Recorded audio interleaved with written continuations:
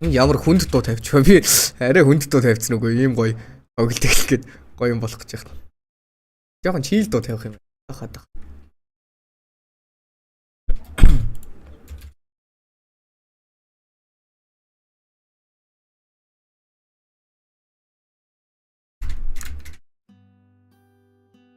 За түр хүлээж аваа.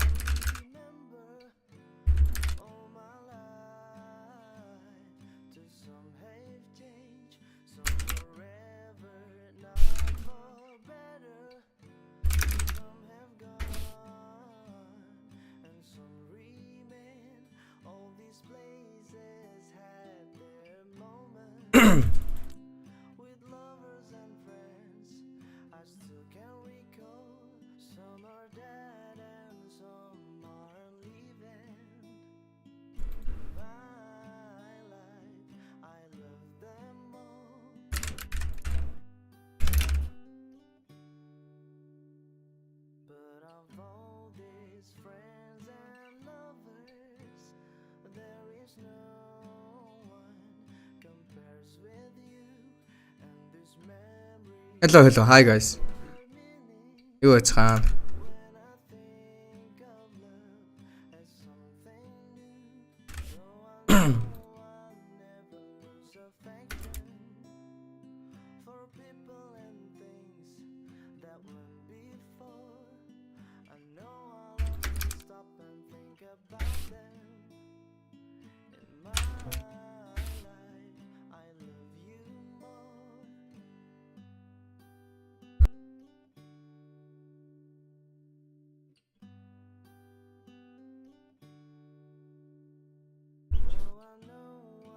Зяк.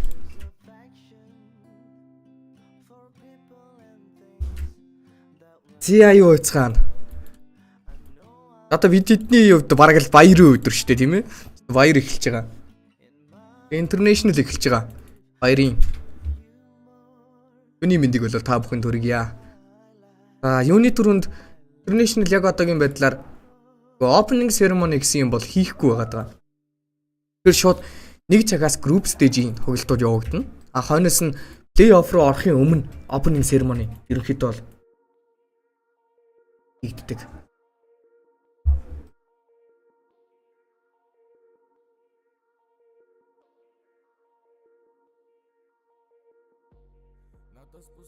Яа төрүүлж байгаа.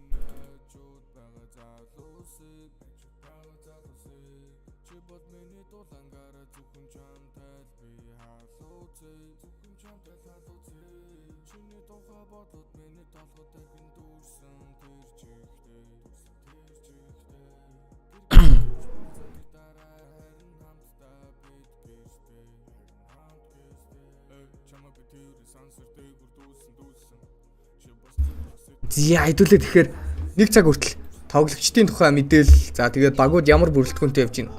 Йоо. Happy TID. Окей, pog. Thanks. Одоо би энийг солиод гай түр үлээж авсан. Гэт нэг юм нутаг.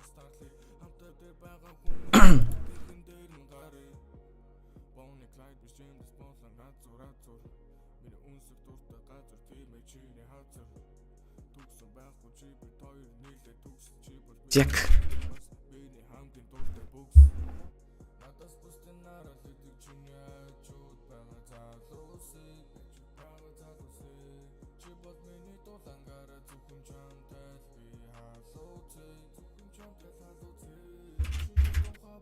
Та хүмүүс байна уу? Орж ирэхээр нэг сайхан явъя гэж одоо. Харин тийм ээ, шагналын сан арайж бол юм баг риач шиг л байна шүү дээ энэ та.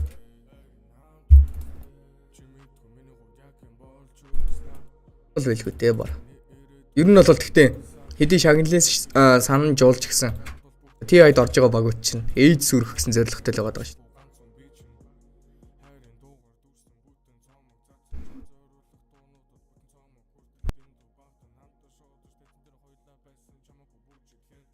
За, Facebook-ийнхан маань сайхан шеэрлээд өгөөрэй. YouTube-ийнхан маань тэгэл байж идэх штэ. Жуулж гисэн.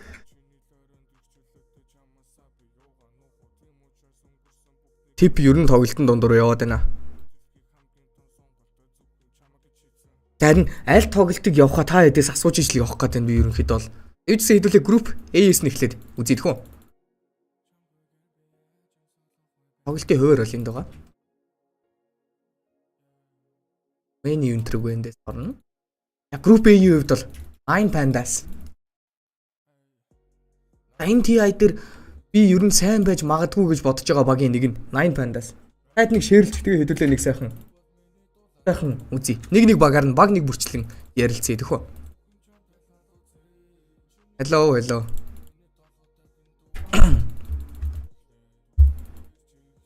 Юу вэ? Knife байсан юм уу? Тийштэй юу вэ? Байнга энд л байдаг байсан шүү дээ. Би нэг гэхдээ энэ пэйжийнхаа нэрнийхээ урталт нэг бас нэг knife гэж бичихсэн юм шиг байгаа. Тэ хааны гадар жижиг knife. Бүүм үзья гинэ. За, юуны төрөнд group stage-ийнхаа багуудыг танилцуулъя. A зоны нэг дээр Nine Pandas гэсэн баг тоглож байгаа. За Nine Pandas-ыг бол хэдүүлэн мэдж байгаа бох. Ramses, Gyatka, Miro, Antares, Solo гэсэн бүрэлдэхүүн. Roger-ыг бол гаргаа хийчихсэн. Ер нь сүүлийн үед нэлээд сайн байгаа. Өдөр Katomi, тэгээд Fishman. Entity-ийн хувьд бол бас өмнөх мажараар нэлээд сайн үрдэн үзүүлээд. Gabi орж ирэхээс өмнө бол нэлээд сайн байсан. Тэгээд Gabi орж ирснээс хойш жоохон тиймэрхүү байгаад байгаа. Тэгээд одоо бол баг уучраа олчихсан байгаа ах. A-зоны 3 дугаарт Evil Geniuses EG гэсэн багийнхан бидэнд харагдаж байна. Pakaz, Krislak, Whisper, Matthew гэсэн бүрэлдэхүүнтэй. Panda орж ирсэн. За нэг өмнөх жилийн TI-аар Америкаас алсан гарууд Thunder Awaken гэдэг багийн бүрэлдэхүүнээс тоглолцсон Krislak. За мөн дээрээс нь Beast Coast-тай холиод одоо бол EG гэсэн багийн бүрэлдэхүүн. EG-ийн уг нь бол тэмцээнүүдэд маш сайн байсан боловч сүүлчийн 2 мажороор нэлээд эрт хасагдсан байгаа шүү дээ. За тэгээд энд нэг Чоуган тарж байгаа SMG гэдэг баг байна, guys. Энэ баг яадаг баг вэ гэхээр ер нь бол жоохон underrated баг байсан. Тэгсэн чинь mid one carry-тэй нэгдүгürt, тийм болохоор нэгдүгürt underrated. Тэгсэн чинь C-Asian бүсээс Closed Qualifier шалгарсан. Шалгарахтаа яаж шалгарсан бэ гэсэн чинь No One гэдэг хүнийг багийнхаа mid-lane дээр тавьчихсан байгаа даа. Европын бас л үеийн үед top tier mid-lane байсаар ирсэн. Түрүүхэн бол OG гэсэн багт, Old G гэсэн багт бол carry хийжсэнийг бол та бүхэн санаж байгаа. No One, Mid One, тэгээд Masaros offlane те, Agfu болно. Yonel гэсэн бүрэлдэхүүн. Харин Masaros-ийн оронд TI дээр Mind Control тоглохоор болсон. Mind Control-ийн хувьд бас л нэг Miracle, Sumail гэсэн хоёр тоглогчийг явснаас хойш Nigma Galaxy Baghdad сайн байсан, OG гэсэн багийн бүрэлдэхүүнд орж stand-ын хийгдэж сайн байсан. Тиймээс MC, No One, тэгээд Mid One. Энэ гурван хүмүүсийг бол нэлээд сайн ойлголцсон гэж хүмүүс бол бас бодоод байгаа. Афутэй юм. Бас нэг шуум тараадсан мэдээлэл нь юу вэ гэхээр Papi. Бүхэн бас пэйжийн постнуудыг уншижсэн бол Papi SMG багийн Precision 5 дээр тоглох магадaltaй гэж байсан. Ер нь бол баг батлагдсан байсан. Scream-ээ хийгээд үүтээсээ бүр явах гад бэлтгэсэн байжсэн чинь Journal-ийн vision гарч ирсэн байгаа даа. Эснэр бол үндсэн бүрэлдэхүүнээс Journal тэмцээнд оролцох эрхээ олж авсан. За тэгээд 5 дахь бүрэлдэхүүн 5 дахь багийнх нь бол Spirit. За Spirit-ийнхнийг бол та бүхэн мэдж байгаа бах. Ер нь TI-аас хойшоо хэсэг суудсан байсан ч гэсэн нэг өндөр шагналын сантай тэмцээн тухал тэмцээнүүдэд маш сайн тоглолтыг гүйцэтгэдэг баг. Riyad байна. За тэрний өмнөх мажорын тоглолтууд байна. Мөн TI дээр бол бүр онцгой сайн болдог баг. За Spirit-ийн бас л Scream дээр нэлээд дайжгүй байгаа гэж хүмүүс бол дурдсан. Энэ чинь бүр бас контентэнд анхаарад rock бичлэг хүртэл хийгээд цатаад амжсан байгаа даа. Та хэд бол үтсэн байгаа ах гэж нэ. Hi. Hello guys. Яахан гацаад байна. Яаж байгаа юм болоо? Одохгүй гацгаа болж ах хөө.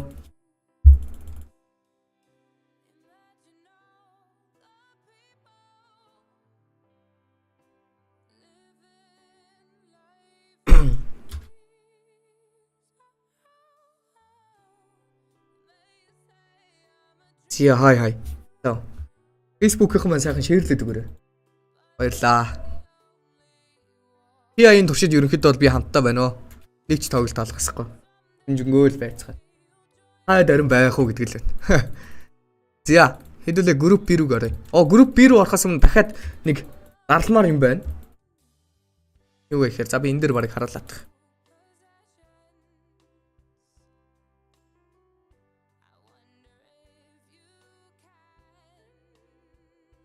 Дарлах юм нэхээр энэ цаан харагдаж байна уу?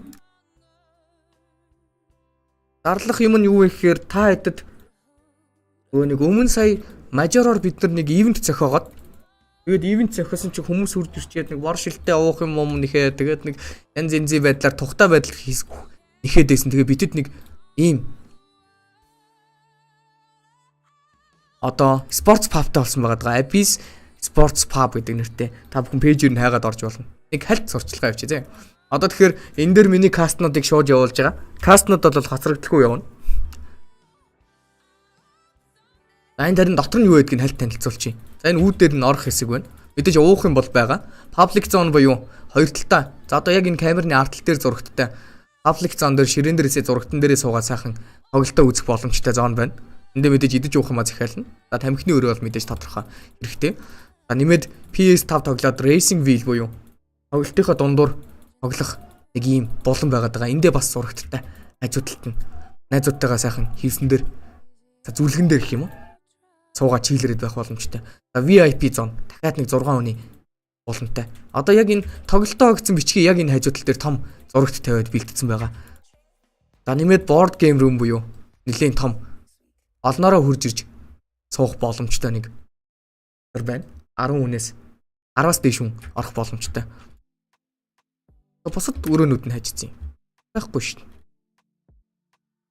дээ. Энэ дээрээс хараалчдаг. Би ч ямар их.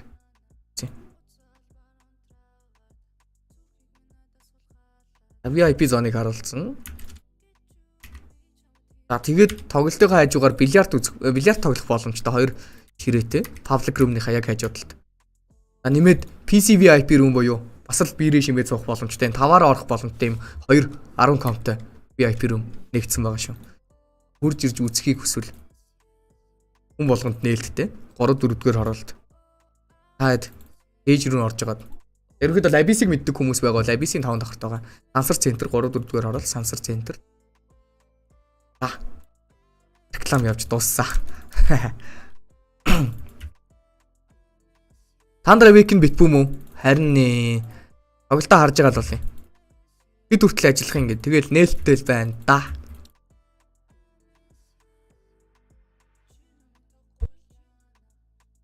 За хэдүүлээ. Групп B дээр явж байгаа шүү дээ. Одоо 1 цаг хүртэл хэдүүлээ ингээд багуудаа сайхан ярилцчихъя зөө.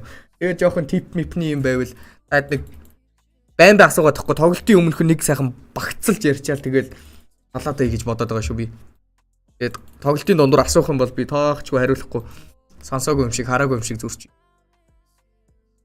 За групп B-ийн эхний баг Azure Ray. За хуучин ерөнхийдөө бол LG-д ихт буруутахгүй. За энэ багийнхан бол одоо баг уртаа монгол хүн байхаа болсон баг сая. Азийн наадмын финалаас болоод. Гэхдээ ерөнхийдөө бол TI болцгоод буцаад мартаад бас дэмжиж байгаа хүмүүс ч байгаа байхаа. Low, Thomas, Alice, F5 болон Young гэдэг нэртэй тоглогчтой. Azure Ray гэдэг баг бол бидэнд харагдаж байна. Azure Ray багийн бүрэлдэхүүний хувьд бол ами байхгүй шүү. Таны юуг бодвол Азийн наадмыг бодвол ами бол байхгүй. Оронд нь Low гэдэг тоглогчтой бүрэлдэхүүн байна. Энэд болохоор юуны Extreme Gaming-ийн охин баг гэж явдаг байсан. Тэгээ салаад Azure Ray болцсон байгаа даа.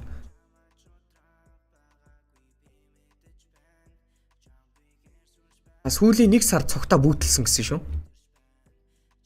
Энэ чинь бас нөгөө нэг жоохон have fun байх маягаар тоглоод тэгээ орж ирэх болсон бас нэг том шалтгаан юу вэ гэхээр нөхдүүд юу яасан. Хятадын Division 1-2-т маш их match fix-ний асуудал гараад тэгээд Azure Ray-ийнхэн бол слотон дээр нь орж ирж тоглоо TI-д оролцох эрхээ авчихсан байгаа даа. За дараачих нь Group B-ийн 2 дахь баг Bedboom.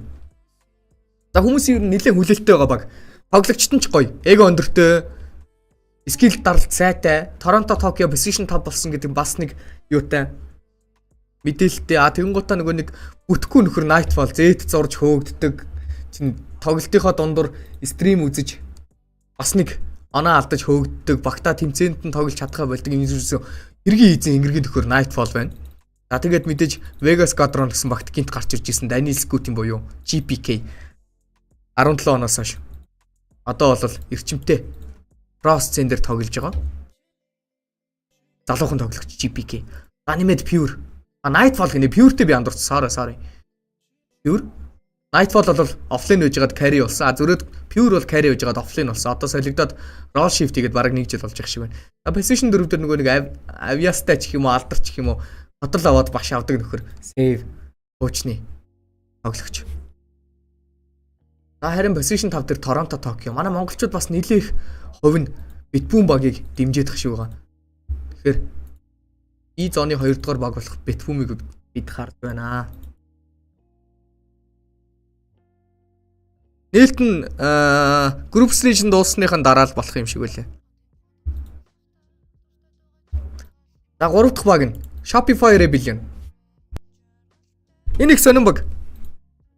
Яадаг вэ гэхээр ямар ч тэмцээн, том тэмцээн ч байсан, муу тэмцээн ч байсан, бүр ямар ч тэмцээн дээр group stage-ээс ер нь бол байнга амар сайн тоглолтыг үзүүлж бараг нэгээр гарч ирдэг баг.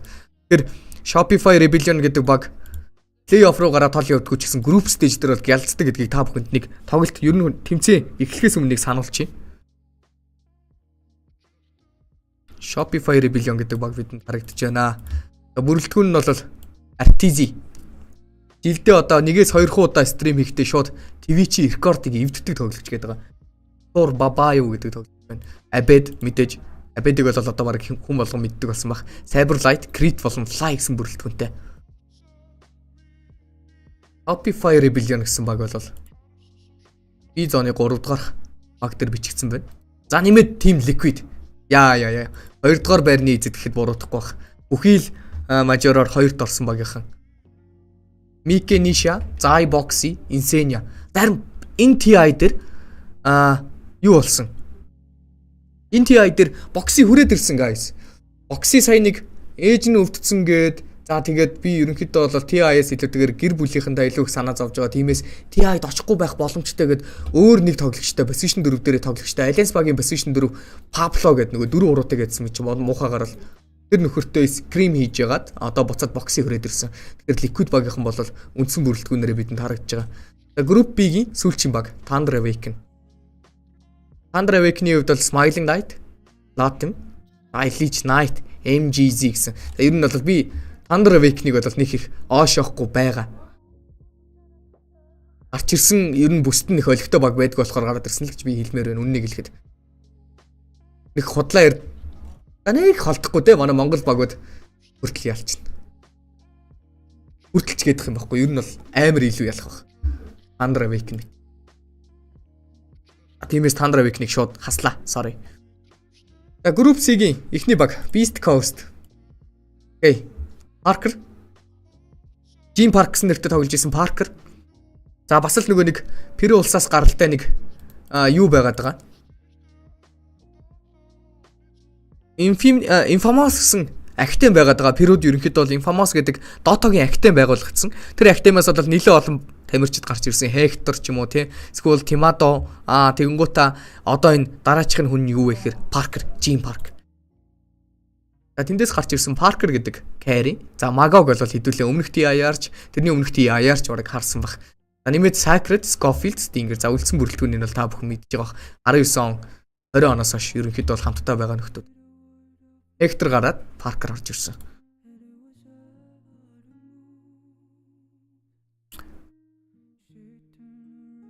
Одоо тоглолтууд зэрэг явагдана. 4 тоглолт зэрэг явагданаа. Гарч ирэх байх гэсэн топ 3 баг тийм нэрлэхгүй. Би юу ч гэсэн group stage дээр жоохон үзмээр л байна. Эхний ээлжинд багуудыг жоохон танднаа.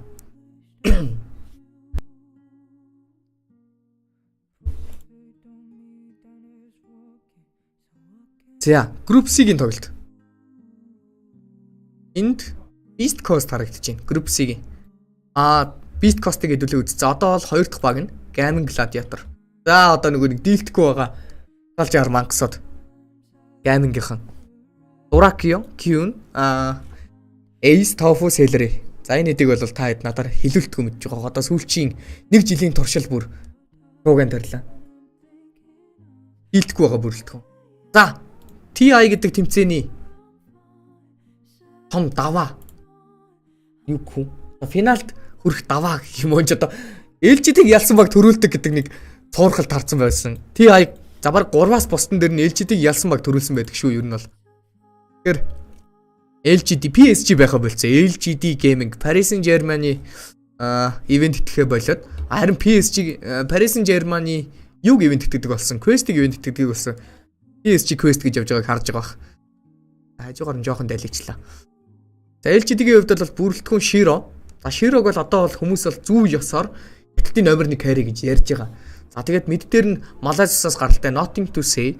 Энэ олон жил биднийгээ баясгаж байгаа Nothing to say. Зарим офлайн дээр нь залуухан тоглогч орж ирсэн сая 2013 оны 100 болохын өмнөхөн 100-ны ихэнх сар болж байгаа ч гэх юм уу.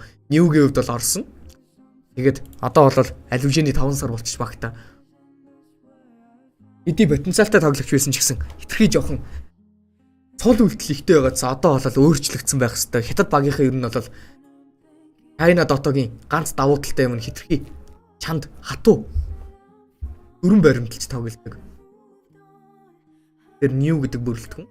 Нэмээд Planet болон Vibe Innocence гэсэн тамирчид бол LGD багийн бүрэлдэхүүнд бол байгаа юм байна.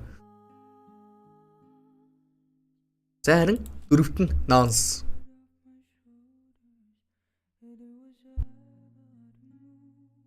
Nonce-ийн хувьд бол Hector. Түрүү хэдүүлээ үзсэн шүү дээ. Ярьсан шүү дээ Beast Coast гэсэн багаас Hector гараад оронд нь Jim Parker орсон. Hector-ийн гарсан шалтгаан нь юу вэ гэхээр ерөнхийдөө бол depression-ээс болоод гараад явцсан. Юу унтж чадхаа болоод за ер нь нэг мэрэгжлийн тоглогч байхад бас нэг жоохон хэцүү юмнууд бас олон тохиолдно.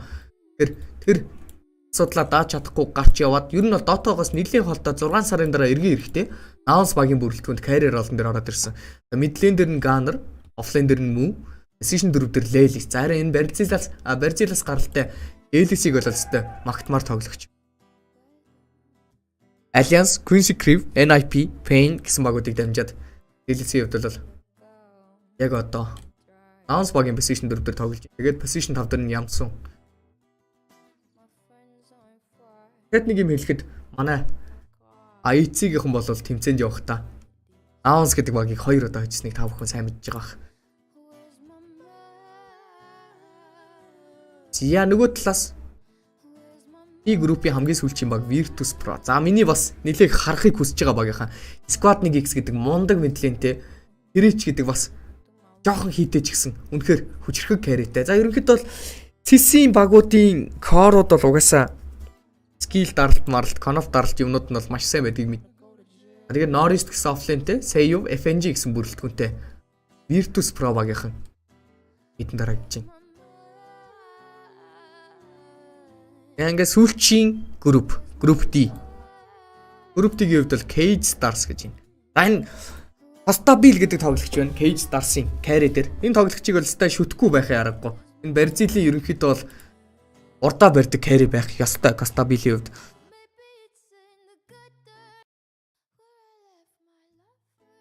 За энэ тоглогч яадаг вэ гэхээр Cage Stars-ыг одоо ингээд TI-д оруулчлаа. Тэрний өмнө Nonce хэсэг тоглосон. За өмнөх юун дээр бол өмнөх TI дээр SG Esports гэдэг багийг за яг үннийг хэлий SG Esports багт нэх олигтой хүн байсан гэж би бодохгүй байна өмнөх жил бол. Яг энэ Tolikor, Tavo, Fordier энэ төр ерөнхийдөө бол бас Барзилаасаа нэрэлтэй л дээ нэртэй. Гэхдээ Stabil бол ер нь бүтэн carryцсэн гэж бод. Stabil гэж өстой ёстой мундаг carry. Барзилийнхаа ерөнхийдөө бол хамгийн анхны 11k хүрсэн тоглогч.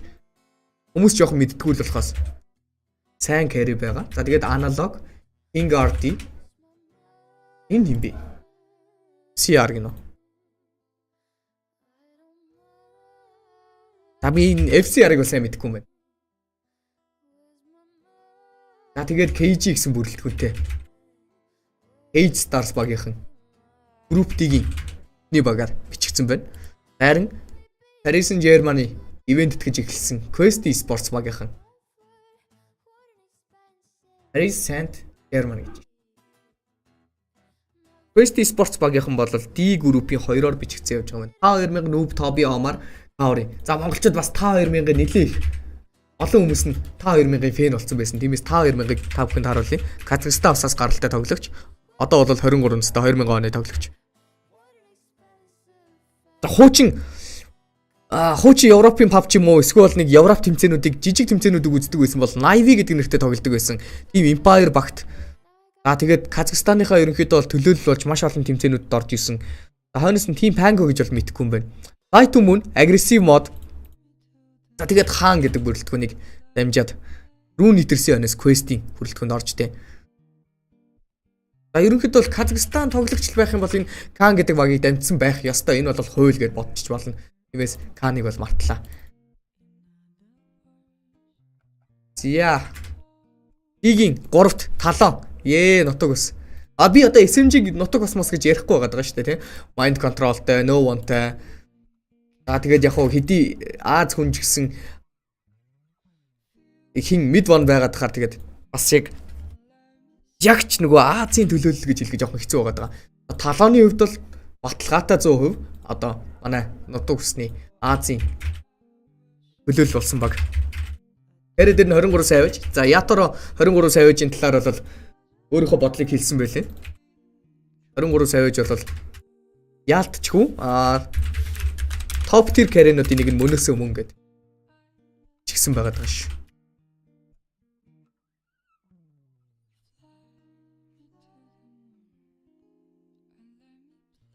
Зя. Алооны мэд дээр Микото. Япажаас бараг босд бүх Азийн мэдүүдийг дууд зууж ихдэг гэж яригддаг байсан. Тэгтээ яг бас нэг армайл гэдэг хүмүүс байгаад байгаа л та. Тэр Микото бидэнд харагдаж байна. За офлайн дээр өстө хүн болгоны амны бай болж исэн Жавза. Хав дээр ч муу тоглолдог, тэмцээн дээр ч муу тоглолдог, бүх юм нь муу байсан чинь гинтэл амар сайжирсан. Ингэснээр бол талооны спортс багийнхан бол үнэхээр сайн болцсон байгаа. Тоглолтын чансаан ч гэсэн дэлхийд эзэлсэн байран ч гэсэн ер нь нэлээ сайн болцсон байгаа. Таиланд талаас гаралтай Q гэсэн тоглолт. Тэгээд хойноос нь Oli гэсэн бүрэлдэхүүнтэй. Талоо спортс багийнхан бол групп D дээр бичигдсэн байгаа юм байна. Үүний хойноос эсэм буюу Team Solomid гэдэг баг. Solomid багийнхан бол нөгөө нэг түрүү ярьж исэн Timado. Нэмээд мид дээр нь Braille, Kasani, Ari, Whitemon гэсэн бүрэлдэхүүнтэй. Whitemon-ийн хувьд бол миний бодлоор хамгийн сайн конопт ордог Азийн position 5 байсан. За тэгээд артлаас нь явраг Тандра багийнхан бол харагдаж байна. Тандрад нэг өөрчлөлт орсон. Юу орсон бэ гэхээр 9-ийн үед position 4 тоглоод Топсон мэдлэн дээр нь тоглосон байгаа. Сакса бас л түрүү ярьжсэн Хектор мэрэгжлийн тоглогч болоход жоохон амсдаг депрешн дийлээгүү. Яг тэрнтэй адилхан. Саксагийн хувьд бол бас ийм байдал муудаж хүн унд чадхаа болж эрүүл мэндийн шалтгаанаар тэмцээнд оролцох боломжгүй болсон байна. Тэгэхээр 9 одоо position 4 тоглож, Snake-ийн position 5-тай 33 офлайнтэй Топсон мэдтэй. Энэ бол нэлээд Andra Sports багийнхан нэлээд тийм creative баг байгаад байгаа. Угаасаа 33 тэр хэн байхтаа ч гэсэн Сакса байхтаа ч гэсэн 33-тай хинлэг үйлдэлүүд дээр одоо юу хамгийн жижиг детейлүүд гэх юм бол Beastmaster-ийн Hawken дээр хөтлийн эртхэн travel-тэй шууд eliminate хийж орж ирдэг. Эсвэл нөгөө нэг 33-ийн early stack өөрөө ялахгүй л эндээ шууд нэгээрээ Beastmaster авж байгаа stack-а хийж байгаа өөрөө фармдаж timing нэрээ тоглолтыг гүйцэтгэв. Эсвэл лайкинг шууд нэгээрээ дараад өөдөөс нь контролдог урсаа мэтийн баатарын өөдөөс гаргалгаагаа олцсон зөвхөн чанаараа тоглолдог тоглолтууд гэх юм уу. Маш олон тоглолтуудыг бол гаргаж ирдэг ийм нэг шинэлэг үйлдэлүүдээр алдартай багийнхан бол бичигдсэн байна. За ингээд нийт TI-д оролцох 20 багийг бол та бүхэнд танилцууллаа. Одоо бол тун утгагүй тоглолт эхэлж байгаа.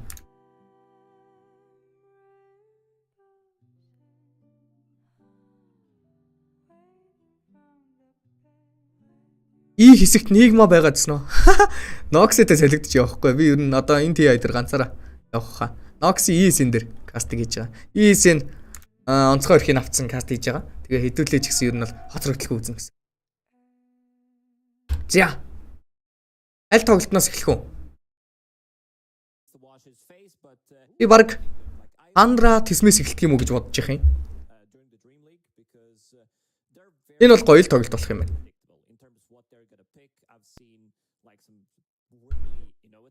Дүрслэн ч гэсэн гоё байх нь.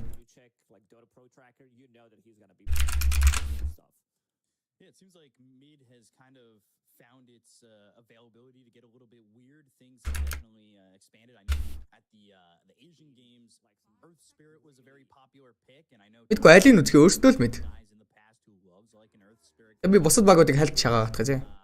But what are you expecting? What's different in the mid lane hero-wise? Like, what's one or two of those heroes that you want to see come out in this first game?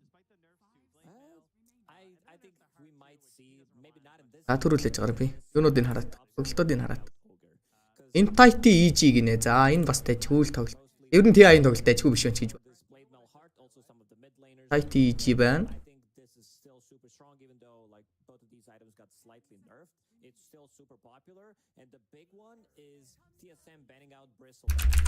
Bristle has been on the rise as well. 33 one of his like most played heroes in the recent week. Just like becomes super tanky. Vanguard, Aghanim, Scepter, Shard, and then you pick up the Bloodstone, you become super annoying, one of the better heroes to clear the stacks, and we also know that Thundra is a team that stacks a lot. And also we've seen like teams shifting away from these standard picks, like Төрүүлж байгаа guys. how meta changes where people would immediately take one of these strong position 1 carries like Ийм байх. Gyro, Sentinel. Yeah, Sven was popular from Ame. You know, he was one of those picks that I think he really went. Болтох уу? Болдоо тэрийг авах гад. Би ерөнхийдөө бол бас жоохон юугаа хараадах юм. Way into the first pick. Өд юмнуудаа хараадах юм. They went to the tree and on TSM. Илгэж харлаад байна. Окей, sorry. Two out of the ordinary right now. One Би нөгөө талд нь гэлс нөгөө багуудыг хараадах юм. Тэгээд харлуулах байл. lot of people were talking about this might be the carry of the tournament, but I'm interested to get your thoughts too on like every За энийг үтсэн guys. Энийг үтсэн. But does it when the groups are smaller and things are a little bit different, you're not going up against 8 other teams like we used to have the 9 two groups of 9. So now you're not seeing everybody as much and maybe different metas form from each different group, right? За эхний тоглолтоор сонгоцсон шүү. Тандра Тисм хамгийн боломжтойг нь л тавьчлаа. Like forming their own Тандра Тисм гэсэн тоглолтоор хэдүүлээ эхлэе guys. last chance qualifier tournament and they played more games while other teams like in the other group they played like За style of Dota and you could илүү дөмнүүдийг бас жоохон зайлуулчих. really good point and to go back to Muerta like this hero has been on the rise ever since like the changes were also ulti before BKB but also since the changes to BKB her ulti does За Facebook-ийнхэн маань жоохон шеэрлээрээ YouTube-ийнхэн маань юу хийдгийг одоо өстой хэлж мэддэг. farm Тэгэл нэг очир нь олтголох. so just kill people all you need to do is have someone to just like lock them in place to be able to deal damage because she kills you in like 2 seconds pretty much. So Really? this next set of picks and just to go and fall back to that Earth Spirit pick that was there for Tundra. Item Тэгээд тоглолт руу орцгоё. is on the rise too. За энэ хооронд дахиад нэг Heroes utilize рекламт чинь guys TI-а үзэж байгаа бол ялангуяа миний кастаа үзэж байгаа бол like a first item pick. Abyss Sports Pub гэж нээгдсэн. Та бүхэн пэйжийн Cheap item, cheap component. постнд идэвхтэй байдаг бол мэдээллүүдийг нь харж байгаа. Яг одоо тоглолтуудыг дэлгэцэн дээрээс үзүүлж байгаа. Дотор нь бол So again, we're going back to нөгөө нэг хүсэдээсэн ууж идэх жоохон алкоголны төрлийн юмнууд байна. Бильярдны ширээ мөн дээрээс нь for longer. This is where very VIP PC room нэмээд we'll pick up great Whale Racing racing машины уралдаан for a really long time. Like их мэтлэн өрөөнүүд байгаа. I'm big on Grim Хайд бол ороод сонирхож байгаа гэж найдаж байна. has like I think the newly added heroes Үу таалга нээсэн байгаа шүү guys. they've been amazing. Like their spells are pretty unique. You know that when the hero comes out, it's gonna be something super fun to play. Grimstroke is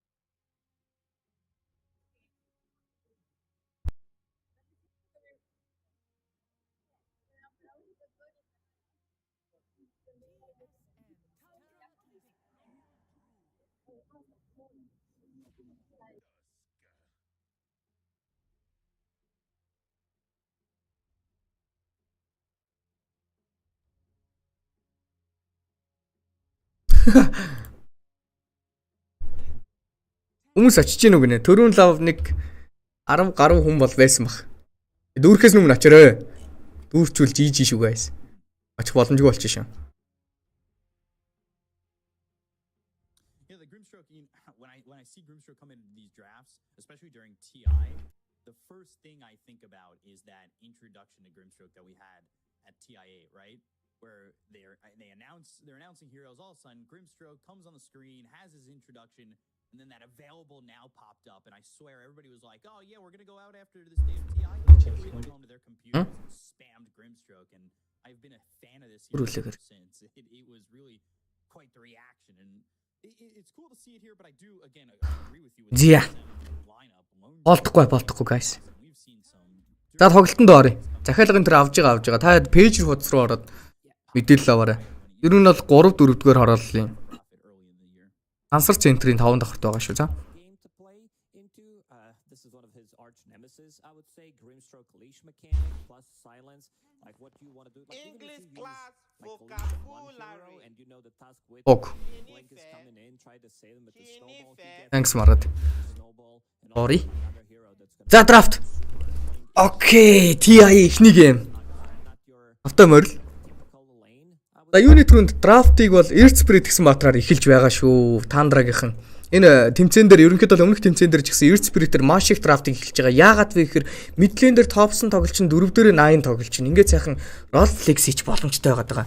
2022. За тэгтээ энэ скрим тоглолтууд дээр хүмүүс за ерөнхийдөө бол би нэг зүгээр сураг ажиг дуулахад Earthspirit офлайн тоглоод байгаа сурагч гэсэн байгаадсан да. Is good. Tower За Earthspirit авсан. Нөгөө талаас нь druid now they need Printтэй LD гэсэн сонголтыг тисмээс хийж байгаа. potential. За тисмийн өдөөс тоглож байхдаа ер нь бол LD-г нь өгдөггүй юм да. I did see a little. Тандрагийнхан бол хамаагүй өгчөж байгаа юм байна. Хажуу талдаа Grimstroke-ыг зоосон. Мэдээж мэдлэн дээрээс тоглож байгаа Earthspirit гэдэг батрын давуу тал нь initiate хийх буюу өнхөрж ороод өөрөө дайныг эхлүүлэх. Тиймээс ардлаасаа Inkswell-ний тусламжтай тоглолтод оролцох юм бол маш тухтай байдаг. Inkswell-ний хувьд бол шаардсан дээрээсээ сайжир чинь. Дээрээс нь Grimstroke гэдэг батрын механик скил нь өөрөө илтгэх боломжтой болгоод сайжруулсан байгаа. Тиймээс Grimтэй Earthspirit гэсэн гоё тоглолт, гоё хослол нэмээд Warlock гэсэн энэ патчны ерөнхийдөө бол хамгийн хүчтэй position 5-уудын нэгийг бол сонгоцсон байгаа. Хажуу талдаа Naga сайр нэг дарж байгаа юм байна. Ингэснээр base armor өндөртэй, ажигийн баатар, level нэмэх тусам LD-гийн баавганаас бол трейд мэдрэхэ болчихно. Рутэн дээрээс үхдэг баатрууд LD-гийн баавганаас маш их трейд мэдэрдэг. Тэгэхээр рутэн дээрээс нэгдүгürt Naga бол үхэх боломжгүй. Хоёрдугаарт Rip Titan дээрээсээ энэ баавганы арморн дээр ажиллаад сайхан тоглолтыг үзүүлчих боломжтой. Үүний хойноос нөгөө талаас нь таскыг авангуудаа шууд Nagagаас match up билүүгээд паж авралж ирж байгаа. Тисмийн паж орж ирж байна. Паж carry тоглогдож болно. За паж ер нь бол офлайн тоглогдсон ч болно. Алин дээр нь ч тоглогдсон Naga гэдэг баатар ягны авснаар бол контролдог байгаа. Тиймээс Like this approach. This is the first дөрөв дэх пикний үйлбэр паж орж ирж байгаа юм байна. Ингээд багуудын сүүлчийн бан, сүүлчийн пикний үйлбэр C Pudge. Like эхлэхэд бэлэн болж байгаа. this is like my heart Дүүмийг бандлаа. pumping real fast right now. Ер нь бол Naga сайрынтай 3 лейн фармд чинь нэмээд дүүмтэй байх юм бол мапны ер нь 15%-ийг фармдахад л дүүм гэдэг баатар өөрийнхөө нетворкийг шууд нэг рүү гаргаад ирэх потенциалтай баатар.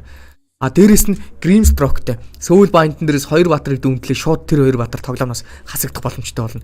Тиймээс дүүмийг бол тоглоомноос гаргаж байгаа юм байна. Gamers we're talking about, and again, another hero that can set the tempo, not allow, because Tundra like they Эсийнхээ яг дээдлийн давхарт нь items on Naga Siren and get stuff done. So Tundra's still banning out Invoker, thinking that potentially Kasana's hero, this lone druid. Kasana has been big, like on these zoo heroes. Anything that does have any kind of micro. he's- За багуудын сүүлчийн биг. I think 33 is the best one. Kasana is definitely up there. I always think about that brood from 33. I was always so in awe of the way he moved his spiderlings around when you're talking about micro heroes and him just covering every single camp around and it just these offlaners with micro heroes, like you said, it's just always exciting to watch. Thundra, they also have like an insane amount of team fights, something that we haven't touched upon. Yeah. Earth Spirit plus Warlock. This has been the combo ever since Earth Spirit has been added to the game. Fatal Bonds, Magnetize. Now add second Fatal Bonds with Grimstroke ulti. It's just gonna be nuts. Like this, with these two abilities, you can pretty much, if you get double Fatal Bonds on heroes. Зия багуудын сүүлчийн бамбыг эхлэхэд бэлэн болж байна. Like it's not gonna be pretty. Би өнөөдрийнхөө эхний тоглолтоор энэ багийг шууд сонгоод авчлаа guys. Very popular not only in pubs but in pro play. Like Prime A-ийг нь авчлаа. they're just so disgusting. And they banned out the Doom. They don't want to give him that extra. Group stage-ийн тоглолтууд ер нь үе үед ямар ч тэмцээн байсан. Боо хоёроор явагддаг. Оноо цуглуулах зорилготой. Тэгээд нэг группт одоо бол 5 баг байгаа шүү дээ. Тэгэхээр 2 нь апраар, 2 нь ловроор, нэг нь болохоор шууд тэмцээнээс хасагдаад A off руугаа 16 баг. 4 группийн 4 баг буюу 16 баг орох эрхийг бол олж авнаа. Энэ бол A группийн тоглолт явагдаж байна. Андра тэсэм гэсэн багуудын орондох толоо.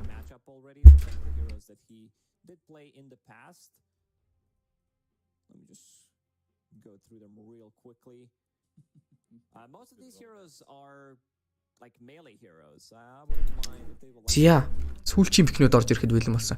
Маш олон газар стримнүүд явж байгаа. Тэгээд манайхыг сонгож үзэж байгаад нэгдүгээрт баярлалаа. Харин маш олон газар бол тоглолтыг үзүүлэхгүй байгаа.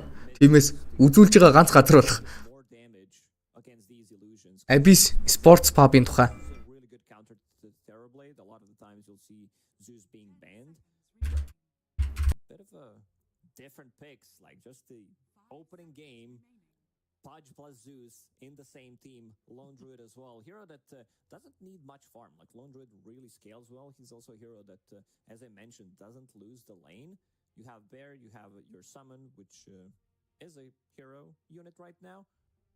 Thunder, they don't have much Ooh, time. Dawnbreaker. Okay. Okay. I like this. It's more team fight. I think the Ямар олон spirit гэж nice in these яриад наа. they're long and drawn out. And you know, TSM really Spirit-ийг үзэх юм уу тэгвэл fight oriented heroes on the back end of their bans. They banned Phoenix, Enigma, Doom, and за окей Spirit үзье. Тэгээд дахиад нэг юм байна. Хэдүүлээ юу яа. Надад нэг санаа төрлөө. Тэр нь юу вэ гэхээр I know a lot of people Dota TV-гээс үзье юу? one of the strongest offlaners right now. Yeah, she feels really good to play. Puts a lot of pressure in the lane. They also have insane amount of heroes that can utilize this Inksfall from Grimstroke. Sorry guys. Манай тэр юуны Illusions, дээдлийн бас Sports Pub дээрээс захиалга ирээдний Spirit үзье л таа гэ. Spirit л явах да. Spirit 9 панда ер нь бол гоё тоглолт болох хоо. this Warlock, Earth Spirit, Dawnbreaker, it's a ton of damage, but also, like you picked it into Pudge, you have some of this healing, Grimstroke with the Shard, Nagasarn builds into hard, Dawnbreaker heal. Aghanim said Entity үзье. that's pretty much his first item, and Bryle, I think matchup to look for the most in this one is the mid one, because everybody talks about Thompson for a good reason. You know, you now have 4 TI winners on one team and one guy that won 2 TIs, potentially going for the third one. Энэ тэр харж ирлээ. He's the only Spirit рүү угаасаа free timer. Dota TV-гээр орж болохгүй байгаа. I don't think after you win one, is there pressure to win a second? If you win two, is there pressure to win a third? He's probably the most chill guy at this TI because he already won 2 TIs, doesn't have anything to prove, and seems like it is time to go. Yeah, I've done this. I've done this 2 times before. I could do it a third, and I'll show you how with an Earth Spirit game number 1. I mean, that is definitely very exciting coming out first. It's almost so on brand for Topson to have an Earth Spirit in game 1, right? Pretty much. I mean, this has been his hero, and he does have really good heroes to play with. Also, Pudge with the really nice cosmetic there. Of course, the toy Pudge, the Butcherino. And Prepare for battle. See how this game goes. See how we can get our predictions right if you guys are in game and in client right now. But full 5-5 smokes coming out and just sending some illusions over mid. We'll see if they can spot any. Place down, get that early advantage. The bounty rune different fights are going to go. Every time there's a За. I've said this to you a Спирит рүү хэдүүлээ энэгээр л орчих дөө тэгвэл. Tatal ultra kill pre Yes. Спирит чинь групп D байх хэрэгтэй үстэй.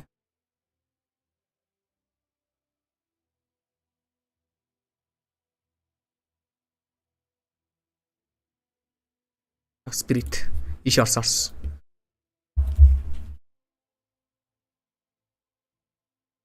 Flex Enigma. Enigma doesn't lane that well against Terrorblade as well, so do they want to run it support or are they committing for it? I don't think you want to run it as a support. I think it's a little too do nothing in a sense, like compared to the lanes that they've got going on for the side of Spirit. I don't know. Yeah, it's a hard hero to set on sides. Enigma support is very tricky to execute, but on the other hand, running as a core hero. Noxy байхгүй. Hi. Phoenix Venge and TB came out. Knife ban. Enigma in mind, I feel. Maybe it's smart to fall back on something that suits better for Miero. Oh, okay, all right. This is All right. a little surprising. Yeah, this is definitely. I like it. This is definitely. Strike ирэх үү те. So yeah, Гайг баха. Enigma to support, Miero taking the Kunkka to the off lane, Kiyotaka is going to be taking that mid TA, and Ramses. За тоглолтонд орё guys. The value of having Драфт дууссан байгаа юм байна. they were flexing the Enigma all the way, and that allowed them to. Kiyotaka юу вэ? TV явцсан ба шүү дээ. Сологийн хувьд бол Enigma position 4-тэй тоглох нь. Antares position 5-тай. Antares-ийн хувьд Antares соло ерөнхийдөө бол лэнээс солио тоглож бас боломж байгаад байдаг. Antares-ийн хувьд бол энэ удаа Rubik дээр буусан бол Mero offlane Konka дарагдсан байна. Соло 4 дээрээ тоглож таарах юм шиг байна да баг. Konka Enigma гэсэн laning stage явагдах магадлал хамаагүй өндөртэй. Is this still as strong as you would like to see, or does it feel like Spirit's kind of got their number? They've got them in a little bit of a corner right now. Ramsey-ийн хувьд бол Jag гэсэн батрыг авсан бол Spirit-ээс Larl Invoker, Yatoro, TB, Vinjigээс Miposhka гэсэн тоглож байгаа. Зарим Miraгийн хувьд бол Phoenix, нөгөө талаас Collapse, Rue Master гэсэн батруудыг авчижээ. TK and so on. This is similar mindset here. They're having both the TA and the Juggernaut, and then the Kunkka on the offlane. He's just gonna go control build. Hopefully he provides enough control against the TV to help his team. But yeah, I think Nine Pandas did a great job in the draft here. We'll see if it's gonna work against Team Spirit. Which draft do you think Зя is тоглолт easier to эхэлсэн. execute? I like Generally. easier to execute. I would probably say Team Spirit, but it's a bit of a mismatch up, like hero to hero draft here. I think that the Nine Pandas draft suits better in the heads up. But we'll see if Энэ болохоор Group C-ийн тоглолт шүү. Spirit, they are among the best. They're really. TC 2 баг. Энэ хоёр багч ер нь хоорондоо нэлээ өгөө аваатай да. Аль аль нь ээлжлээд л ялаад байдаг. Хүмүүс бол Spirit дээр илүү их санал өгөх бах. I think Team Spirit are playing better. So Group stage-ийн тоглолтууд дээр ер нь бол тэнцэх магадлал айгүй өндөр байдаг. Иймэрхүү ойролцоо багууд бол. To see who ends up coming out on top if this Kunkka going to the offlanes, enough of a little bit of a surprise here to take them off balance. За Sports Pub-ийн тухай мэдээллийг пэйж рүү ороод хайгаад халаад үзээрэй guys. Spirit Wave гинэ. Окей. Spirit Wave. a little bit of word placements as well. And we see double mid words being placed here. Зя тоглолтонд оръё. Putting a lot of emphasis. Юуны дөрөнд тоглолт эхэлсэн. 10 батар Smoke-лаар гүөх боломжтой. За гол дээр бол эхний баатрууд бол мөргөлдсөн байгаа. One of those heroes that can fall to. Nine Pandas-аас их хажирхалтай мэдийн хоёр талд вар зоосон байна. Kiyotaka юу ч гэсэн өөрийнхөө доотлын жигүүрийг харах вардыг зоосон бол Smoke-ныхоо давуу талтай шууд айлынхаа өндөрлөг рүү гарч ирээд нэг вардыг зооцсон. A little bit of a standoff here as everybody is just hovering to see each other. I mean, that was something like there was a recent interview with Puppy, right? And he was saying like Dota has become very much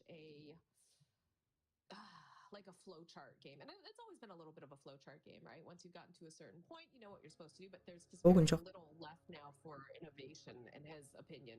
Yeah, he You was. know exactly when runes are, what you have to go. Хэрвээ GG TI төрүүлвэл энэ жил GG-ийн хэвсдэг нэ. Тийм ер нь бол баг л тийм. He was sort of stressing that there are too many. За Bounty рун дээр тоглолтууд гарч ирсэн. TI эхний гейм guys. Видеолыг үзэж байгаа эхний суурал. Around with the Боо хоёрын нэг гейм эхэлж байна. Nine Pandas Spirit. so assign him Team Spirit, getting a little bit of a head start. I kind of agree. Гол дээр Kiyotaka-гийн хувьд бол шууд ботл шивтэлсэн байгаа юм. Are really good. Нөгөө талаас Invoker гэсэн баатар орж ирсэн. Ерөнхий Баатрийн матчапын хувьд Invoker нь бол хамаагүй дутуутай. Templar нь илүүтэй. Гэхдээ Invoker одоо бол энэ патчин дээр зөвхөн Quasvex тоглох боломжтой болсон байгаа. Exort нь Spell Immunity, Spell Amp нэмдэг болсон. Skill-ний damage сайжруулдаг болсон. Damage л огт нэмэхгүй. Тиймээс laning stage-д амар султалтай болсон. Хүмүүс бол дандаа Quasvex тоглож байгаа. Quasvex Invoker-ийн хувьд бол Templar-тай ер нь ямар ч дутуу матчаптай Баатртайгаа лентгэд бол их амар ялагдаад байдаг юм бол байдгүй. Учрыг нь олоо явчих боломжтой. Доотлол дээр соло нэг левелтэй Malify авсан байгаа харагдаж байна. Икарас даавнэрээс Garnaч дээр бүр алах гээд энэ хоёр төр доотлол дээр. Имэд Collapse орж ирсэн. Cinder Brew дээрээс килний орлогоо хийсэн боловч амжилттай болсонгүй. За дээдлийг бол давхар харуулж байна. Дээдлэл дээр Mero, Kanka авсан. Хажуу талдаа Rubikтэй байгаа. Kanka-гийн хувьд laning stage-д damage-дэг болохын тулд 5 level хүрэх ёстой. Дор хаяж.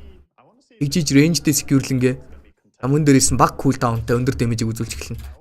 Rubik-ийн цохилтон дээрээс Tidebringer-тэй цохилт. Гэхдээ damage нь бол TB дээр орсонгүй.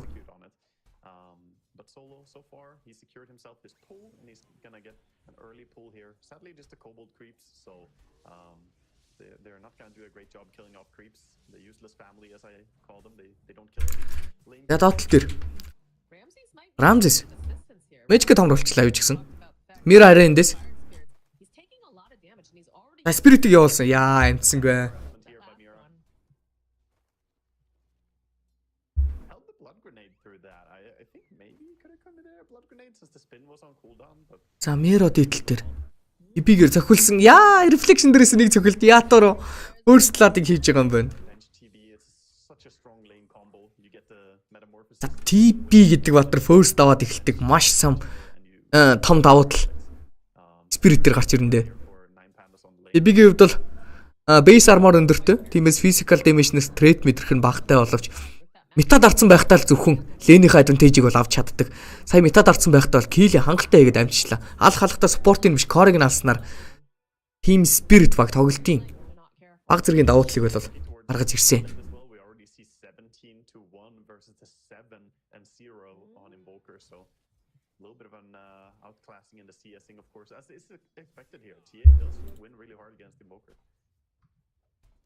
Did see some more action in the top lane while this is going on. We talked about again this kill threat coming out from Yatoro and Maposhka. Зя.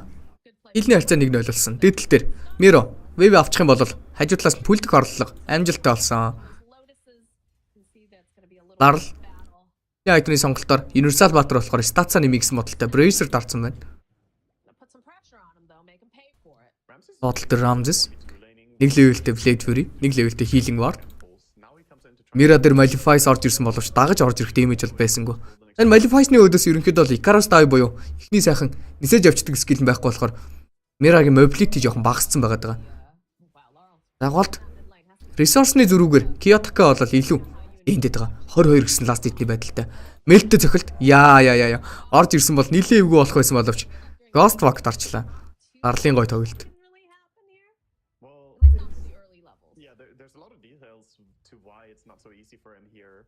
Team Spirit did a good job cutting some of the trees and making so it can't just wrap in. It's actually I tried to. За доотлол дээр Malify-сэн дээрээс Garnat-ыг шийдэж байгаа. Collapse-ыг алах боломжтой. Яа, зөвхөн нэг kill.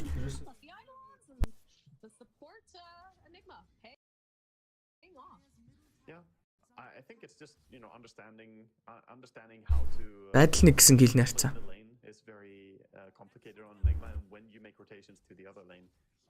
But so far, Solo, you know, he's doing a good job. He's denied a few creeps with the pulse and then also coming in for this kill. Энэ TI ихний тоглолт. Same thing top, they're just pulling, trying to get the lane back a bit, put it in a safer spot. Miero going deep for this. Gonna get bullied away. Яа дээдлэл дээр хилний орлого явах боломжтой. Метан уншсан байсан. Амтарын сүг нь гадарлсан байх хэвээр доо. Яг хөө нэг юм нь Meposhkад Garnat байгаагүй юм байна. Body block хийгээд байна. Ятро дахиад нэг зөксөн амжилттай. Загтаа үхсэнгүй. Fairy Fire ч угаасаа байсан. Үхгүй гэдгээ мэдээд бол resource-ны item хадгалчлаа. Зайрн зөрөөд голд Kiyotaka гутлынхаа давуу талыг гаргаж ирээд хажуу талд нь гүйж ягаад Invoker-ыг бол алж байна. Сая Ghost Walk дарахт нь бол Sentry Ward-ны захан дээр очсон байсан болохоор Ghost-о болиулаад гарч ирэхдээ бол өөрөө хүчж байгаа юм байна. Ингэснээр гол дээр solo kill орж ирж kill-ний харьцаа 2-1. Kiyotaka энэ тоглолтын дээр нэлээд хүчтэй тоглолтыг гүйцэтгэхэндээ ласт хитээр тэргүүлж байгаа соло кил хийчихсэн. Дээрэс нь Rubik гэдэг батар артал дээр ancient stack-ийг хийх бүрэн потенциал өндөртэй батар. Ер нь бол нэг тэгж төвөгтэй байхгүй. Can't play aggressively early on, can't make plays, and if you get a good matchup like this versus the invoker, it's so comfortable. Ramses. Өвс хэст авцсан. Шууд майц дарчих магадaltaй Ramses-ийн хувьд л. Ер нь гейм нь жоохон тухгүй болчоор шууд майц дарчдаг Ramses. Тэгээ явандаа л хожно гэсэн бодолтой. Энд Malefice орж ирэх боломжтой. Malefice-н дээрээсээ бол өөрийнх нь Diabolic Edict-ний цохилтууд орж ирээд алдчихж байгаа юм байна. Явал DMP-нд орсон. Авахгүй л байна да.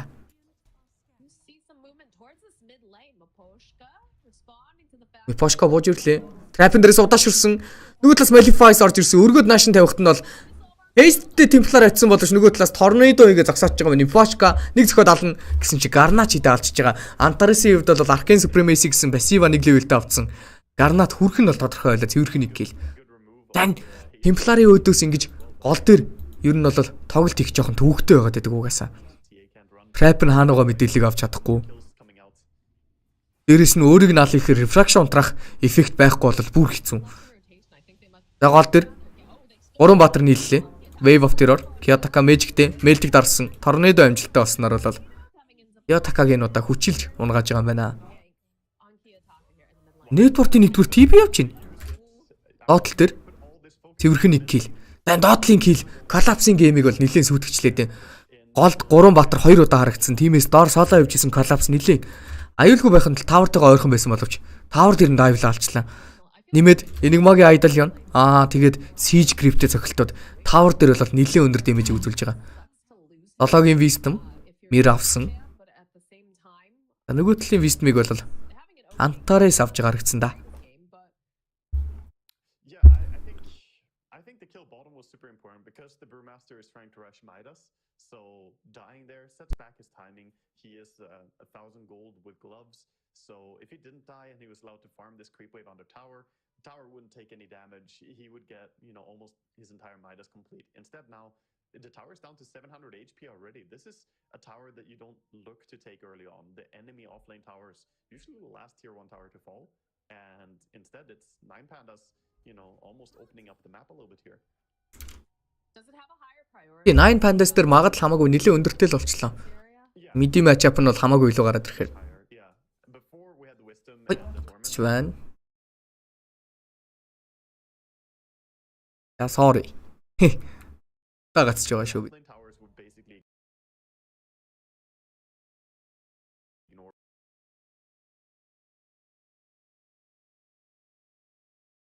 Цалт маань идэгч тэрвэлгэн дээ.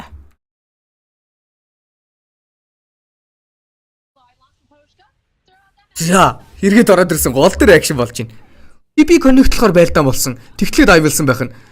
Trap Disler гэсэн бодолтой пингийг л үзүүлсэн. Тэнд Mipошкаг алах гэж орж ирэхдээ өөрсдөө шийтгүүлж байгаа л харагдаж байна да. Метатай TP бууж ирсэн. Kill авч чадаагүй. Тэгээ зүрээд шууд гурвалжин ч юм уу жижиг камп руу ороод фармчих боломжтой. Sunstrike-ийг хийсэн боловч энэ удаа амжилттай болсонгүй алж чадсангүй. За Invoker нэг левелтэй Exort-тэй Sunstrike нь одоо бол шууд 200 damage үзүүлдэг болсон байгаа. Яагаад вэ гэхээр нөгөө нэг spell immunity нэмдэг болсон. Spell amp нэмдэг болсон болохоор skillний damage-ийг сайжруулад нэг левелтэй Exort 200 damage-ний Sunstrike ихтэй бол үзүүлнэ гэсэн үг.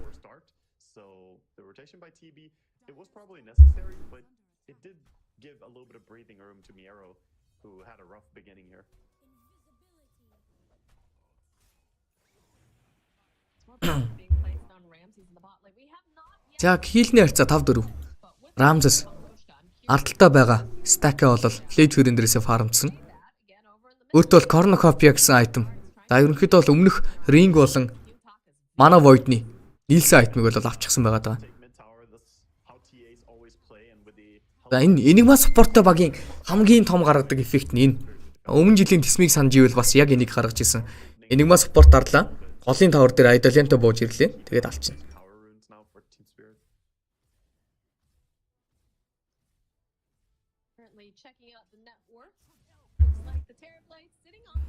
За Ramses Икарос давын дээрээс Рамсыг хөөлөө. Рамс эндээс бол аюул мэдрэхгүй байгаа. Кампа өгөхгүй л гээд байна. Икарос давь байхгүй болохоор Мира Гали гэсэн бодолтой гүгээд байгаа. Иргэсэн. Эргээд алах нь бол алж байгаа юм байна. Амжих нь уу? Амжсангүй. Ямар олон ресурсны айтем бэ Мира? Fairy Fire дарлаа. За миний харснаар Lotus дарлаа, Fairy Fire дарлаа, Magic дарлаа. 3 ресурсны айтем дарснаар өгөхөөс өмнө бол алчиж байгаа юм байна. Маш гоё тоглолт. Харин соло энэ сайхан jungle зөхиод эхэлсэн.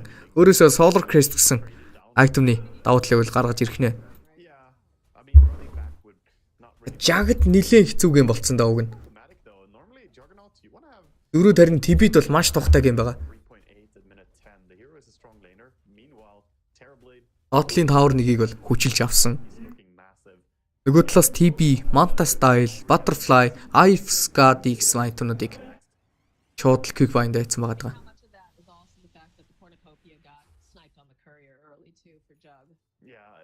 It does hurt him a little bit, but yeah, I don't know. Maybe all the attention towards mid made it harder for him than expected. I think it's just Phoenix though, who has been harassing Juggernaut so. Phoenix ч ер нь их айтем хэрэгтэй батар биш дээ.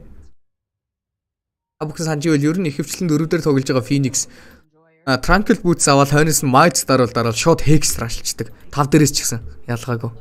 За hi guys, hi.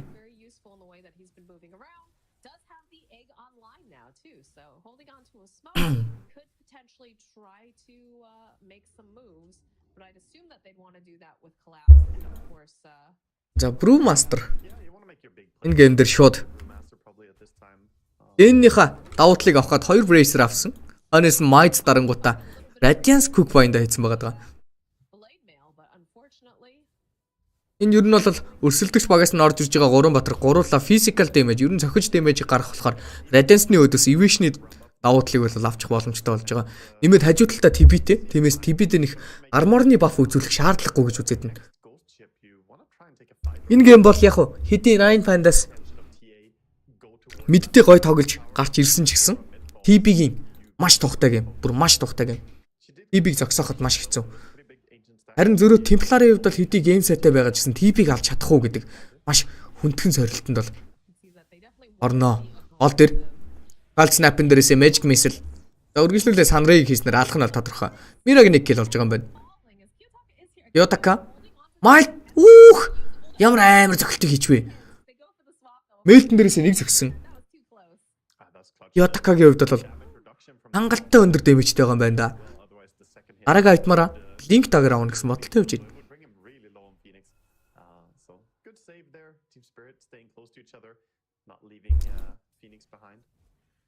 За бид бүхэн бол гол дээр, доотлол дээр маш олон акшн харж байгаа. Энэ болгонд Vinji, Phoenix гэсэн баатрууд бол явагдаж байгаа боловч энд нэг л хүн маш сайхан аз жаргалтай фармд чинь. Энэ бол Yator. TB фармдж байгаа. TB гэдэг баатар 3 айтем авал. За ерөнхийдөө бол 3 айтемын хойноос шууд актив болчдөг баатар. Нэг султал нь уг нь бол мананы асуудалтай. Имиж гаргаад хувилбаруудтайгаа хамтдаа фармддаг. Тиймээс байнгын clarity дарж хажуу талдаа нэмээд Yator-гийн хувьд бол ихэвчлэн Sage Mask-а томруулаад Basilisk болгоо тоглолцдог. TB ер нь Radiant-аас тоглол айгүй тухтай байдаг. Radiant-ын дээр доотлын худаг нэмэлтээр бол mana rage нүгдэг бол Dire-ийн HP rage нүгдэг. Тиймээс Radiant-аас тоглол ер нь нэлээд тухтай байдаг да. Энэ удаа бол дээдлийн жижиг гурвалжингаа clarity дараад л Basilisk-тэй фармдаад гүгээд байгаа харагдаж байна. Уг нь өрсөлдөгч багаас нь ингэж magical damage нэг их орж ирэхгүй үед бол бас юу авч болдог. Basilisk-ны хувьд бол секундэд 0.7 mana нэмдэг бол тэр rain drop авчиж болдог. Rain drop 0.8-аар mana нөхөн. За харанхуй руу гарч ирэхэд нь шууд стандад эхэлсэн. Kiyotaka Blink нь блоклогдсон байгаад байгаа. Хойдол дээр нь 2 баатар coverлахаар бууж ирсэн боловч өндөг зоосоо swap-ыг авсан. Ямар гоё swap байваа уг нь Antares-аас. Гэхдээ өндөгний арен дээрээс гарч ирч чадахгүй 2 баатар алдах нь бол тодорхой. Хойноос нь орж ирэх хүн байхгүй. Ингэснээр голын таврыг бол үчилж явах нь тодорхой болж байна. Spirit Collapse-ийн ultimate skill болох. Brewmaster-ийн Panda-гаар бол эвэрхэн давуу талыг бол өөрсдөнд аваад 2K network-ны илүүтэй болчихлоо.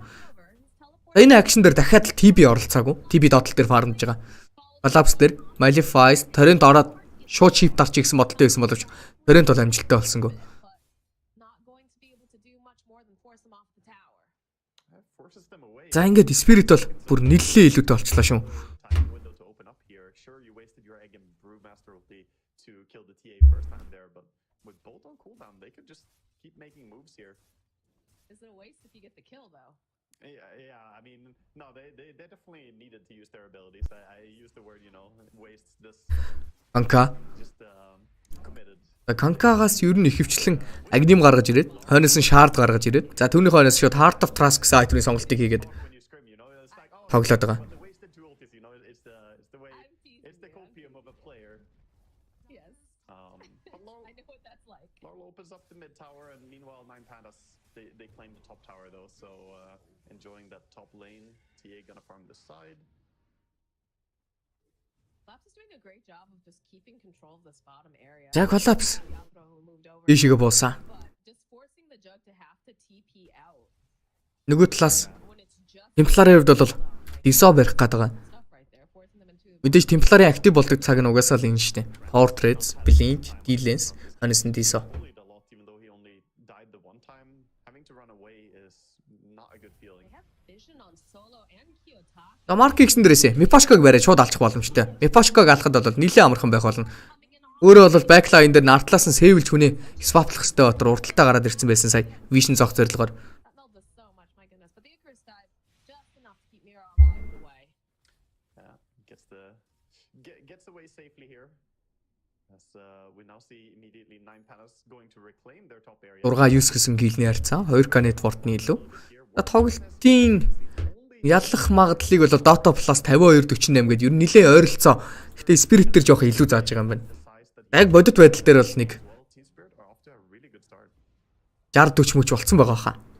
I have to say, I've always enjoyed watching Mira and Miposhka, like as a support duo, move around the way that they do, and it feels like the pressure they've been able to enact is so much stronger than what we're seeing coming out from Nine Pandas and Tares. He had a great steal with that swap, Яа TB-гээс but he's had to play just so reactive, very defensive. дараагийн айтем Butterfly гэсэн айтем орж ирэх юм даа. Miero. And then Solo, he's an enigma. Like, there's only so much that he can do. I feel like in some ways these supports just aren't as effective as what Spirit is bringing. За дээдл дээр Malify хийж яагаад Solo өөрөө эйгүү байдалд орсон. За энэ ерөнхийдөө Мирагаас орж ирж байгаа скиллнүүд нь бүгдээрээ slowтэй скиллнүүд байгаа. Тиймээс алхад бол ер нь амархан байлаа. People coming over quickly goes down to just to slow in the rundown. Now with the Radiance as well on the brew, you just 6-10 гэсэн гилний харьцаа. Хоёр багийн хувьд бол аль аль нь But no, I agree, and I also think there's a lot of pressure here Харигийнхаа айтемыг on the team. хүлээгээд л Has to цуусан байдалтай тоглоод байгаа да. like you said, the supports don't have an easy time to set up stuff on their own, so they need the core heroes to activate and make something happen. The timing for Miero on his Kunkka is going to be the Aghanim, so he's just working on the Ags. TA, though, with the Blink and Dragonlance, is already pretty damn strong. Kiyotaki just shows up and says, "Those are my creeps, Miero. Don't touch those." Miero's like, "Please, man, I got like nothing. My lane has been so hard." Collapse running towards mid now, joining. За гол төр Yeah, they want Kiyotaki. хилний орлого Magic Whistlers-ийг Kiyotaka шууд барьж авах боломжтой болсон. Хойноос нь ямар сэв байхгүй. Kiyotaka ууг нь бол нэлийн өндөр айтемтай боловч энэ амар хүчтэй team fight-нуудаас байлдаж чадахгүй байна. Өндөг байна, Brewmaster-ийн өлтий байна. Нэмээд болохгүй л swap чинь. Яа. Буруу газар руу орж ирснээр цэвэрхэн нэг кил. Дараагийн pick off амжилттай болсон. Storm бандага Cyclonic хийсэн бол skill-ийг авсан бол Brewmaster-ийн ultimate-ийг авчлаа Rubik. Rubik өлтийг нь дараад TP-г нь хөргөдөх боломжтой. Ятараг хөргөх хэвээр юу болоод байна? Өлтийг нь уг нь дардсан байгаа. Хөөргөж чадахгүй хэсэргээд хүнээ өхүүлчлээ. Зөрөөд Solo бол өгч таарна. Хоёр бадар унчиж байгаа юм чи Solo-г алхад бол амархан байна. Spirit ер нь бол хөдөлгөөн item timing бүх юмараа одоо бол илүүрхэд эхэлсэн бүр нэлээд ойлгомжтой харагдаж байгаа бах. Айлынхаа triangle-ыг farm чинь маш том давуу талыг бол багийнхаа гаргаж ирж байна гэсэн үг. Be Enigma as well. This is Team Spirit. За нэмээд 3 баатар. Тоглолт эхэлжихт хэлсэн 8 пандагийн 3 квар гуруула цохилт physical damage-ээр хохирол учруулна. Тиймээс Butterfly авчих юм бол Butterfly авсан тэр нэг тайминг дээр бол ямар ч асуудал мэдрэхгүй гэсэн үг. Butterfly бэлэн болоход дахиад 2000 голд тоо. Tornado EMP амжилттай Magic Whistlers Antares-ыг бол зодоод алах юм байна. Хайчихлаа. Дахиад үхэх юм шиг байна да Whistle-ний damage-энд. Darling Mega Key Streak. Final tick of the Spirit Vessel is what's going to bring him down. see Laurel as Invoker just activated. I can't believe that they actually didn't ban За сан тавиад until the final. бидний мэдээллийг авсан. We saw how hard he was getting Яг сан тавиад Вишингийнх нь at 19 мэдээлэл дуусаг багт нь яваад орчлоо. running around and he's Роо орж байгаа гэсэн мэдээллийг авсан байх хэвээр. Хамгийн дөрөвж буусан хүн Винжи. Wave of Terror-ын дээрээс Вишингийн мэдээллийг бол авна.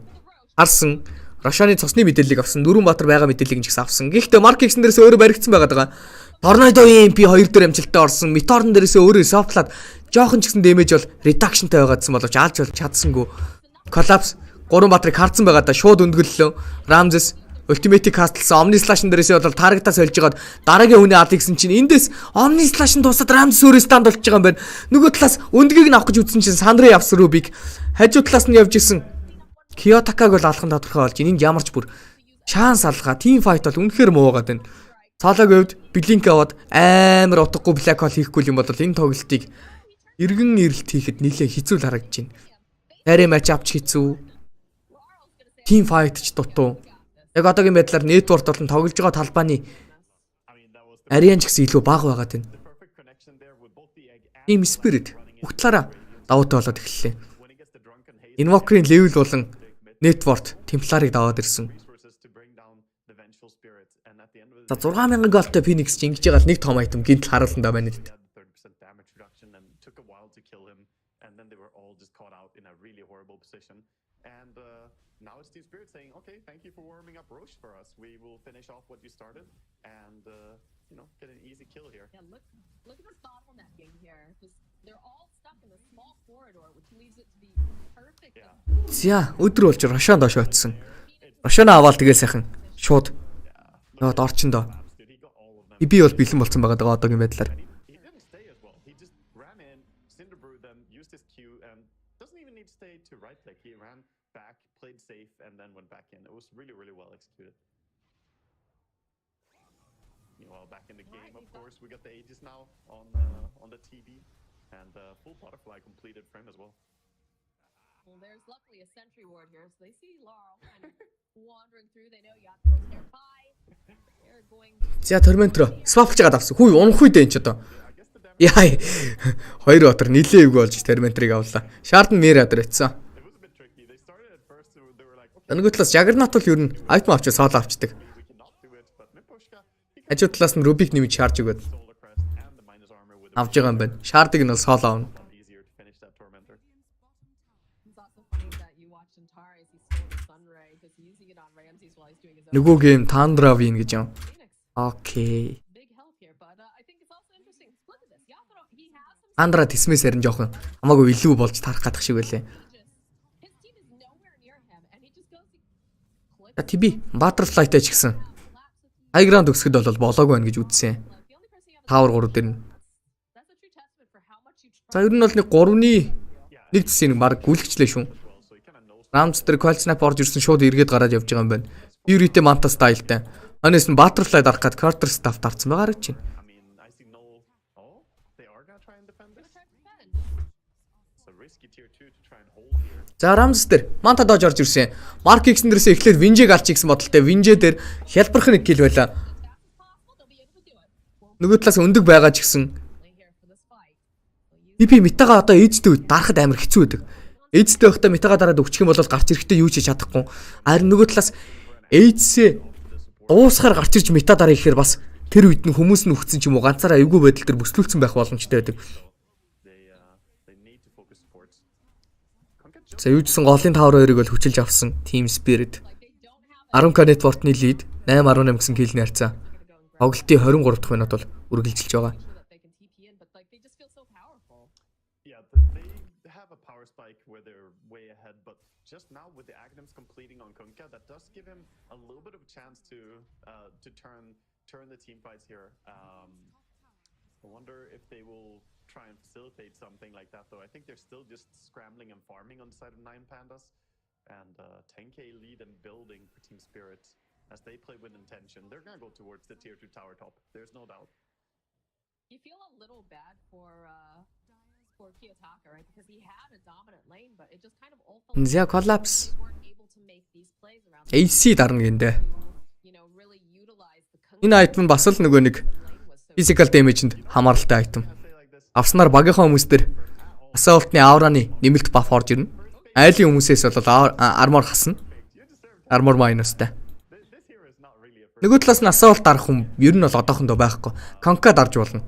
Хоёр талаас асаалт дарчих юм бол нөгөө нэг айлынхаа арморыг хасаад өөрсдийнхөөгөө нэмдэг штэ. Тэгэхээр нөгөө тэнцүүлчдэг байхгүй хоёр талаас.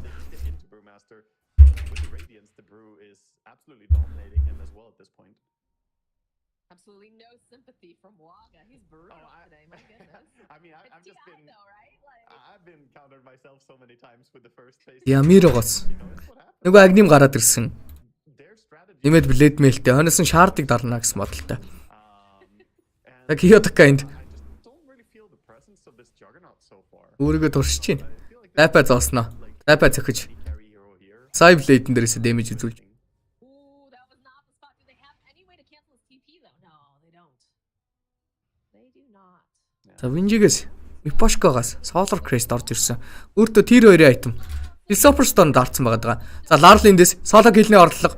За баг амжилттай болоод байна уу даа гэсэн чинь Solo модон дундуур нэлийн гоё гүйсэн. За тэгтээ өгчөж байгаа юм байна. Larlin-ийн хувьд бол unstable дуурсан. Chart-тай байгаад байгаа сая бол kill хийхэд chart нь маш том давуу талыг авчирж байна. It's the scene from Star Wars The Younglings. No. All right. Well, I would say Spirit has firm control of this map. It's just so hard for the side of 9 Pandas to come out here. Yeah, they do have some stuff for defending high ground. They have the TA shard now with silence, so maybe they can set up the high ground defense here around the Kunkka. Я доотлаар өгсгөнэ. They've got 23 seconds, or sorry, 16 seconds now left on this Aegis. I'm curious if they're going to Авар гурав гарч ирсэн. Юудсэн трапик заасан байгаа бол ардтал дээр нь Мипошка, Swapla Safely гэсэн модалтай тоглолтыг л үзүүлж байгаа. Brew Master-ийн ультимейтийг даруулах хэвээр. Таргетлах хүн Brew Master гэсэн чинь шууд ультигаа дардж байгаа юм байна.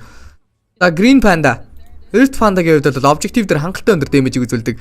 Нэмээд хажуу талд нь TB зөгж байгаа. Эндээс Cyblade-н дээрээс ардтал дээр нь Forge-ыг нь устгасан, Earth Panda-г нь устгах боломжтой. Юу ч гэсэн Sinker Panda-га дагуулж гүйлгэж байгаа Hisky гэсэн бодолтой байсан боловч range-ийг нь авч бол чадлаа. Үлдсэн милиг нь бол авч чадаагүй. Milirax секундэд цусаа тавар нөхөх потенциалтай мөн дээрээс нь хурж ирж байгаа нийт цэргийн масс нь бол мили байдаг болохоор милиг нь авааг бол цөмөлсөн гэж үзэж болохгүй. Looks like they are still sticking around. Мипошка They do have the metamorphosis ready, even without Brewmaster. Swapla-га тарагтаа хайж исэн. Mark-ийн дээрээс Мипошка төрүүлж баригдлаа да. Чартан дээрээс татаа тавиад ирсэн Мипошка эндээс шууд үхэн гэсэн чинь Ramsтэй юу гэсэн Swapla-ч байгаа. За гэтээ ямар ч өөр үйлдэл хийж чадахгүйгээр бол унж байгаа юм байна. Yeah, just sell him. The moment your support gets caught, За 9 Pandas-ийн high ground нэлээд дажгүй болжээ. try and do a rescue attempt. So instead, playing it safe.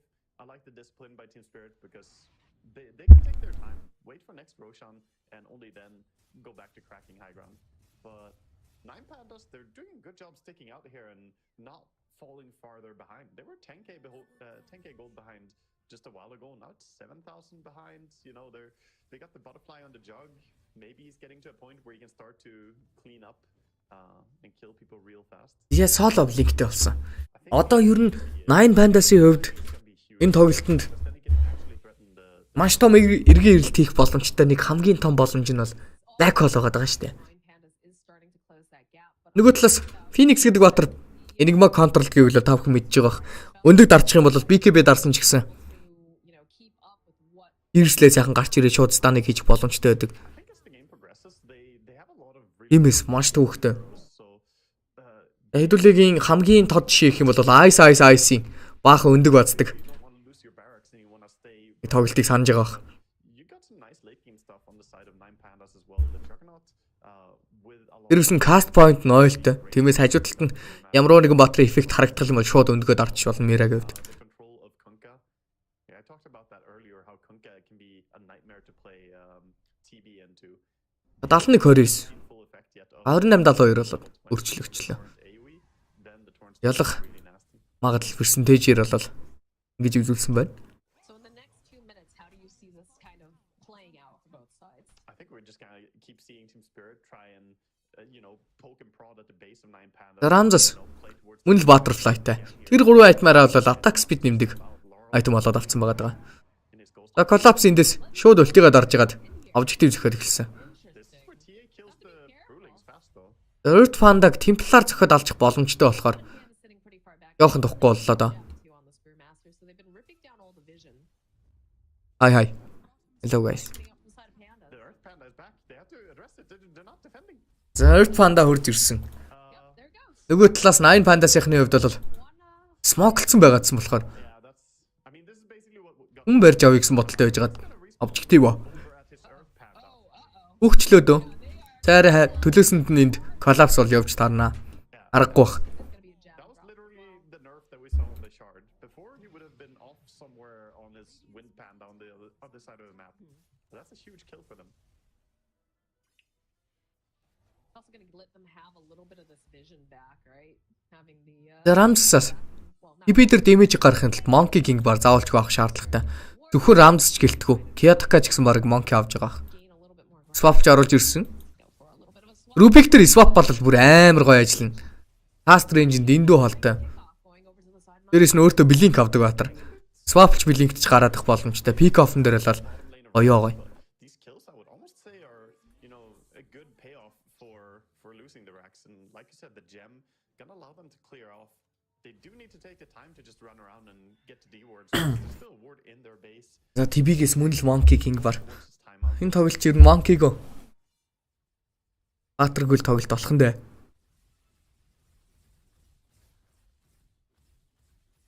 Juggernaut I'd like having to to see deal them with. potentially one or the other sides of the team go for a Roche.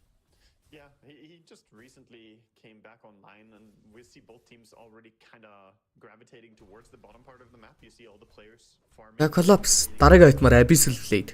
Өнөөс нь BKB-г сайтнуудыг авах нэ. Two is that solo. We haven't been able to see a black hole yet. He's got a blink dagger now, so if they're Хави Smoke Spirit-ээс орж ирлээ. without having the Энэхүү Smoke дээрээсээ бол he could potentially get a хүн хайх гад. hole, but I Өөрсдийнхөө тэр яатсан лейн. Yeah, I think Цөмөлцөн лейн дээрээс хүн олох гээд байна. the smoke. He has a smoke in his inventory, and just Хүн бол олдоогүй. Тиймээс шууд руу орчиж байгаа. Энэ Russian дээр контест бол байхад маш хэцүү. just a scary concession to have to make. Руу авж байгаа гэсэн мэдээллийг авчиж байгаа. Тиймээс 9 Panda-с аль болох голыг дээдлэлтэй хамтд нь бүчлээд явъя гэсэн бодолтой байгаа. immediately Russian дууссан болохоор шууд дээдлийн таргет бол илүү их болгоомжтой байх хэвээр. Kiyotaka still smoked up. дээдлээд ирж болно гэдгийг бол мэдж байгаа. Something's probably up. Like they're not showing on the map. Yeah, Phoenix gonna try and hex him. Яа баригдсан. We'll be able to Юулсан. BKB байхгүй. Тиймээс дандж жагаад post up, falling up, sun red. ерхээ нэг кил болгоно. Ятро хилэг навсан. Dominating streak дуурж байгаа юм байна. There, he clicked the Yules instead, and he maybe would have had a chance to blink out, but at the end of the day, they get a really big pick, and now they Kiyotaka сая угаасаа дээдэл дээр арай л удаан байцсан. push. Looks like top is gonna be their goal, so they get the last tier 2 tower, Аюултай газар. opening up for the mega creeps as well. They do have buyback on TA. Probably can hold on to that for a little bit longer though until they start really, putting the heart into the base.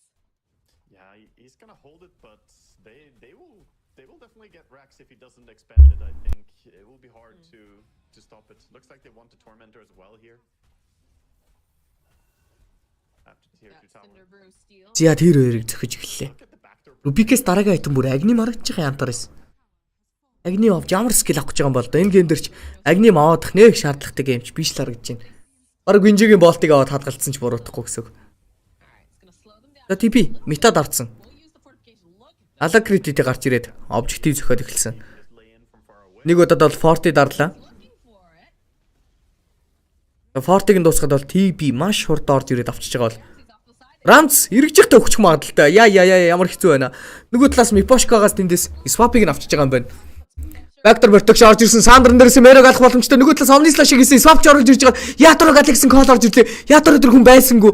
Нөгөө талаас өндгөлцсөн. За энэ өндөгтэй таргетын дээр бол ямар ч акшн үзүүлэх боломж яадаг. Ятро Сандра эндрэсээ одоо хүртэл амьд байгаад байна. Хойдлоос нь Lotus дарж өгсөн нэмээд Рамзес тэндээс гараа явж байгаа. Sunstrike амжилттай орж ирсэн. Ларлын амар гой тоглолт. Йоо. He had the ages. He's absolutely fine. Зя Team Spirit үүнээс хойш бол ялагдах боломж маш хэцүү баха. Ramses Kiyotaka. He is here though. Рамзес байго. Put some more pressure. Miero. Хойш нь авч явсан. Continues with За шаардаараа татчихт нь л өргөчих шиг боллоо доо. Reflection-ыг нь авсан ч гэсэн юм хийж чадахгүй байгаа. Mark-ыг амжилттай орж ирсэн. Finally trying to run away, but X Kiyotaka ална гэж ин Flag Call хийж оролцсон. Юу вэ сая? They turn back around. They're just obliterating Мирагийн хонов даралт байлаа сая бол. all to be able to get off that flag. За энэ тоглолт нилээ хэцүү болсон. Сандарлж үзлээ уг нь. Cheeky side. Такси идэж гисэн. First half-н дээрээс гараа авчиж байгаа. They're still here. They're in this base. They do not want to leave. За Мэлтэн дээрээс ларлыг салаачлаа. Ядкагийн гой тоглолт. Ихтэй голоо алдах юм бол энд мега крипс болох гээд байна. Канка байбек дээрээс бууж ирсэн. Марк Иксэн дээрээс татаж авчирж байгаа шууд алчих боломжтой. Тайминг нь таарсангүй яаж вэ? Мирог өөрийг нь баашдсан юм байна. Коллапс эндээс үхэж байгаа. Ультимейт скил нь 10 секундын кулдаунтай байсан. Икрас дайваж орж ирэхдээ Торрент Storm дээрээс унчиж байгаа бол эндээс Яторог алах гэж оролцсон амжилттай хоёулангийн сайленсчлаа. Мипошка Ghost дарсан. За Киотакагийн ультра кил юу вэ? Ямар амар дайм болчихвоо сая. I mean, it's great kills for them to get finally here, but it was at the cost of everything. They have their range racks at 180 HP, and they're playing against the Terrorblade, and they're playing against the Brewmaster. За Киотака Hex авах нь As soon as they respawn and get anywhere close to their base, they're going to be удаашруулсан бичлэгээс харъя. Тэр dire situation for Nine Pandas. They have to just TP-г рефлекшнээр нь зохиулсан. we already see Kiyotaka Black Hole хийх гэж орж ирэхэд нь Hexдсэн байгаа даа. Цаанаас Larl Hexдсэн юм байна сая. respawns come out. За Sunray-тэй байхдаа болоод шууд Refraction унтраа гэсэн бодолтой. Replay here. Киотакароо наалдахт нь бол Force Staff дээрээс Telekinesis хийгээд ой тоглолтыг үзүүлсэн. Rubik. When Kiyotaka manages to finish off Laurel, I think that's when you have to back off. And look at this, Kiyotaka Аль түрүүн л угаасаа буцах хэрэгтэй байсан баг. Team Spirit-ийнхэн. rather gets one for Ramses, treats his core to a little shard. Yeah, giving some nice additional stuff there for his team, and also trying to push out the lanes for everybody. Яа TB. Team Nine Pandas here pushing out. Энд хараа дахиад сваплах гэж оролцсон сая хамттан сайленсдсан. Темпларын шаард бол нэлээд гоё л орж ирлээ те.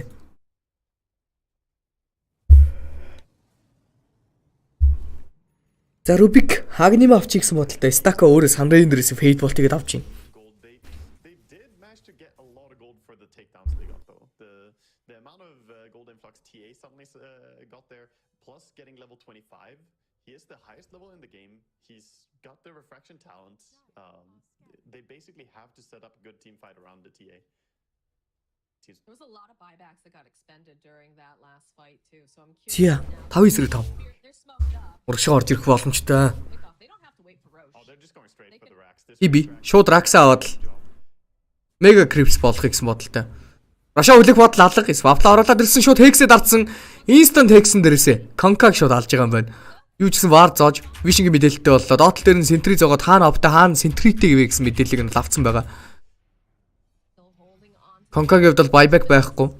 85 секундны цонх бол одоо хүртэл байсаар Team Spirit багт. they have to be very aware of what spirit Range-ийг авлаа. he hits hard, Yodka but they'll end up 25 хүрсэн байна. their buildings here. Refraction-ийнхаа For the side Intensity-г бол ихсгцэн.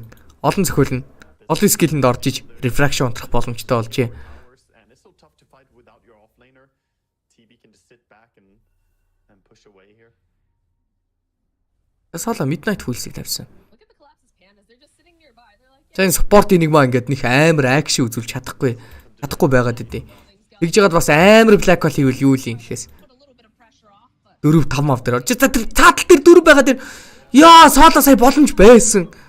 again trying to put more pressure over onto Өөрөө орж чадсангүй. opening here is silenced. Does have the Yules though. Could potentially use it if he needs to use that egg.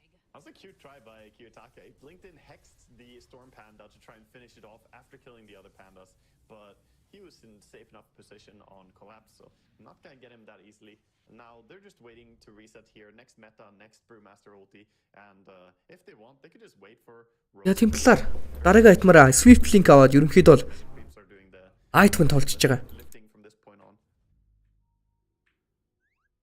See why? Like no reason not to, right? Because they have to wait for those cooldowns anyway. So just keep farming the map, keep choking out the side of 9 pandas, and grab yourself an Aegis to just secure yourself. You know, a game won. Yeah, they're working on a few items as well. They're trying to get Hex over on the side of Invoker, which will be useful.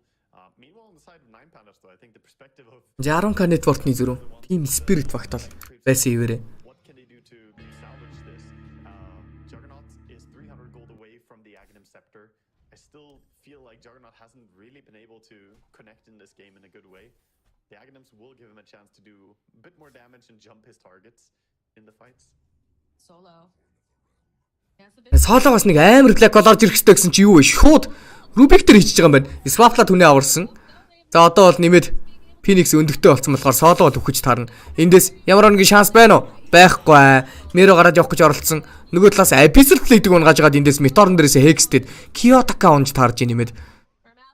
Харин нөгөө талаас Mira дээр үхэхээс өмнө үхэр бөө гэдэг шиг зохилтой үзүүлсэн боловч Evil-дэд л юу ч болоогүй юм шиг гараа авчлаа да.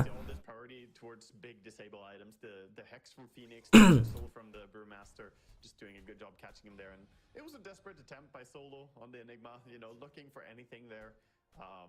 But now with TA dead for 80, this is near impossible This is hold. probably the beginning of the end here. Ram says, "Where are you at, man? You need to save your base." No, he's not coming. He's might try. Ziatron зөгч гэлсэн. Power 4-ийг зөхөд эхэлсэн. Ramses, Oh, TA doesn't have buyback. Antares, Get the bounty. Mero гэсэн тоглогчид бол амьд байгаа. За Ramses бүжсэн бууж ирсэн. Pressure's on. EMP-тэй орж ирсэн Meteor дээрээсээ өөрөө түлхээд аваад ирлээ. За тэр оронд бол BKB-д орж байгаа юу ч болоогүй юм шиг төвийг нь зөхөд авчиж байгаа юм байна. Яатуруу. According to Solo, За but GG. GG, and that's going to be a clean first game. I want to say for TA. Техник геймийг ер нь нилийн A little bit of a shake. амархан дуу ялчлаа шүү. Тоглолтын мэдлэний матчап жоохон хэцүү байсан боловч Was looking really good. амархан л ялчих шиг боллоо. Almost taking that tier 1 tower. Тийм, спорт нэг маань яалтчгүй жоохон сууг байжлаа. Баатар нь л одоо яалттай байлээ юм чи. It's the same as not taking a tower in Dota. You didn't. It's very completed. And at that point, За хэдүүлээ энэ оронд өөр тоглолтууд юу болж ийн харъя. Римэй түрүүнд дууссан. Early on, Tide doesn't provide you with anything. За хэдүүлээ энэ тийм драфтыг дахиад харчихъя. Тэгээд нэг манай бодлоо ярилцъя да. So, like some of the heroes that they picked, Spirit Breaker, Grimstroke, these are really good heroes against Slark, which is like good counter to Tide Hunter in the game, not so much in the lane. So they need to stay away from that one. Time being taken here from TSM За тэгсэн энэ удаа that you talked about in the previous draft. Yeah, that's a mid ogre if I've seen. Андрагийн энэ удаа драфтыг Spirit Breaker гэж эхлүүлсэн юм байна да. People wanted to make this blade mill hard build viable on more heroes, and then someone thought of ogre. За guys, Why not? Some та unkillable бүхэн тоглолтуудаа to get you have like тухтай газар сууж үзэх гээд хайж байгаа бол Abyss Sports Pub-ыг зориорой. Ашиглалтанд орчихсон бүх юм нь бэлэн generation, the amount хүмүүс бол тоглолтоо үзээд сууж байгаа шүү. Right. Дотроо мэдээж илэрх бильярд, тамхины өрөө, public room, тусдаа суух бас нэг өрөөнүүд. At the Авара компьютер дээр бас тоглох боломжтой. you talked about Very VIP PC room feel too comfortable against the leash of Grimstroke. Maybe they их мэтлэн өрөөнүүд бол байгаа. and now they pick up both heroes. Сонирхсан нь бол They go to the bristle. Abyss Sports Pub гэж хайгаад This game it got banned in that second. пэйж дээрээс мэдээллийг аваарай guys. Making its За шууд хүрээд ирж болно. Юу ч гэсэн сэтгэлийг чинь бол гонцоолохгүй. Аяг нь 3-4-р хорооллын сансар центрийн 5 дахор. PC ерөнхийдөө бол PC-г мэдж байгаа бол цэний дээтэл дээр байгаа шүү. За. I would say at this tournament, За. the Origin Quest, he's the best. Draft Spirit Breaker эхэлсэн л харагдаж байна да таандрагаас. Phoenix really well. Speed эхэлсэн. Нөгөө талаас нь контрлох гэж Shadow Demon гэсэн баатрыг авсан. Spirit Breaker-ийн ерөнхийдөө бол хамгийн ялбархан контр. Heroes have Гүүхээр нь булчин, Bulldoze дарахаар нь Demonic Parch дээрээс бол зогсоочих нь. match up against Bristleback, something that can За нөгөө талаас Grimтэй Spirit Breaker гэсэн laning stage eventually serve. гаргаж ирсэн. Хонос нь Tide Hunter дарцсан байгаа юм байна. A lot of thinking to be done about this pick on side of Thunder. Зарим Тисмийн 2 дахь пик Spirit. Does Spirit Breaker naturally just go into Хэрвээ мэд дээр байвал тиймч one of the гоё гейм биш байгаад байгаа Spirit-ийн хувьд бол You can. Bulldoze-тай Spirit Breaker маш төвөгтэй. Энэ Magnetize тавьчаад дараагийнхаа чулууг тавихын тулд Bulldoze-тай Spirit Breaker дээр бол амар хэцүү байдаг. Like this is Тэнгуүтэ Tide нь болохоор сэгсэр чинь this in Kraken шилэн дээрээсээ. with Warcry. Sure, there is Shadow Demon ult. Нэмээд Grimstroke Inkswiller-ыг тесэлж чинь. So За хэрвээ ерөнхийдөө бол баг Исмийнхаа 2 нь ойлдуулчлаа л гэж харж ин драфт нь бол Эрт Spirit-ийг одоо мэд дээр хүчлээ тавих юм бол миний харж байгаагаар and also another hero that драфтаараа нэлээд жоохон дутуу гараад ирчлээ. could kill За Bristleback carry. talk about the Silver Edge buyer. This is where Sven's gonna come in very handy. Bristleback carry-г ерөнхийдөө бол Sven гэдэг батар Silver Edge авдаг. За мөн дээрээс нь Spirit Breaker мөн л Silver Edge авдаг. Shadow Blade-тэй тоглодог. Яванда Silver Edge болгочих боломжтой. Spirit Breaker энэ тоглолтын дээр хурдан чаржилж хурдан айтмаа авахын тулд угаасаа офлайн тоглох нь тодорхой байсан чинь Tide гэдэг батар дарагдсан байгаад байгаа. Тиймээс support варатай байгаад байгаа шүү дээ. that I think about as well. Just getting that Одоо бол хоёр багийн мэдлээнүүд. За Тандрагаас бол мэдлэн авагдаагүй. Эсмийн хувьд бол офлейн байх боломжтой гэж үзэж байгаа. Энэ гэхдээ яг хуу 4-ийн Earth Spirit, 3-ийн Phoenix гэсэн сонголтуудыг бас хийж болдог. Ууг нь бол харцгаая. Ямар үйлдэл гаргах юм бол доо.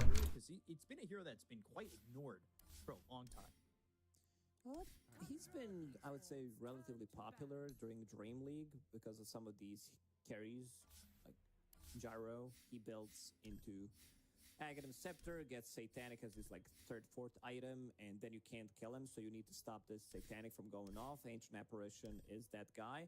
I can see the reasoning why in this game Phoenix is Sunray.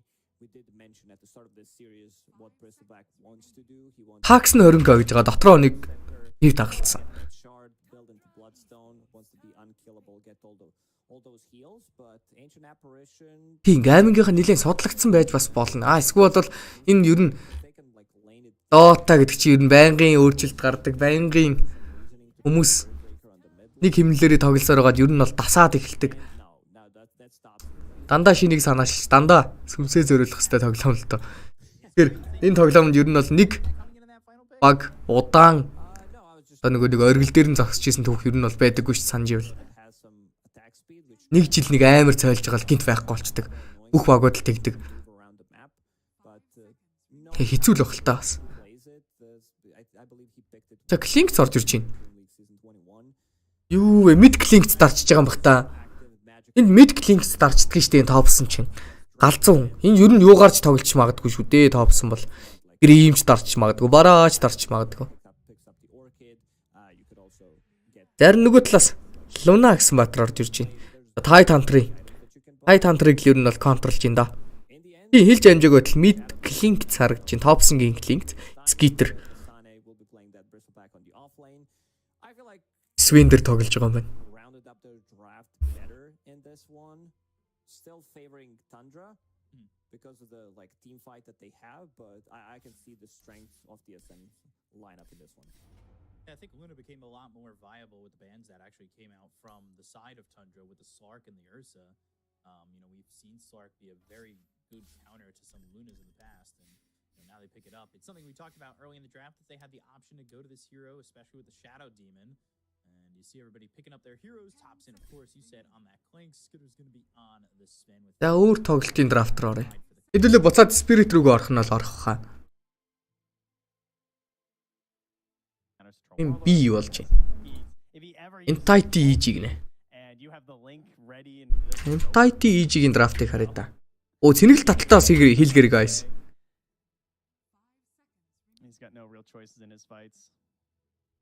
Нэг X ток хэдрээ бол 24 байсаар байгаа шүү. Өө тэр цааталт нь булчингаа үзэж үзсэн. Алж ишт Whisper артлыг хараа. Авгүй юм байна. Юу вэ? Вики янзлаа том.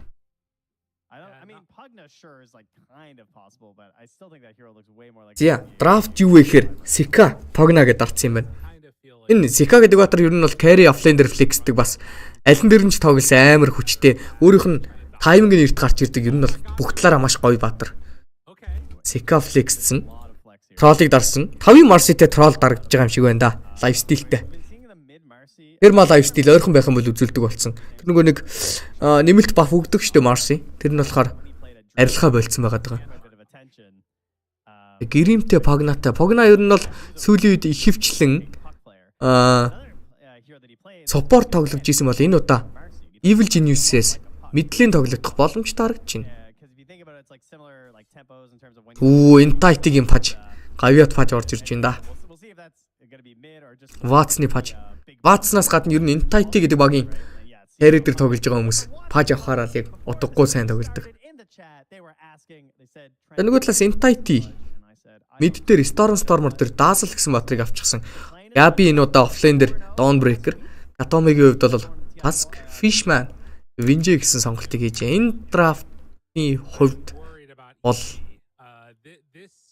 so like they first pick the CK and I feel like they have two of the best heroes. энэ драфтны хувьд бол би with it in Dawnbreaker. юугаа илүү баг нь бол Entity гэж бодож байна. Тэгээ EG-ийн драфт бол үзүүл үзчихээр л харагдаж байна да. Бодлогоор. CK's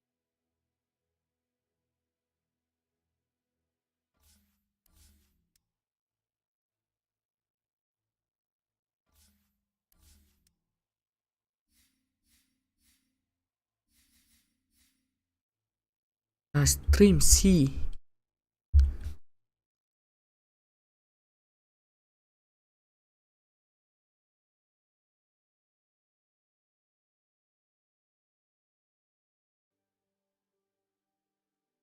To give any of those three to LGD when they're first pick. And LGD gaming. If you're a different team, you can just kind of see like this gives you a bit of a view of their power. LGD gaming-ийг ялцсан юм уу? Бүр юу ч болоогүй юм шиг ялцсан уу? To ban 3 of your own heroes Яаж ялчих вэ? the initial bans. It's like we're gonna force ourselves to do something completely different. Is essentially what this is saying. I love it. Энэ стрим дээр бол гараагүй юм байна да. Last game early on is gonna be picked here. I do think, or these are the heroes that I like the most from mid myself, are the heroes that have low downtime, like just spells all the time, you know, your Earth Spirits, your Pangos, your Primal Beasts, and that can get around the map quickly and easily, because I think the side lanes are so important. За LGD яаж драфт хийж ин харъя. They've been one of the first teams to even try Primal in the first place with like this Blade Mail. Би Primal Beast дээр драфтыг нээж байгаа юм байна. Great build now, so yeah, I think this just totally fits into their draft, so I'm a fan of this first pick. Nothing crazy. Nothing to say likely to be the one, but there's also that flexibility as well with this hero. So another reason why a good first pick is that's a early Templar assassin. Meanwhile, coming out from Gaming Gladiator. So this is a hero we do not see early on. I feel like in these drafts, but Gaming Gladiator. За Primal Beast тараа шууд Templar дарчиж байгаа юм байна. And if you don't take it with the mix up of the banning, За хэдүүлээ нэг драфт чинжи да. like the Дахиад. hero you want, it has to be taken here. Otherwise, LGD will ban it. So the reason why TA is actually good against Primal and like all these Pangos as well is that she doesn't die to these heroes because she has refraction. She outlanes them, and then the trap later is so annoying. So I do think Dota TV гол нь probably the best pick for a game. 400 илүү 500 хүн л үзэж болоод байгаа юм байна. Нэг асуудал нь. Yeah, it's another one of these cases. Хүмүүс where we don't see жигцэлтэй л байна. Би ч гэсэн жихэд л байна. early Templar assassin. The logic Уг нь is бол there, and so Dota TV-гээс үзчихвэл гоё л байна хэдүүлээ. having that same thought. Бүр нарийн дитейлтэй ярихад. Take it for themselves. So hey, well, we're not going to be seeing the Dark Willow carry. Yeah, so they made sure to get rid of that one. They heard you talking about it. Like they must have been talking to Gaming Gladiators over there.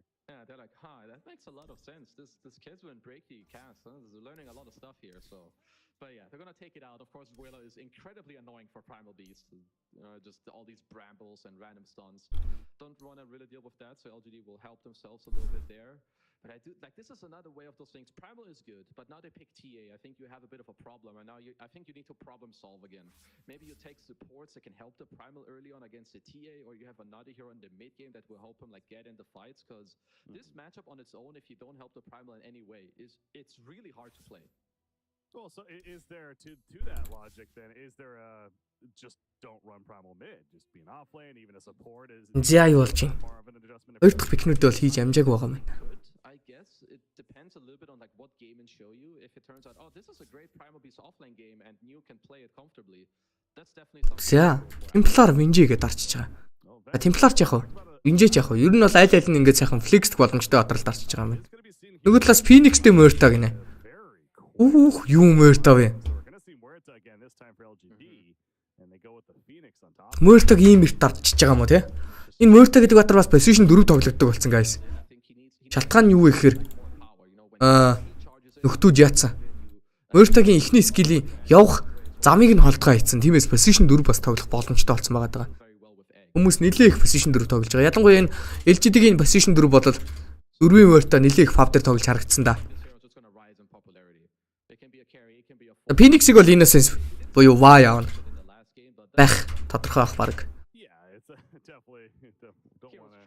Амингийн 3 дахь пик. Weaver's top tier, bring him in every single game now. It's like okay, let's calm down there. But yeah, Muerta, yeah, certainly a hero that maybe we do expect to see a bit more. And again, 2 for 2 so far as far as being picked up. So will it be a support? Will it be more of a core? I guess that's still an answer to be figured out from LGD's side. But Gaming Gladiators, I mean, minus armor, certainly helping that Templar Assassin with a Vengeful pick. And again, Vengeful, one of the more top tier supports going into this TI event, certainly with what she brings to the table. So Yeah, Bench is just even with like some minor nerfs or like pretty decent nerfs, the heroes are still so great. Especially 9 секунд те. got the double minus armor, help protect the ages, get her Юу гэсэн үг лээ эхний 9 секунд гэдэг нь. help save your TA as well. Can easily stack. I think if you're gaming, you probably want to look at a bit of an answer to the team fight, because when the Primal and Phoenix like go in, I think right now your only response is to run, which is not necessarily bad. Like if you can fight like kite. 9 секундын дотор орох хэрэгтэй юм уу? Ямар амар вэ? Бисээ ууг нь төрөөж ингээл Spirit руу жигсэн юм да. Орч чадсангүй шүү дээ. Дил. Say run, I mean, Stampede comes to mind. Centaur we saw him last game for LCD, so wonder if maybe that's at least on the line of thinking here for Gaming Gladiators. And well, there you go. Ah, you're just too good. You're just too good. Talk about running. I mean, Centaur, Spirit руу л орч чадахгүй байна. you can get a cart as well. You can even make it that much better.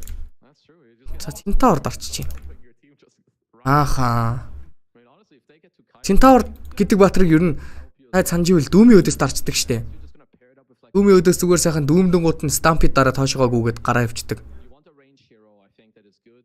Like to just Энэ одоо Phoenix-ийн өдөөс бас дарж болдог. also hero that can Өндгөлсөн гадраас нь Stampede дараад очоо зодох эсвэл бол зүхтах гэсэн хоёр сонголтоо өөрсдөө хийж болно. just a А нэмэд энэ тоглолтын дээр гоё байгаа юм Murta гэдэг баатар өлтийгээ дарснаар өөрийгөө бол Appearance гаргаад гэх юм уу харагдахгүйгээр скил хийгээ зохиод тоглоодох боломжтой болдог. Яг тэрэн дээр нь Retaliate гэсэн пассивныхаа тусламжтайгаар бол нэлээ их threat мэдрүүлэх боломжтой. How LGD has been playing this, and they're gonna get the chance to play it again here. I saw them both their offlaner played it. PSG бол худ үедээ сүйрсэн гэж. Legit can play LGD юу? PSG Quest болсон шүү. Chinese. LGD-г PSG And if ивент итгэх болсон. Quest-ийг ивент итгэдэг болсон. this new bristleback is super strong, like the academics where you get like all these 6 or 7 quill sprays or whatever it is, the new shard is better as well. And I think this is what Centaur and Skyref hate, is physical damage and heroes you can't burst. He has both of those tools. Yeah, I mean, really across the board, LGD has ways to not be too threatened by a hero like a Skyra. Яа. Гамингаас орж ирсэн дөрөвт пикний хэлбэр. Definitely gonna be coming into Айврат орж ирсэн байгаа. damage presence is going to be mitigated a bit as well. Yeah, strong Нөгөө талаас нь Bristleback дарагдсан. picked it up so quick. Энэ яг дөрвийн морьтой болоод carry Bristleтэй тоглох гээд байна л да. Couple more bands to go, and Centaur ороод ирсэн болохоор амар тухгүй морьтой carry. so Бэс дөрвийн морьтой гэдэг нь бараг л батлагдчихвоо да. Багуудын одоо бол мэдлэний баатарууд бараг авдаг байгаад байгаа. Okay, I mean, if you're, Темпларыг би бол Гамингаас I think that's a. carry дээр тоглогдож байгаа л гэж орж ирж байна. LGD already know exactly what they want. Devil's Knight?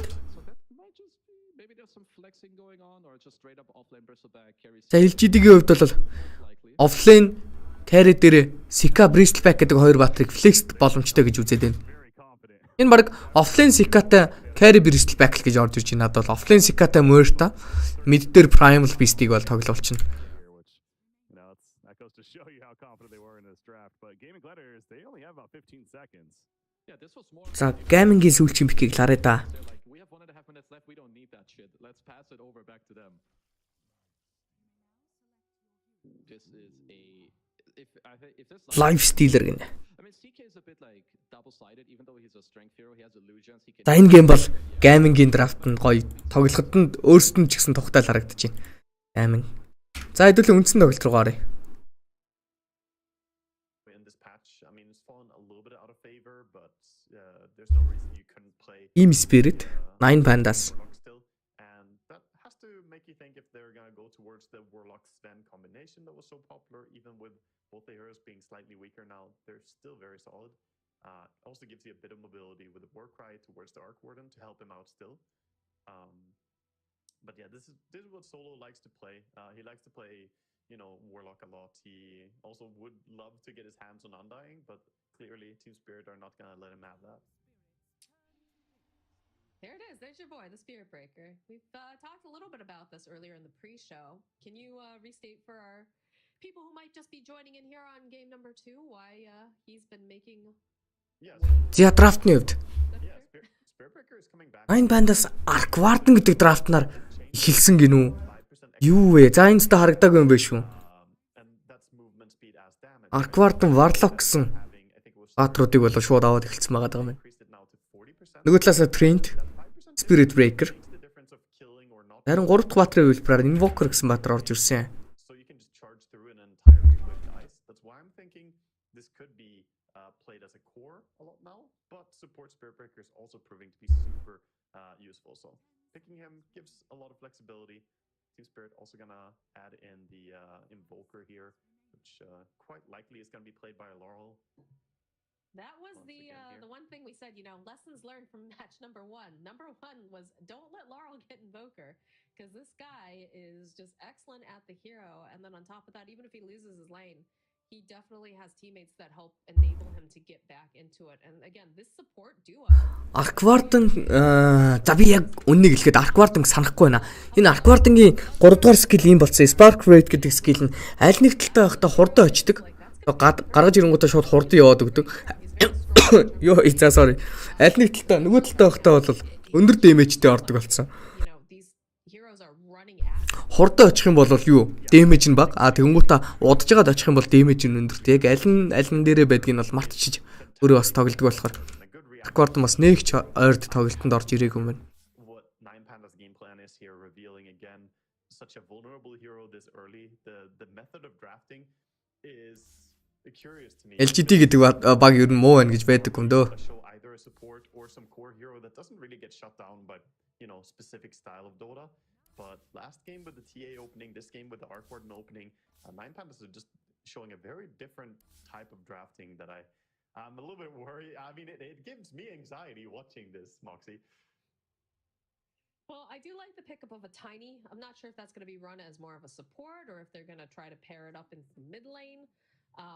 But that does give them more tempo, more aggression, and I feel like that's something they're going to need against Spirit, because Spirit has definitely shown they are. Арк ер нь үе үед амар л байдаг л таг болно. Яг аль талдаа ямар давуу талтай байдгийг нь бол чичээвэр. Yeah, definitely. I mean, it's good for him to get a hero that has two different disables as well, because they were kind of low having Warlock and having Arc Warden. They needed some form of disable coming in here. So Tiny with Avalanche and Toss gets them some TP cancels as well. And now with the Dawnbreaker, they get something to try and help out the Arc. If he gets jumped, you can Dawnbreaker ulti in to try and protect.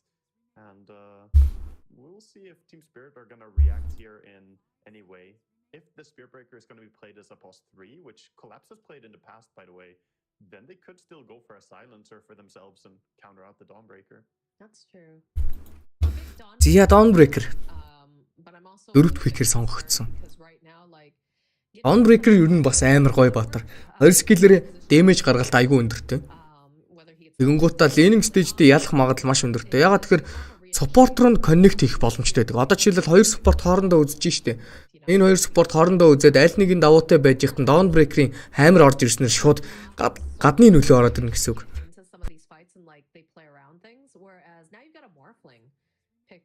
Дараагийнх нь гоё юм нь юу вэ гэхээр Dawnbreaker Global Presence-тэй буугаад ирдэг болохоор энэ захын лэнд тоглоход амар гоё байдаг. Тэр энэ одоо барыгийн өдөөс тоглож байгаа болохоор жоохон төвөгтэй л байна бах та.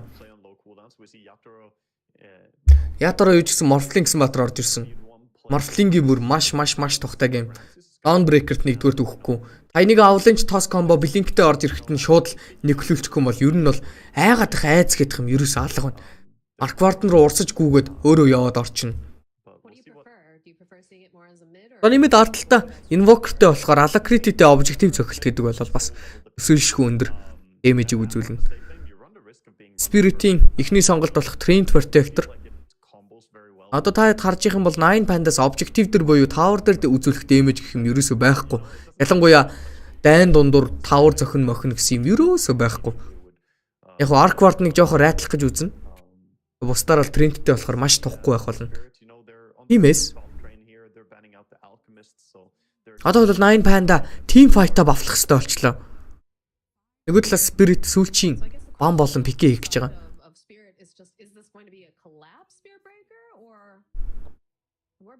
The Doom also getting banned. I think that's pretty smart. Although it's yeah, they covered both their bases there a little bit, right? Nine Pandas, they banned out the Darkseer and the Grimstroke, so they are also not quite sure what. Даванцсан сүүлчийн баатар. Doom бандагдсан байна. He's trying to figure out, okay, what's happening here? What do we need for this draft? Yeah, deep in thought, Team Spirit mean, their draft looks like it's gonna play very, very high tempo. Yeah. They're gonna keep going that way. Dark Willow гэсэн матер орж ирж. Definitely one of the most popular. So it's gonna be collapse on Spirit Breaker then. That should solidify it. That this is gonna be a +4 Dark Willow, safe lane, Morphling plus Treant lane, which is really, really tough to lane into. Those heroes can do PL гоё юм шүү. quite a few off lanes. God, this looks so Геймээ бодвол PL гоё. Геймээ бодвол сайхан мантатай байхад л, манта трасктай байхад л маш гоё гейм байгаад байгаа. actually. And then you can just kind of sit back. Айлынхаа баатрыг харахаар гоё байна. Өөрсдийнхөө баатрыг харах юм бол Yeah, Willow багтан Dawnbreaker гэдэг лейн фармдаг баатартай заяа. Хэдүүлээ өөрөөр бодъё. Dawnbreaker нэг лейнээ фармд чинь. Arcwarden гэдэг маш агрессив, маш урагшаага тэгж хоошоогоо тоглож урагшаага гэж юм. Хоошоогоо фармд суудаг баатартай. Тэгэхээр team fight-а тэмцэн баатар хэрэгтэй заавалчгүй. Field фармд газар олдохгүй гэсэн үг л дээ. Тиймээс сүүлчийн пикер Ramses дээр хүчээр Void орж ирж байна. against what they have, the Spirit Breaker and Dark Willow. Void уг нь энэ баатруудаас тийм гоё тухтай бол байдаггүй. And it's really Trinity өдөөс Dark Willow so мөн дээрээс нь Morphling болон Spirit Breaker ялангуяа Spirit Breaker өдөөс бош бүр нилээл тухгүй байдаг даа уг нь бол. like cooldown Энэ тоглолтын дээр team fight-а бавлах шаардлагатай байсан болохоор on the orb. Ramses Faceless Void гэсэн баатрыг авч харин голоос Kyotka Arcwarden дээр тоглолтыг гүйцэтгэх нь You can't allow энэ геймийн Taka to take over early. Laurel has to жинхэнэ carry бол ингэснээр Arcwarden гэдэг баатар болох боломж нь хамаагүй өндөр харагдаж байна. he can be a real oppressive force.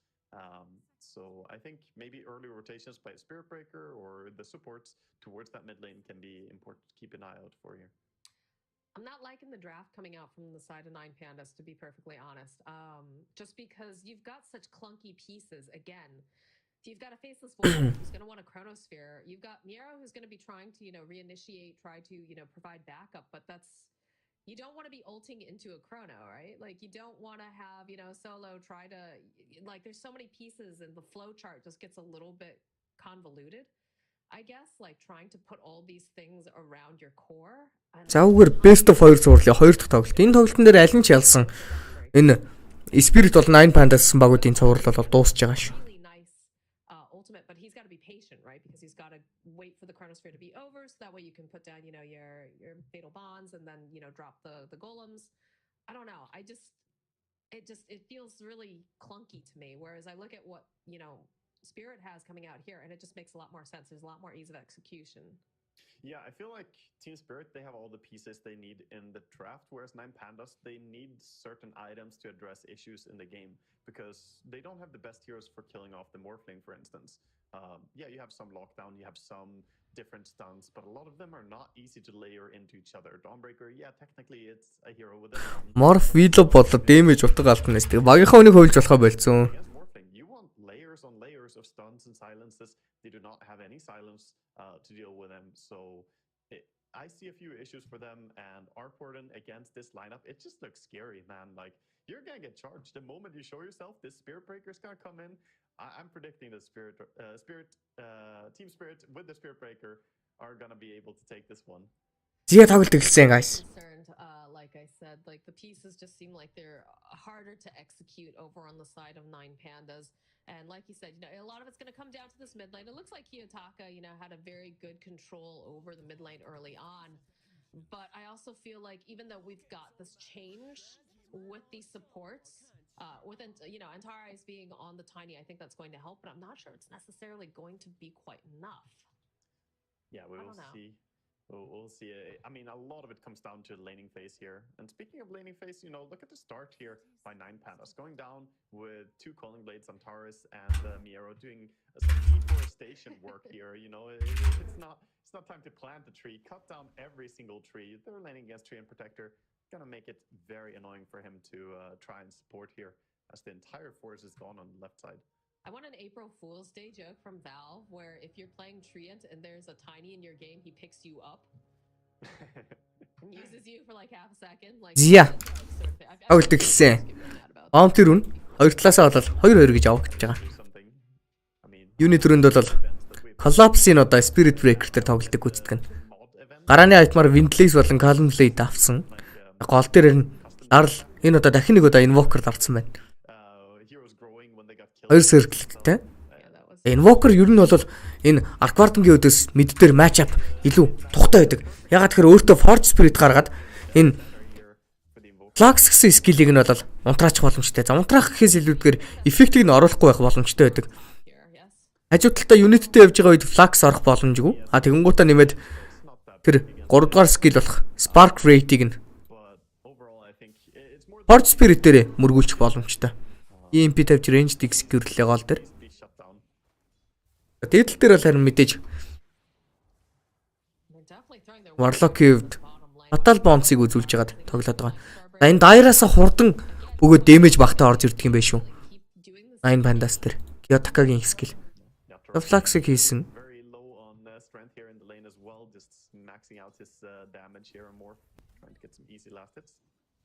Arcwarden 4-2 гээд last hit дээр илүү эхэлж байгаа юм байна мөр. Ends up losing his courier, but I think he got his stuff delivered just in the nick of time, so. Antares Column Blade-тэй Trinity өдөөс тоглож байгаа болохоор энэ хажуу талдаа Core шиг chop авцсан байгаад байгаа. Trinity өдөөс тоглохоор ингэ chop авч ерөнхийдөө бол моднуудыг нь дуусгах үүрэгтэй байдаг. Position 4 дээр бүр Rubik байсан ч гэсэн авчихдаг. Tiny position 4 ойр тарагдаагүй спорт байна да. Жохон тэнэг болцсон. Тэ яг хуу одоо үеийн үед position 4-ийн tiny болол модноос гарна гэж байхгүй л дээ. Move speed нь удаан болцсон, мананы асуудлаа шийдэхэд төвөгтэй, сөүл ринг нь үнэтэй, маш олон асуудалтай болцсон л байгаа уг нь бол.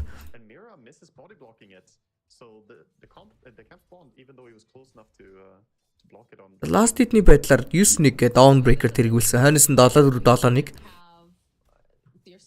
9 Pandas-ийн эндээ үзүүлсэн last hit нь бол хамаагүй ойл байгаа юм байна.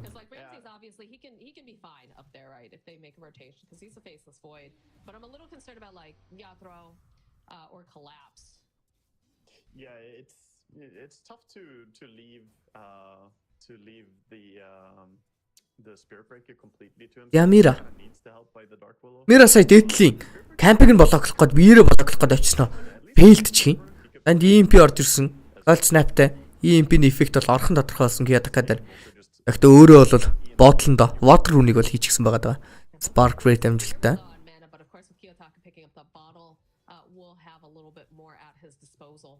Үй, ларл ботл аавна гинэ. Kick байнда. Яа, ямар муухай юм харах гэднэ. Invoker төр ботл харах гэж шүү. Нэр юм уу? Энэ орон дээдл төр first la дуурсан. Уламцтай явж исэн collapse. Fatal Bounce дээрээс нэмэгдээд upheaval-ыг тавьж удаашруулж ягаад Ramses очиж зогсноор энэ тоглолтын ихний киллийг Ramses collapse-аар үзүүлж байгаа юм байна. Үүгээр киллний харьцаа 1-0. Ягаад гарал дээр тоглолтод орж ирсэн. Magic-тэй Ghost Walk-тэй. Ghost Walk-ыг шууд дарж байгаа. За арайч өгөхгүй юм байна.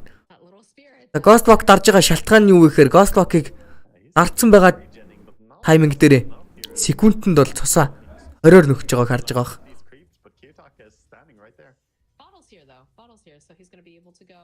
Zenwalker нэрэл бодол авчлаа. Ямар сайн юм бэ ч ямар муухай харагдд юм бэ.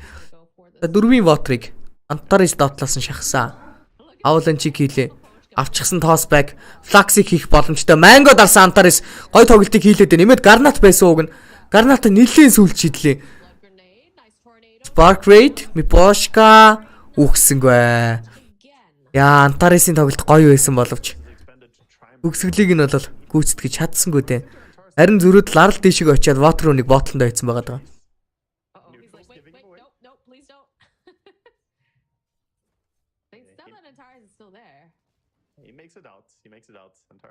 Antares таны хөдөлгөөн фейлснээр энэ тайны гэдэг батар өөрийнхөө геймийг жоохон цүтгэж аждаг юм аа ингээд амжилттай болчихоор.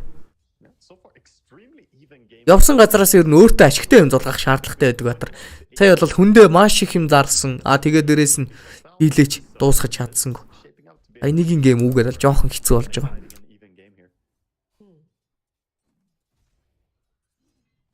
Mira Айнд айлэшнийг хийж агаад Rumble Mason дээрээсээ бол Ramses дээр дэмэжийг үзүүлсэн. Mira өөрөө эвгүй байдалд орсон. Fatal Bounce дээрээс дахиад нэлээ холгуулах нь дээ. sheet are really, really good, but same thing can be said top. The fatal bonds, fighting into this so tough collapse, taking a lot of damage. Dark Willow pretty much forced to use Shadow Realm just to stop taking their harassment. Рамзес танго ширлүүлээд. Time dilation дарж байгаад Мираг бүр алах нэ нөгөө ч. Зогсон. Бааш орсонгүй. Time walk-ын дээрээсээ доожилсан. Нэг бааш, нилээ хэдэн бааш, хоёр бааш гэдэг шиг арайч орсонгүй тэгж даалж чадсангүй. Харин зөрөөд Мипашко дээдэл төр гээтлж бууж ирснээр соолог алж байгаа. Тань артизиг нэ. Рамзесийн юунууд бас яг артизигийн дараагийн үе гэж яригддаг. Жишээлбэл Манта дож 10 лет тоглол амун дээрсний жижигхэн бичил скиллнүүд бол нэг нарийн скиллнүүд айгүй сайн байдаг. I'm walking дээрээс сая бол оёлд ажиллаж байна. Олдер EMP, Tornado EMP дээрээс Avalanche орж ирсэн. Хоёр Spark Rate дээрээс нэмээд Garnat зоосон. Toss хийж байгаа. Antares skill бол өөрөө авч байгаа юм байна. Амжилттай. Үгүй Миранд юу хийж байгаа вэ? Мира. Мира тэгтээ үгсэнгүй. Үгчж байгаа юм байна. Kiyotakaгийн Spark Rate очсноор бол киллийг дуусглаа. Хилний харьцаа 3-1. After the buff that he got, the most recent buff was not necessarily like that massive, getting the spark rate to do more damage to creeps, but Tempest double, always being 100% HP and having a cast range really changed how Arcworm plays. Торнадо хийж байгаа авчлаа. Antares-ийн хувьд бол уг нь гоё тоглолтыг хийсэн. Cold Snap-тай. Гүлчи мүчид Cold Snap-ыг хийлээ. Antares Jungle-д өгөх гэж оролцсон. За бас л амжилтгүй. Яа. Antares ямар тохгүй юм байна. Spirit 2 bounty. 2 wisdom руу нэг авцсан. Ингэснээр бол XP-ний хамаагүй давуу талтай болчихж байгаа юм байна. That's just more experience going his way, and I don't know if he thought that he already used the cold snap or why he even tried for a TP there, but that's minus 100 gold for him. Ooh, nice waiting there, holding on to the Shadow Realm hit for Ramses after he uses his time walk. За шууд Chrono орж ирлээ. Chrono дээрээсээ Collapse-ыг алах боломжтой. Charge орж ирсэн, Garnat-ыг шийдсэн. Collapse эндээс Upheaval дээрээсээ дахиад Time Dilation-ы damage ороод байгаа. Дахь даалж бол чадсангүй. Харин зөрөөд Mira аягүй байдалд орчлоо. Бааш орох юм бол өхөн. Сүмха. Хилийг нь бол Ramses авах хэвээр. За гал дээр. Гол дээр бол toss back-ыг хийлээ. Сентрийг зоосон ч гэсэн өөрөө аягүй байдалд орсон. За нөгөө талаас Dawnbreaker-ийн ultimate Solar Guard орж ирснээр Larl-ыг алах боломжтой гэсэн Tornado ороод ирлээ. За Star Breaker-ыг үзүүлсэн. Antares орж ирээ зөгчлөө зөвдөө. Kiyotaka дээр heal орж ирсэн. Mipashka алах гэж оролж байхдаа өөрөө бол үхэл гэж орж ирж байна. Эргэж хараа зогсон. Charge-ын дээрээс Kiyotaka унчиж байгаа юм байна. Avalanche яриадчлаа Antares-аас. Яа. Сая тэгтээ ямар удаа реакшн үзүүлчих вэ? Маш удаан л реактлаа да сая. Сая тэр цаатал дээр вардтай Spirit Breaker-ыг ирж байгаа мэдээлэл бол авцсан байсан даа гэн. Эвчсэн Dawnbreaker гэсэн баатрынхаа давуу талаар л өөрсөндөө нэлээд том давуу талыг авсан. Dax-ыг дарсан, Spark Rate орж ирэх боломжтой. Ойлонд нь бол Larl чад мөргүүллээ.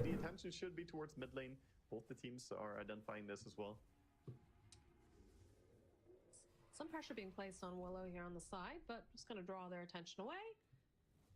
Potion's just hanging out in the tree, still sitting at level 5 right now. Don't quite have that overgrowth on him just yet. 3-6. Tornado EMP. Kiyotaka-г ерөнхийд бол маанан дээр нь л тоглолтыг хийх гээд оролдоод байна да. Эдл дээр Void versus Crown станцсан. Time Walk-ыг бол хүлээж байгаа дарах юм бол Spirit Breaker цохиулаад баштуулчих магадгүй гэж бодоод хамгийн аюулгүй сонголтыг бол хийлээ. Тайны бууж байгаа гэсэн мэдээллийг авсан Antares бууж ирэнгүүт шууд модоо барьсан байгаад байгаа бол таргетлсан үн нь бол хамаагүй хурдан move speedтэй байгаа даа. Avalanche дээрээс Kiyotaka-гийн Spark Rate орж ирснээр киллийг бол дуусгаж байгаа. Arcworm энд юу хийж байгаа вэ? Эдлийнхаа жижиг гурвалжин фармж байгаа л ороод ирлээ дээ.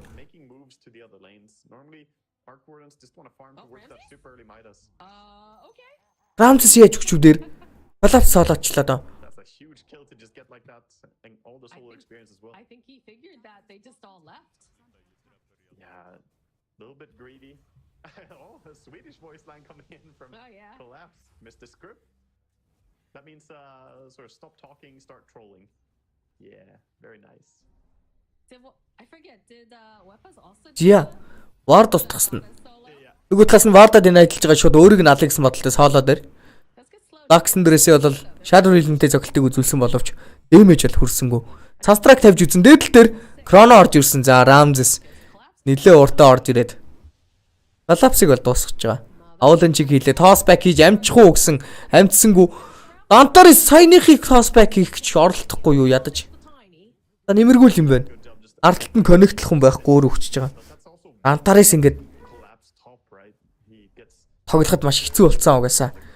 Энэ тайны getting killed. нилээн дохгүй. Chrono cooldown is really big here for Faces. За доотлол дээр өөр дөр нь хөрж байгаа Star Breaker гээд Merag зөхиод байгаа. Манаг хүн байна ятар. Тимээс алж чадахгүй. His Morphling is starting to exert a ton of pressure on bottom. Чаржлцсан. They're teleporting. Эргэж хараад main fight хийж гин. Авуулын чиг хийсэн. Attribute шахацсан байгаа. Тоосцсон. Off this Morphling, not quite yet. They've got it. Morphling манаг болцсон. TP out хийж чадахгүй байна. Charge ирж байгаа. Chargeлж жагаад алчж байгаа юм байна. Collapse-ийн нэг зөхилт бааш Antares-ыг Nether Strike-ийг хийсэн. Ятар эндээс Mango орж ирээд дарцсан. Attention. They are having things going on in the mid lane. They'll finish off Kyoto. Гол руу нэг харлаа. Болсон. They just have to finish. Charge дээрээс Adapt Strike гэсэн чи Antares гоё тоглолтыг үзүүлээ. Авуулын чи хийжлээ. Slow down. Энэ хооронд гол дээр Dark Dawnbreaker Just all of a sudden, the Arcwarden галсан заавчлаа. Уран Батар нийлж Arcwarden галснараа голын таврыг унгаахан тодорхой болж байгаа. An aggressive draft, but I want to say that Nine Pandas are playing in a very, very high tempo style as well with the draft that they have. They have long cooldowns, and it's a bit awkward for them. They don't have level 6 yet on a Warlock, which is, something that they desperately need here to get the ulti online. But they really have been making a lot of moves as well. Yeah, that's what I was keeping an eye on. I'm guessing Maposhka has used that. Ягол дээр Cold Snap-тай соло дээр тоглолт орж ирж байна. Fast over onto Solo, slowing him down quite a bit. And there's not too much that Gol унсаа. can really do to protect him. So they'll follow up with the tornado, and they're happy with that.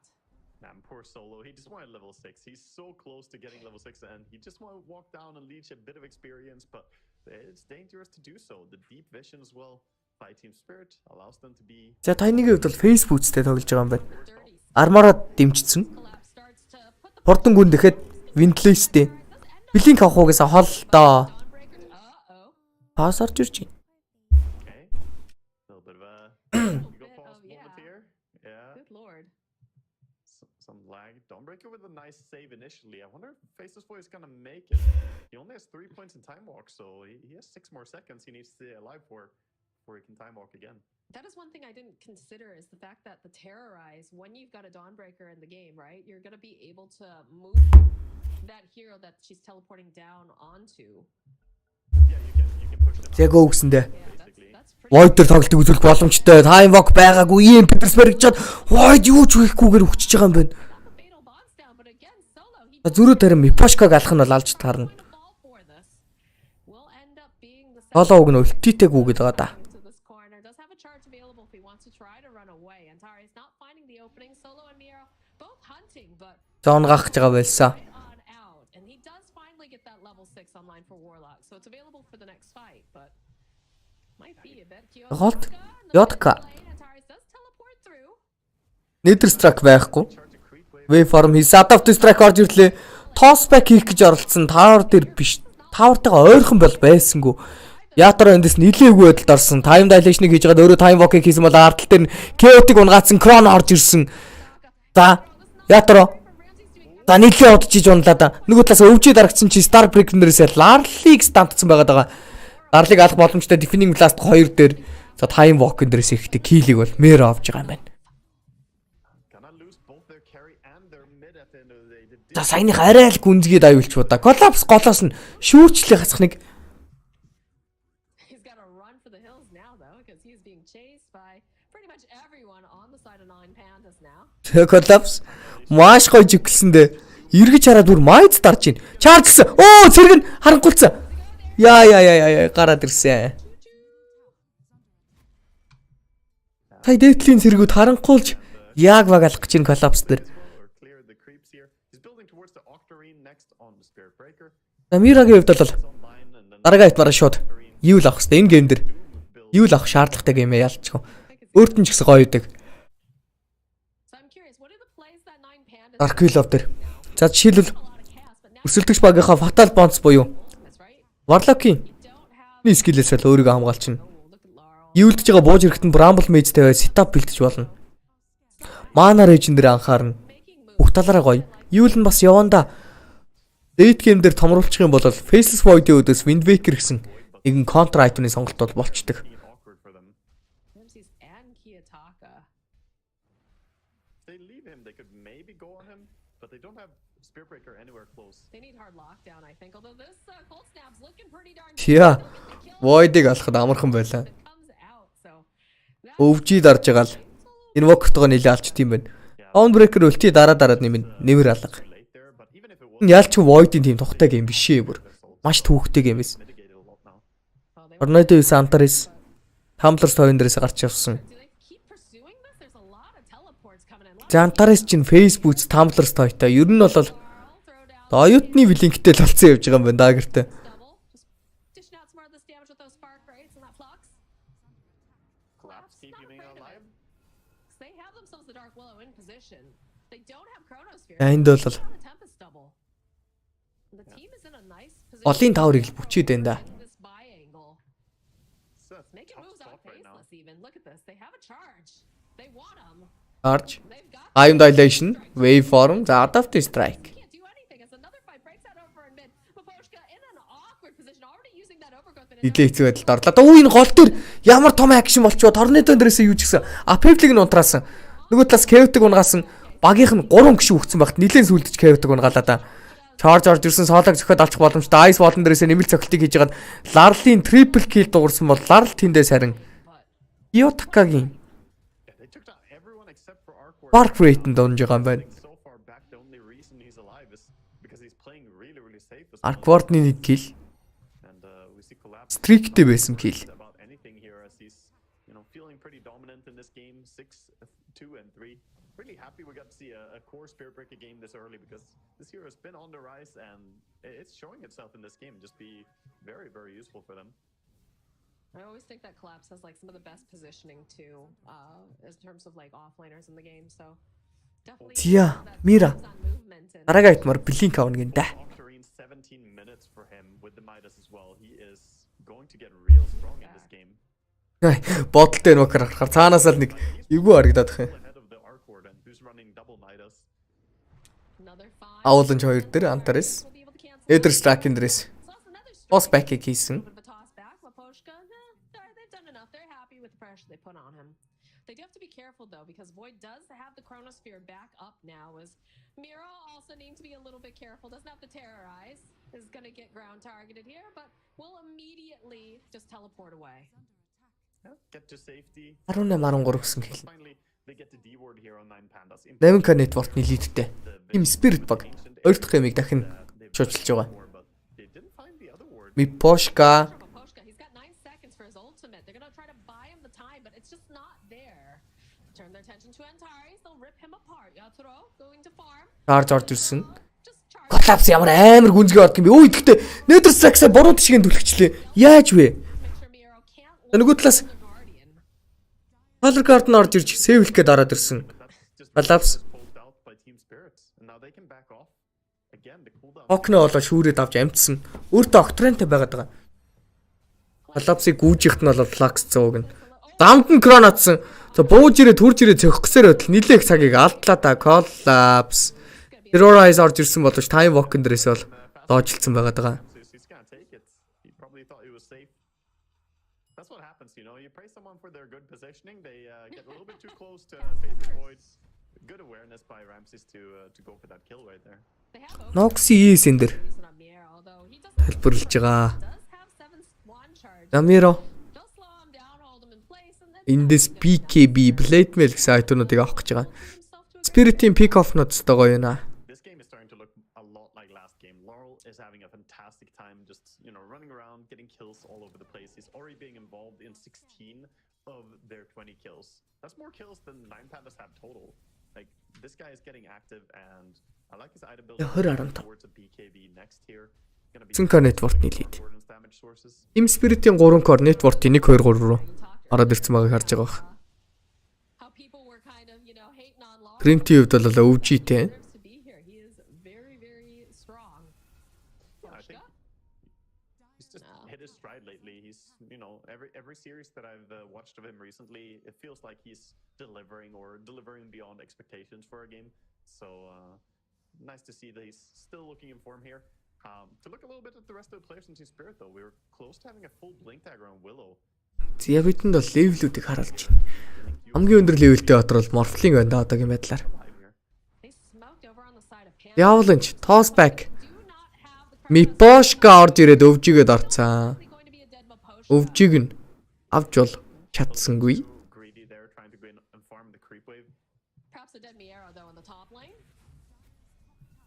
That'll be a dead Miero, and that's gonna be a tower. Man, look at how hard Yathro hits. Like especially with the alacrity. Oof. Yeah, with the alacrity as well, they can probably Зянтарын сууг нь early here. бэлинктэй олцсон л юм байна. Wisdom runes, so we see them swiftly change their attention down towards the bottom area, forcing them back. But 9 pandas still got their wisdom rune, but I don't know if they're in good shape to contest Roshan here if Team Spirit decide to back up and go towards it. Oh, look at the mind games. Yatoro is sending 2 illusions, or you know, 1 illusion, Yeah. 1 real hero forward here. Solo getting held in the brambles. We'll see. Зя чаржлаад орсон. Nether strike. Ямар амархан халаад Don't байна. have the chronosphere just yet, so Нээд ардтал дээр нь Mira. able to go Тэгээд бол try to defend. And the rest of the team not Бидланд арцсан байсан болохоор алхад бол маш хялбархан байна. we're going over to the side of Spirit and perhaps Энэ ингээд Spirit Breaker-ийн үед захын лейн тоглож чадхаа болчоор маш төвөгтэй болчихдог. Тоглож байгаа талбай багасна, кород нь гарч фармч чадахгүй, лейндээ үлдэж чадахгүй. trying to get some information. Looks like they're going to try to fight for this. They do have the chronosphere up now, so depending on how they approach this, a bit of that time dilation, they'll beat up Mira. They have the Dawn ulti as well, so it's a very scary fight for Team Spirit to take there. After Dark Will gets caught out a little bit out of position, they just back out, resets.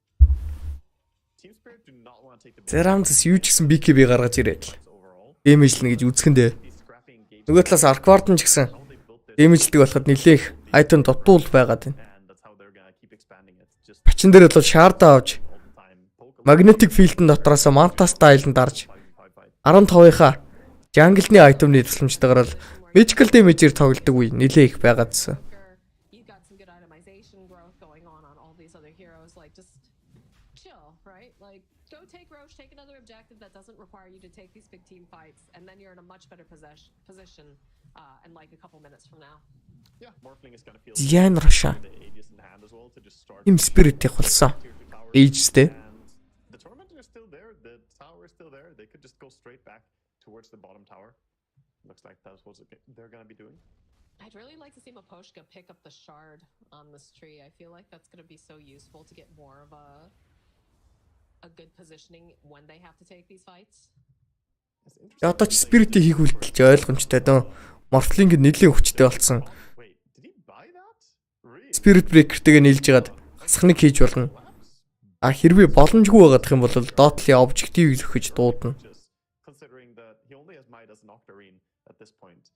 And it's curious to me because a lot of people think, you know, this shard is not good enough or whatever, but it did get a buff recently. It went from, what was it, 25% to like 75% now magic resistance when you activate it. But it's only until you take a spell. The effect ends as soon as the first spell is redirected. So it's curious to see him go for that instead of going for like earlier Shadow Blade or going towards maybe an Aghanims even. Yeah, just would not have expected it, to be honest. I'm not even sure what spell he wants to redirect here, because looking at the enemy team, I guess Fatal Bonds? I don't know, dude, but it still spreads. It doesn't... I don't know. I was looking at that too. I was like, what exactly, which spell is it being redirected? It's just Flux and Fatal Bonds. I guess you can redirect the Toss as well, but it's not...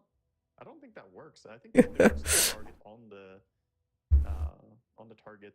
I think it's not gonna... Сайн тоглолч нэлийн паустай тоглолт болж байна да. You toss it to can redirect, I think. It's like they're having some issues, unfortunately, for tech. Yeah, apparently need a little bit of a pause here. We have tech support coming in from Collapse though.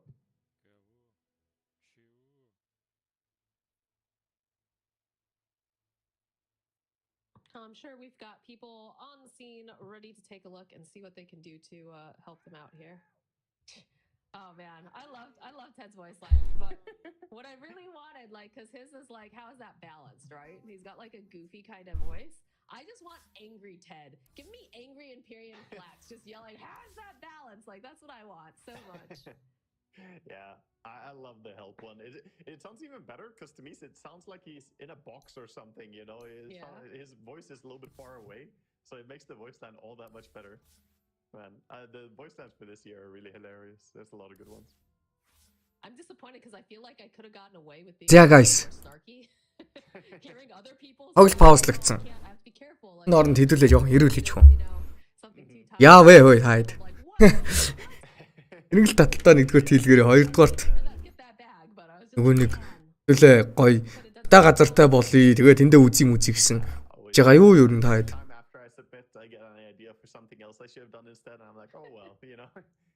Араг л очно гэсэн хүмүүсийн тооцоогоор бол багтаж ингэхгүй байгаадсан. Ийм байгаа сураг бол байхгүй л байна. Тиймээс очих хүмүүс үйл одоо очисон ч нөх оройтхгүй л бах та. Би энэ тоглолтод өглөө сүүлчийн тоглолт нь 9 цагаас дуусчихсан шүү. Дуусах биш бүр 9 цагт эхэлчихсэн өглөөний.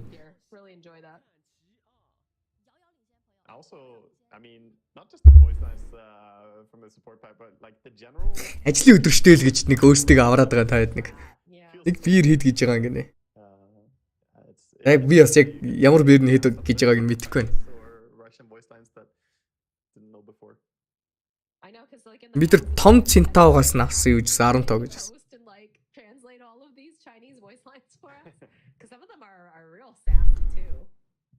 Yeah, I mean they're pretty great. Some of them, but I'm just looking at the game right now, thinking. TV This game, it's pretty much gone the way I expected. Looking at the draft, to be honest, the Arc Warden, you know, it's worked out kind of well, but he also is always so scared just because of the Spirit Breaker, and I feel like Collapse is becoming more and more a dominant force, and there's been no real effort to shut down this Morphling. Like Yatoro is just huge this game. They don't really have great tools to gank him, but that's just gonna keep becoming a bigger and bigger problem. In teamfights, he can turn into Faceless Void, and then he's nearly unkillable on Morphling. Well, like that was the question for me too. Is again talking about supports. I'm a support. За манай дөөдөд газрын зурган дээр юм зураад эхэлсэн. Энэ юм зурхаар ер нь юу зурдгийг мэдэн те.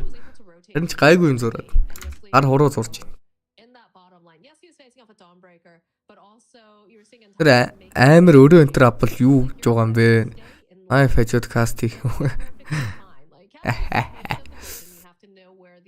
Би одоо эд бараа шиг хийж байна. Баяр. Яг уу. Яашгүй эхлэх guys. Яа. Арслаар ороод ирсэн. Оо ямар хурдан юм даалахад. Өө дахиад пауз. Цаад байна гинэ.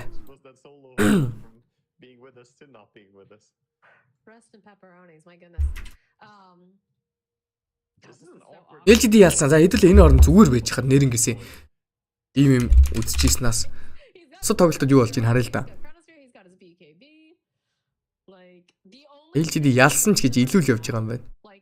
Яг ч ялаагүй л байгаа юм байна гэсэн. Ямар амар илүү болцсон бэ? За Хандрал 2-0. Окей, Spirit-ийн линк гэж байгаа. Хандр битбүүм. За битбүүм ч угаас илүү баг юм да. Я тоглолт эхэлсэн. Тоглолтонд орё. Ятро. Одоо бол нэг айгаадах юм байхгүй болцоо угаасаа. Нэгдүгээр ээжтэй, хоёрдугаар туунахгүй IF-Scar бэлэн болно. Матч-апны хувьд ч гэсэн Ятрог ер нь зогсоох баатар алгадаа гэж тоглолт эхлэхэд л хэлжсэн. Нэг аавланч тоосон дээр гинтл чүрдэгдээд явчихгүй юм бол хэцүү. Харин нөгөө талаас энэ ерөөсөө драфтан дээр энэ яг ойлголцол амар хэцүү болсон сая. Morphling гэдэг батар амар тухтай тоглох гэдэгт нөгөө талын carry Faceless Void нь бүр маш тухгүй юм. Тэгээ Arc Warden л найдаж ийн гэсэн үг л дээ. Бидний Arc Warden байсан ч гэсэн тэгээд Spirit Breaker-тэй захын лэн тоглож чадхаа болчихоор тэгээд шууд геймг болчихно шүү дээ. Яг л Another strike walks right over to the side. Ramses probably feeling that spidey sense tingle a little bit. яг л нэг тийм болж дээ. More pokes high ground, forces a little bit of reactions and kind of back out again. Хамт зургаад харуулъя гэнэ. Яана би иччихдэг шин. Fresh ages. Going for the steal now. Болох хөө гэхдээ. Pure л сайн зурдаг та гинэ. Үнэ. Punish it. Миний модыг дээр бүх хүнийхээ модыг хураац. Би өөрийнхөө модыг хүртэл хураац. Би нэг жоохон байжгаад юм бичээд байгаарай. Жоохон байж байгаа өгч чинь. Good shard. Төгсөн. A little bit more control on the map. Never a bad thing to have. Ажлаа сайн гэр. Амжилт хүсье. Willow and Treant both are amazing shards, so whichever one you get there, you're pretty happy. And Яа Мэро.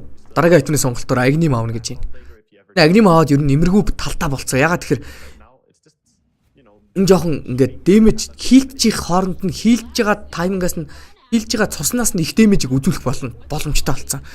Тиймээс баг агним авж яхаар дисо аваад өөрөө дэмэж үзүүлэх дээр юм болоо гэж бодож чинь юу ч гэсэн Cosmic-ийг хийж байгаа Collapse-ыг Alex бодолтой байсан.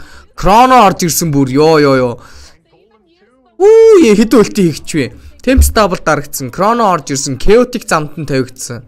Хайныг өлт бол passive. Тэгэхээр ерөнхийдөө бол бүх хүлээгдэх хөлтэйгээ хийгдчихлээ.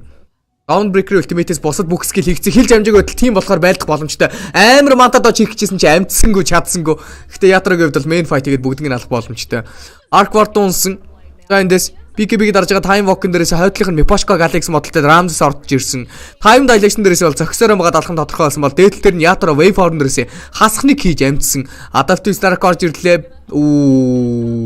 Time Dilation-ы damage нь хүн алж байгаа юм байна Yatra-гийн хувьд бол. Biragi Shadow Realm-ны цохилт 20-с нь Adaptive Strike нэмээ Time Dilation. Tiny-г алснаар triple kill дуурж.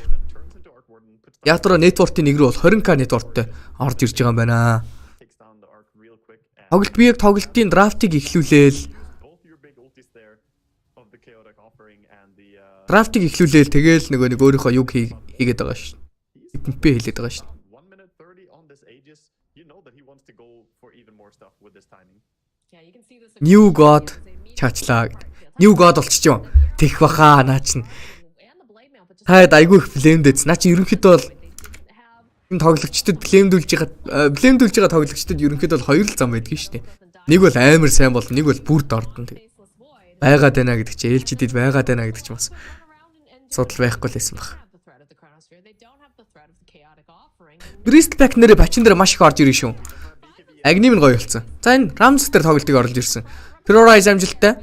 Charge дээрээс бол Nether Strike-ийг хийж байгаа шууд өөрөө kill авч байгаа юм байна Collapse. Tornado хийчихсэн буугаад ирэхэд нь бол Yatora шууд 2 цохиод алхахын тодорхой monster kill дуурлаа. Rip them apart. Yatra diving easily here has the lifesteal. Ядчих Giving up the Manta style. free gameтэй баатар нь Morphling. Тэгээд Morphling дээр тоглож байгаа хүн Yatora юм аа. Ямар хэцүү юм бэ ч. Miera Bitboom towards. Excuse me, Miera just ачвал баг машин окей. Bitboom-ыг дэмжсэн. bubble over on top as well. But they still have this Aegis for another 20 something seconds, and they're making the most of it right now. Жоохон байжгаад Throw back over. хөр өгөлж явна. Spirit breaker. Collapse-ыг toss back хийж гаалж байгаа юм байна. Амжилттай. EMP-ийн дэлбэрэгт нөгөө талаас нь шууд waveform-игээд ороод ирсэн. Backline-ыг нь устгацсан байгаа бол Tiny-да хувирж байгаад өөрийг нь toss back хийсэн. Зөрөөд Yatora-г шийдсэн. За энэ тоглолт дууссан баха. Дарлалт байна уу? Tiny as well there. Хоёр buyback-тэй баатар нь туунахгүй. Just tossing them around.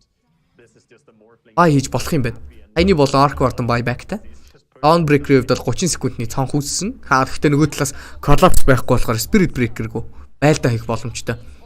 Chrono унших болж байгаа юу? Уншсан. Chrono уншсан байгаа шүү. The amount of damage coming out for Yatra is just massive. Chrono зангаад байна гэж ойлгосон. Чаач denied л чинь Ramses. He's like, fine, you can do that, but you can't have it. The V4 мэж орж ирээ соолог алхаж байгаа. Амжилттай. Low. I'm walking хийсэн. Fight Rams. Йоо энэ Yatora ямар Right now, he needs the rest of his утгагүй юм бэ энэ ч тоо. За living armor хийсэн. Нөгөө талаас attribute шахаад амжицсан. Manta байхгүй байхад нь өвжээд ар. За одоо арай дууссан баха энэ бол. just absolutely dead. Emotional damage авч штэ. Even so, even if you go there, it doesn't matter. He can shift it around as he wants. This is just gonna be a continuous push. Goodbye, Goodbye, clown. clowns. Wow. Ати ирээчээ гинэ. Feeling Окей. confident this one is over 27,000 lead. I mean, they're respawning. They're coming back up. Like, you don't want to drop a single game. Maybe, you know, it's a bit of a Hail Mary. Зя. EMP дээрс тоглолтыг хийгээд байгаа да. Дээдлэг нь юу ч гэсэн ухчихсан. Эндээс Force Staff дээрс гарч явах гэж оролцсон бол Antares дээр Meteorны damage орж ирснээр дуусгачихж байгаа. Magnetic Field-ийг хийж хагаад гараад явъя гэсэн бодолтой байсан. Эндээс Cursed Crown дээрээс Shadow Realm-тэй цохилтон дээрээсээ бол Tempest double устгаж байгаа. Ингэснээр Dot-лыг устгаад л тоглоом дуусган дээ. Яатороод бүр тоож байгаа. Чинж алга ганцаар орж ирсэн зодоод байгаа. Эвтиг зангасан болсон. Айныгийн buyback орж ирлээ. Яатороо тоосдоо шууд алчих үү дээ эн чинь. Яатороо тоосчлаа манаг болцсон. Рамсиг тоосчлаасаа яатороо гинэ. Тооссон таргет хотлоо байлаа. Ингэснээр Рамс шууд унж байгаа юм байна.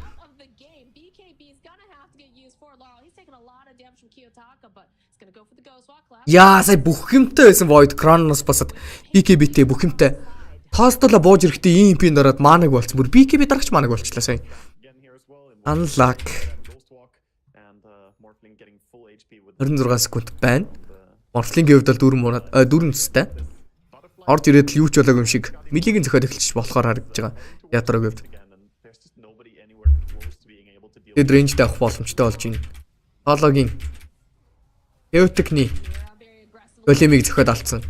BKB-тэй charge орж ирж байна. Бүр base дээр нь тоглосон явж байна. EMP дээрээс татж байгаа Nether Strike-ийг хийгээд хасахныг triple kill. За, Rampage дуурган гэдэг юм шүү дээ. Авлын чиг хийсэн. Усанд нь үзэхэндээ GG-гээ зарлцсан байгаа. Гэхдээ Rampage харъя. Ultra kill. Дуурсангүй. За байж гараа дуурах гэдэг нь. За дуурсангүй. Ямар үл юм бэ? Ramses. За. Time walk-ийг хийж амьд үлдээд. Энэ цоврол бол үүгээр дуусаж байгаа юм байна.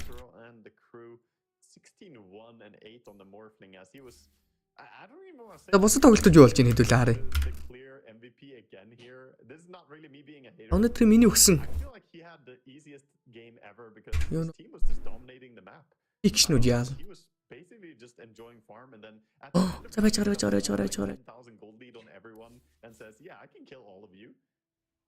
Yeah, I think it's Collapse. I would say Collapse is my MVP. Like watching just how active he's been the entire game, the amount of like I'm trying to like look at the stats. За guys та түр энийг үзэж байгаарай би. Тэр хооронд Quite a few assists, but it just feels like anytime he showed up on this map, he was there. Him and Laurel actually, like I don't know. I feel like, and again, we've already had Laurel be MVP. He did quite a good job in the series, but I think for me, it's probably still Laurel. I like the point for Collapse, but I think Laurel back-to-back MVP here, in my opinion. He's, been in 32 of the kills on his Invoker out of the 40 kills, and that's despite Morphling picking up some solo kills towards the end there. I think Invoker controlled the pace of the game along with the Spirit Breaker in a beautiful way. And honestly, I don't really understand Nine Panda's way of drafting. The TA first phase pick into the Arc Warden first phase pick, I think this is crazy town. I don't really approve of it. Yeah, I was very surprised because again, these are very counterable heroes that they're picking up. It's not like they're picking up, something that's very strong within the meta that's very flexible. TA is one of those heroes that, is very commonly countered if you pick it too early. Same thing with the Arc Warden. It just a little bit of a question mark for me. I am not a pro player by any means. So, I wonder sometimes, like, what's the mindset when you go into this? But take a look at the scoreboard here. Yeah, Yatro 16-1-8. This man, when he got activated, boy, did he get activated. It was very, very impressive. Yeah, he came online big time there. And overall, I want to say the game looked really, really smooth for Team Spirit. Like, last game was maybe a little bit more of a hiccup at some point. And, they had that time where everyone kind of died and they didn't finish the megas yet. But this game was just completely clean. Nine Pandas, they didn't really ever get a hold of Team Spirit. They were too slippery. The Spirit Breaker always charging around. Morphling, they didn't have the lockdown to take him down as well. And even Evoker, he got away a lot of the time. Yeah, it was very, very close multiple times. But again, the way that they play together, and that's one thing I really love about Spirit, is that they really understand how their heroes work and how to move them together. It's not just, okay, this is my hero. This is 3 of our heroes that we want to move around the map, or 4 or 2, or there's always a really strong understanding of their combinations and who they can get the jump on. And it's really just so fun to watch, honestly. Yeah, definitely. And I mean, to me though, I think Laurel, this performance on Invoker, I don't know how many games he's gonna get where he gets to do what he did here. But there we have the Collapse Spirit Breaker as well. Don't want to take anything away from him. And Spirit Breaker, what an amazing hero in this patch as well.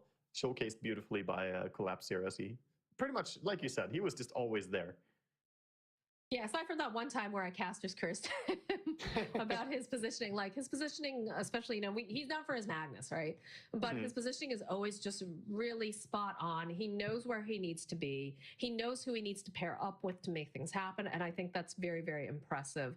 And then also, you look at some of the itemizations to make sure, he's as most effective as possible. Like, I really enjoyed that. And also the recognition that, Spirit Breaker can be run in this offlane role.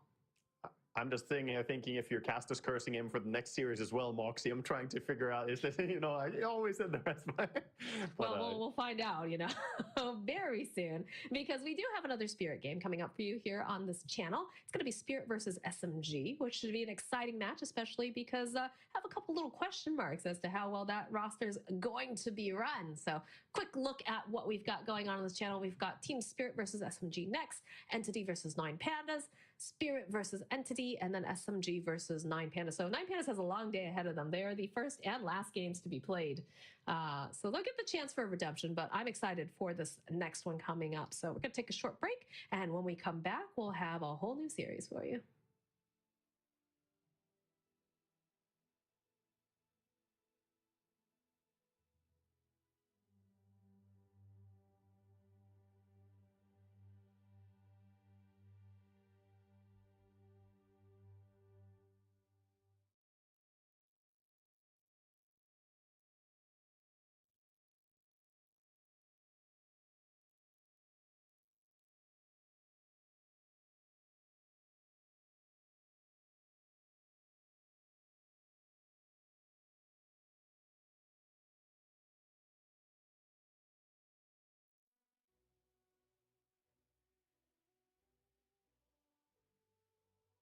Instantly Naga Siren. They played from the offlane. They lost that one, and then they didn't go back to it.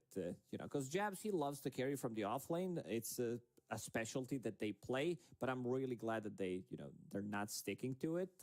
And looking at some of the heroes that are like already popular in pretty much every single game. Like there's this Spirit Breaker hero. We talked about the 5% increase, immediately banned out by Talent. They most definitely did their homework. Talent didn't play yet, which also means that they probably just watched the way Tundra played. And they're like, man, the Spirit Breaker, he has to go. He needs to get out of here. I guess the question now is Earth Spirit first pick? Like, it's first pick for Tundra. Do they want to just go back to that if they don't ban it? Are they going to stay within the parameters of which they've already opened up with here in that first series, or are they going to break through the mold and go for something a little bit more? Like, do you want to leave Pango? That's just my question. Even after all these nerfs, the hero still feels really good to play, does his own thing, one swashbuckle, minus 160 mana. Good luck with that. Grimstroke. And, okay. They have the first pick, so they're going to take it. I mean, Pango's just, like, too good. Yeah. And they also removed Grimstroke, which is a hero that has been on the rise. That's what and also one of the heroes that works really well. Okay, you say it. No. You say it. You got it. I was like, Grimstroke. No, I don't want it anymore. All right, you know what? Guys, as you know, my co-caster here was saying, Grimstroke with the Soulbind opens up the availability for Pangolier. With that not being available, that leash mechanic gone. Could have been Earth Spirit as well. There we go. All right, you know what? You were reading my mind. We have our brain cells on Wi-Fi. Caster. Yeah. Sometimes I feel like I still am. You know what can you do? Immediately, Talent takes Earthshaker. Just kidding. This is potentially a flex pick, but most likely going to be Mikoto's hero. Great matchup against Pango. I've seen like Pango's getting bodied. Level 1, level 2. You get close, enchant totem every single time in your face. So pretty difficult for Pango to play into this one. I also want to see if maybe they want to remove, Bloodseeker, but I think it's a bit of a stretch here. I think Pango players, they also understand what needs to be done. They build into Lincoln Sphere eventually, and I also don't consider Bloodseeker S tier carrier right now. I would have even put him in A tier category. A tier's still good. You were talking about the Earthshaker in the last series and how it doesn't know a lot of these matchups. Specifically, I think you were talking about him against the Earth Spirit, right? So is it similar here against Pango? I think it's even better than against Earth Spirit. It's just another melee hero, but Pango can't really rotate that easily pre-level 6. Also a hero that consumes a lot of mana, so if you have your supports rotating and taking the rune from Pango, he could struggle in this matchup. Ban of the Warlock, we've seen that. And, they banned the Warlock and the Grimstroke. Obviously, the Grimstroke would have given the availability to potentially go to the double Fatal Bonds and all that, and the Bane, which is even more control. Another hero that can stop. Yeah. Oh. Not just that, but also strong laner. This has been played as a position 4 quite a lot recently. There's been some off-lane Banes, but as a position 4, this hero really shines. Super annoying to play into in the lane. Just 1 point and enfeeble. Carry sits at 20 damage. Can't really last hit. I need a buff of some base damage if you're going to be getting enfeebled like that all the time. Feels horrible. I tried to play a mid once, heavy on the enfeeble. That made my life a lot easier. But that enfeeble level 1, it is very frustrating to have to deal with. It's super annoying. You just can't. It's you try, but you can't do it. Imagine playing against Razor Bane lane. Okay, I'm up to something. Oh, bounty ban. Hero, they have information that we don't have because they've been screaming a lot. Some of the teams arrived in Seattle relatively early on. Right. Bounty Hunter, I've seen this hero being played on different roles. This was Tundra's specialty when they played with Saxa as well. They were really able to put in tons of pressure early on. This is also a hero that I think right now can be played at different roles. I feel there's some potential to play off-lane Bounty, maybe even carry with the latest addition to his attack speed. Whoa. But let's not get too crazy about it. Nature's Prophet has been a very popular ban and or pick. So, coming in here, not surprising. Where it's going to be played at is still, of course, up in the air. But this is a hero that early on can move around the map, even with the nerfs to Sprout. Feels like this hero is still very strong. He's been nerfed, twice in a row? Or even just that first nerf, you thought it might be enough, but he's still high priority. And they go Weaver. How Gaming Gladiators played against PSG LGD, and LGD, they won against them. They had Carry Weaver, which was a bit of a surprise. I managed to check in between the games what was going on. So a bit of a wild one, I would say. I'm not sure if this is going to become a trend. This could also be some position 5. So this is something that Snaking did play a lot when he transitioned from position 4 to 5. It's definitely not, 33 hero. He's not going to touch this hero. I was going to say, Sinkyu played Weaver as well at some points when he was getting that hero into his hands, and he played it with definitely an interesting build, but that was also a game where I remember we were just he could have built anything and he would have been all right. I don't know if you want to commit to this Carry Weaver anymore. Yeah. Against Faceless Void, it's one of the toughest matchups. You can't do anything. You have no saves inside a Chronosphere. Maybe there's some reasoning to pick a hero like Shadow Demon, but then again, you don't have any stuns other than Thunder. Yeah, I'm back, boys. Sorry. Юм хийгээд. Potentially Weaver as a position 1, but Хийх нь дуусахгүй маа нэр. За, драфтанд орцгоё. They already already been the invoker, so it's not going to be that faceless void. Талон Тандра гэнэ юу гэдэг тоглолт вэ энэ одоо. Юу харж байгаа үстэй. Very strong in a lot of different roles. Obviously there's already Талон ер нь нэг гейм авчдгийг штэ ер нь багуудаас. Айгуу төвхтэй баг. one of the teams at the Asian games and it did really well. It's a very flexible hero.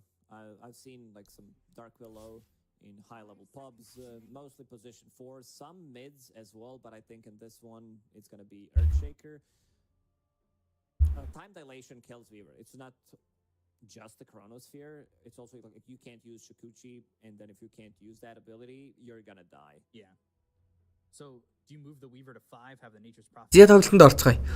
Юуны төрөнд Талоноос Shaker гэсэн баатар орж ирсэн. Танго нэгээрээ дарагдсан болохоор өөдөөс нь бол Earthshaker гэсэн баатараар laning stage-д мэддээр бол давуу талыг авцсан байгаа даа. Нөгөө талаас Nature's орж ирсэн бол Vengeful Spirit мэдээж хэрэг бачин дээр байгаа хамгийн хүчтэй баатарууд бол орж ирсэн. Зарим Тандрагаас орж ирсэн нэгэн сонирхолтой сонголт. Weaver гэсэн баатар орж ирсэн байна. Нөгөө талаас Void, Dark Willow. За Weaver гэдэг баатар их сонирхолтой. Void-го контролдог, бас Void-доо контролуулдаг. Яадаг вэ гэхээр энэ дөрвийн Weaver тоглодог, Void-өөс тоглож байгаа үед хөвчлэн. Энэ дэвтэ Carry Weaver бас байх боломжтой. Дөрвийн Weaver байх юм бол time lapse-н дээрээс агним авч ягаад time lapse-н дээрээс бол хүнээс хэвлэх боломжтой та бүхэн санаж байгаа бох. Харин нөгөө талаас Lane Void-өөс тоглодог. Shikuchi гэдэг скиллээ дарангууд нь шууд өөдөөс нь гарч ирэх юм бол time dilation хийгээд Void-тойгоо нийлээд арчих юм бол алхахад бас хялбархан баатар. Тэгэхээр яг аль нь илүү ур ухаан зарнав тэр нь илүү амжилттай л эндэж болон геймдээ контролох боломжтой. Би бинийг бол харилцан контролсон баатрыг бол авчихлаа. За Тандрагийн Чивга 33-ийн Tide Hunter гэдэг амшиг орж ирлээ дээ. Халаанаас бандсан баатрын үйлбэр Red King. Харинхэд бол 5-ын Nature's 4-ийн Weaver гэдгийг бол адралцсан байгаа. Ер нь хинч үсэн тэгж бодохоор би ч гэсэн сая 4-ийн Weaver гэж шууд автоматар хилчихлээ. Яг гоо carry байх боломж бол байгаа шүү. Carry байх боломжтой. За сүүлчийн бом болон сүүлчийн пикний үйлбэрүүдийг харцгаая. I could see them picking up some Sven again. I feel like it's a good Sven game just to buff people up against the Earthshaker, have this explosive damage. Энэ тоглолтыг л үзэхээр байна да. Энэ төгс. Өөрөө. I've seen a lot of CK as well. I'll be honest. I feel like coming into this DI, especially into group stage, we're going to experiment so much more. Зя Chaos Knight орж ирсэн. Тэр улаан чигчтэй нөхөр Монгол биш ээ. Монгол хүн байхгүй. Яа эд Монгол хүн орсон бэлтэл байхгүй байна одоогоор. This is how Skeeter made the name for himself. This was like his best hero when he started to play professional Dota. CK, another one of those versatile heroes, but the lineup is pretty much straightforward at you. From Tundra, it seems. Зя Тандрагаас Chaos Knight. Нөгөө талаас бол сүүлчийнхаа пикэнд орж байгаа талааныхан. 23-ийн Void яа. Dawnbreaker and the Darkseer on the side of Tundra to finish off their draft before they got that CK. So what do Talon want to line this up with in the offlane? It's, you know, maybe they're looking for options here. Let's see. I'm down for some like Primal Beast, maybe even Omni Knight, just to have like some kind of a damage early. Балон 500k шийдсэн. Окей. Inside a Chronos, but it's a lot of survivability. Primal Beast, like he received a slight nerf, and to go back to CK, it was not 30%, it was 0.3. За Legend Commander орж ирлээ талааны офлайн дээр. That's also a good option. Something that's going to lock down Tide Hunter, where you can actually burst him from 100 to 0 without him using the Ravage, can crack that off. Plus, you also have. Yeah, guys. Faceless Void. Ята тоглолт болгоныхоо дундуурлаад бараг залхахлаа ярьж энэ. Нэгдүгürt хүн нэрээ талан малон дээр 500k шидэд байгаа хүмүүс, багууд дээр мөнгө шидэд байгаа хүмүүс цэнэглэлт таталтай хэлгээрээ. Нэг X Tokyo гэж хайж болоод Facebook дээр нэг X Tokyo гэсэн пэйж дээр 24/7 маш хурдан шуурхаа цэнэглэлт таталт хийж байгаа нэгдүгürt. Хоёрдугаарт очиж үзэх газар их юм бол яг өнөөдөр бол Слоо маргааш 5 дахаас эхлээд хаад очиж үзэх газар хайж байгаа болвол бас л Facebook пэйж дээр ойрхон байгаарай. Abyss Sports Pub гэдэг маш гоё газар нэгдсэн байгаа шүү. Is there anything in particular Сонирхоод үзээрэй guys. in terms of lanes early on before we jump into the match? This mid lane, definitely the lane to watch out how Mikoto is gonna do on Earthshaker against Pain. Орой юм уу? Тати. It's gonna be like so much damage, like so much random damage on the ground coming out from Thunder. Гарын хэрэн үстэй скитер нэрээ бүр алан даа гэж. Some random Nature's Prophet ulti, swashbuckle. So Tundra, they don't necessarily need to commit to a fight. While on side of Talon, what they want to do is use their abilities, instantly delete the hero with Талон дэмжсэн. Blade Mail. Окей. Faces Void with the Chronosphere, Echo Slam from Earthshaker. One of the reasons, like you talked about Dark Willow, how strong this hero feels right now. Мэл битүү тэрийг нь сайн мэдгүй л. Where you can actually use it on different heroes and not go in the middle of a fight makes this hero so much more viable. Yeah, just being able to throw Bedouin on, say, the Legion Commander, or even Mikoto, who's going to be jumping in here with that Enchant Totem, it makes the hero so strong. And even I've seen a couple times maybe Dark Willows that want to maybe migrate into being a little bit more of a core. They go into some like second item Midas, and they find themselves getting like an Ags a little bit later on, and all of a sudden they're also doing damage, and it makes it so difficult for you to even go up against that Dark Willow. And if you have that extra outside damage into a Chronosphere, like Dark Willow can really be putting a hurt on a Tundra if it gets to that point. Зя тоглолт эхэлсэн. Маш гоё тоглолт, сонирхолтой тоглолт. Talon in this game, they will never lack damage. You have Faceless Void, you have Legion Commander with the Blade Mail mid Earthshaker who comes online early Okay. on, and also this Dark Willow with Bedlam damage that we just mentioned. So definitely a lot to look forward to for Talon. But like we saw in that last matchup against TSM, Tundra, they've hit their timings pretty well so far, and they've hit that point of no return for the other team. So if you're Talon, you kinda gotta keep Зээш нь үсэн. Нэгэн баг. Нутгийн баг гэхэд одоо буруутахгүй те. Азийн төлөөлөл болсон талон. SMG бол бараг л Аз биш болсон байгаа шүү дээ. Тэр талооны эсрэг Тандра гэсэн тоглолтууд бол яг одоо явагдах чинь. Боо хоёрын ихнийг юм. They can like pause the game mentally and then have a 30-minute discussion. Oh, what's the best thing? Like, what's the perfect thing we can do right now? And they do that in a split second. They do such a good job of it. It's very impressive, their decision-making, thought process, the line to A to B for them. It's always very well laid out. And Snaking going into the early point of the teleportation, he's going to place a deep ward here by the tier 2 tower over in the bottom lane. And then enough. I don't think this ward gets devorded. Яа хамгийн зэрэг 3 нэгт Дуракио 2-т Savage 3-т Abed гэсэн байлээ. За мэдгүй. Тэгэж харж байгаагүй. Яа. Тоглолтонд ор. Алоноос юу ч гэсэн 5 смокт орж ирсэн. Смокн дээр л таарсан хүн байхгүй. Харин 9-ийн хувьд энэ одоо Чикучи дарж төрүүлж орж ирэнгуудаа Дотлын ариан дээр исэн сайхан вардыг зоочж байгаа юм байна. Халон. Дифний вардыг зоосон. YouTube дээр болохоор Abyss Sport гэдэг YouTube хуудсан дээр явж байна. Everyone except Dark Willow. They were just at the bottom of the steps, and they were like, Nature's Prophet kind of existing. See, nobody moves their courier outside their base in my pub, so I can never get away with that. In the first minute. Yeah, you gotta rank up. Let's see how many bounties Thunder's gonna Зя ваунтер нэрх тоглолтод. Thinking about the top one, but Talon, they have the numbers, so it's just gonna be 2 apiece. Time walk-ийг хийц энд үзнэ гэж энэ да. Savage-ийг бүр нилээн л холох гээд байна. Питкээс өмнө талцтай болцсон. Нэмээд лэндэ очихын тулд типитгэхэр болчихлоо. Бидэд очихт нь шууд тайд гаша аваад өөрдөр нь агрессив тоглолт хийгээд эхэлчих боломжтой болж байна. Оли энэ хооронд ерөөсөө Дэтлас гейт гэд нилээх цаг алдаж байгаа да. Snaking нэг левелдээ teleportation гэсэн скил авчихсан байгаа даа. За Savage буцаж очихдоо танго өдөд. Цос нь бол дүүрчиж байгаа юм байна. За мэдээ матчап. Mikotогийн Earthshaker Topsны хувьд бол Панго гэсэн баатрын сонголтуудыг хийчихсэн.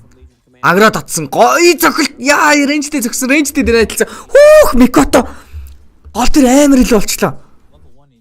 Рейнжтэй дэнайтлаад авна гэдгөө шууд төрүүлж хоёр хүрхийн. Цанд. И Void Arcan ингэж level 2-т болохоор өнгө хөрдөг. Жохон нэг мөнгөлөгч юм шиг өнгөгүй юм шиг болцсон байгаас нэ. Унцар сав шиг чигч. Баатруудын аркананууд ер нь level 2-т болохоор өнгөнүүд нь бүгд солигддог.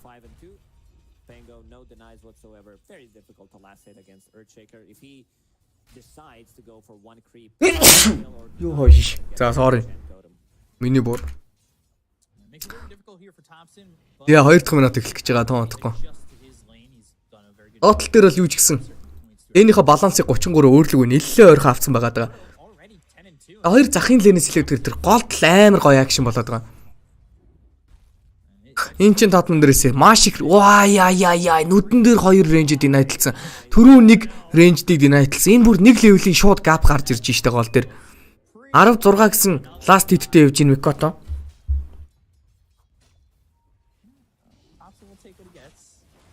Таталт дээр телепортейшнер бууж ирсэн. Оолыг алах боломжтой. First Blood. 9 киллийг авсан. Цайвэж хэвдэл Time Walk дээрээс гараад явж байгаа бол багийн нөхөр нь бол унаад өглөө. Киллний харьцаа үгээр бол 1-0 болсон.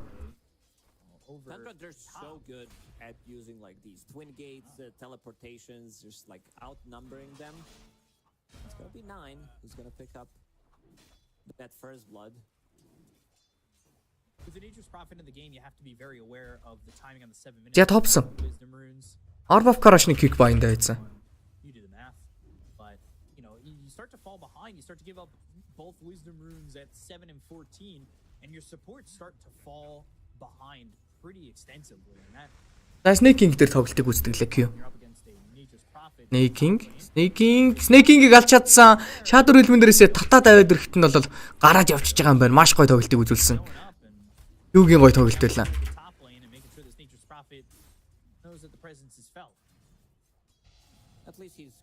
Таталт дээр акшн болох боломжтой. Шикүжтэй орж ирсэн. Үжинээс гарч ирэхэд нь телепортейшн хийгээд Savage юу, Ollie юу гэсэн сонголтын дээрээс бол 23%. Панго өдөө зүгээр гарчиж байгаа юм байна. Snaking буцаад дэшиг үс. Энэ Snaking ер нь бол Chaos Knight-тай Natures авсан хамгийн том шалтгаан нь Natures нь хүссэн үедээ хөдлөх гэсэн юм байна. Zika гэдэг нэлээд агрессив лэний баатрыг хүчтэй лэнддэг баатрыг Natures-тэй холбохоор жоохон тэнэг байх гэж бодсон чинь Zika зүгээр лэнээ хоолд хийж үдэлдээд Skitter-ийн Zika тэгэнгүүтээ Natures нь ингээд хоёр тишээс хөдлөө тоглож байгаа юм байна л да. Тоглолтын 4 дахь минут туудахгүй эхлэх гэж байна.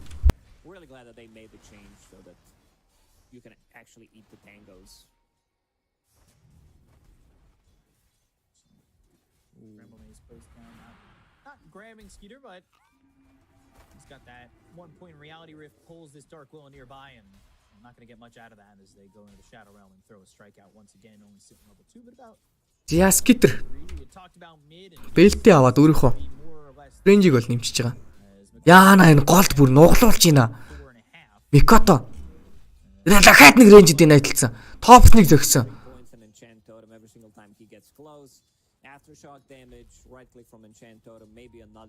Йоо. Топсон бүр. Нугас нуруу хуг.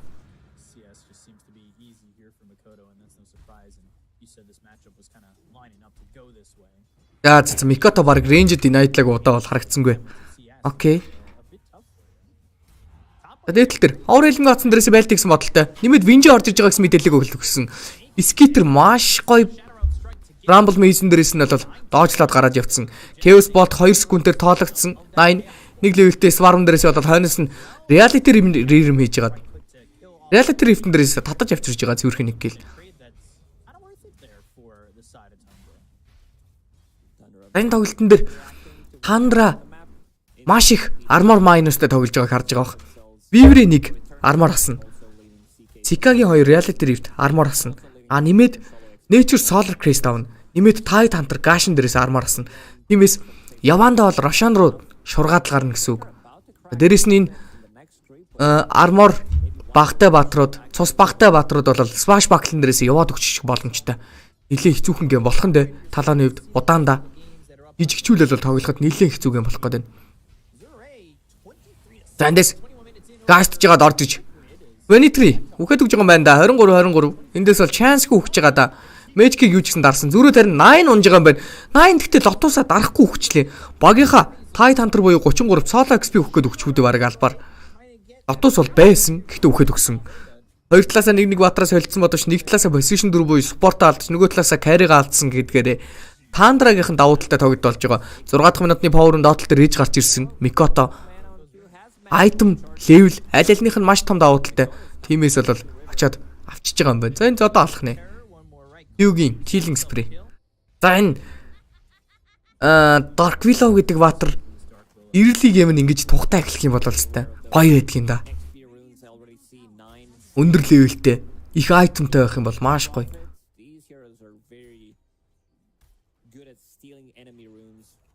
Яг 7-гийнх нь Wismig авах гэж оролцсон 9. Нилээр төрөд ирсэн. Watcher-н дээр солилцох боломжтой. Oli дээр TP орж ирсэн. Oli Сварма зөхөж авахгүй бол өөрөө өгөх магадaltaй. За Mikoto бууж ирсэн гэсэн мэдээллийг авчиж байгаа. Тиймээс гараа авчиж байгаа юм байна. 9-ны гоё тоглолт.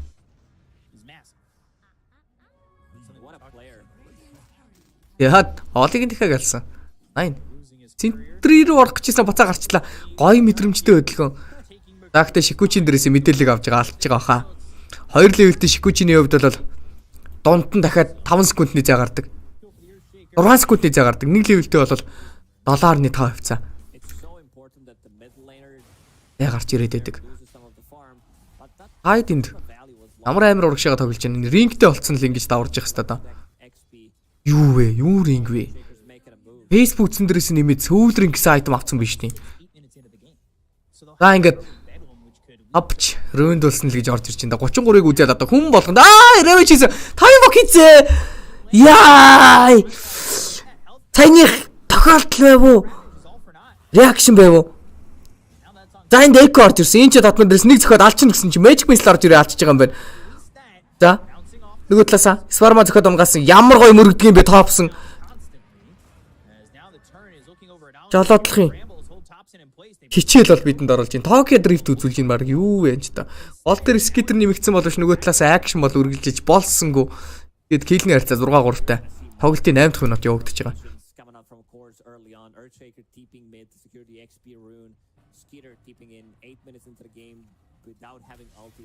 За, Тандрагийнхаа ингээд та харж ивэл Тандрагийнхан бүгд хөдөлж байгаа. Маш амар хөдөлж байгаа. Скитер хүртэл гол дээр коннектлж шít. Нэг л хүн хөдлөхгүй байна. Тийм бэ. Энэ бол 33 байна. Амар айтемтай гарч ирээд офлайны импактыг бол Тандра гэдэг баг үнэхээр л бүрэн төгс харалдаг багийнхан.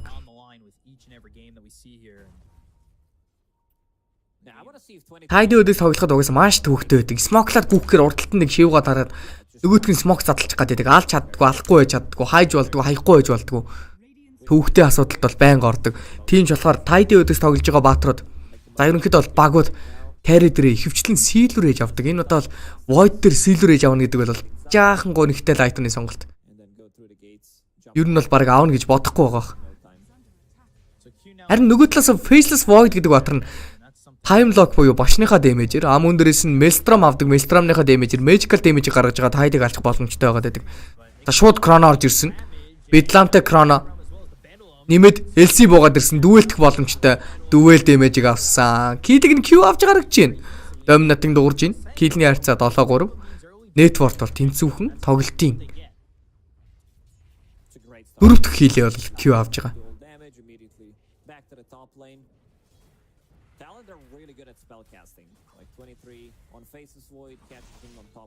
Яа, голд Топсон гэхдээ network-то бүр баланслж чинь.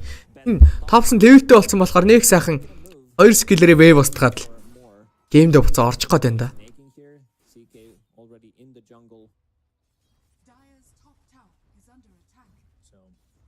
Just like a little bit of the previous games, Tundra, they aren't leading at the moment, but we'll see if they can find that opening.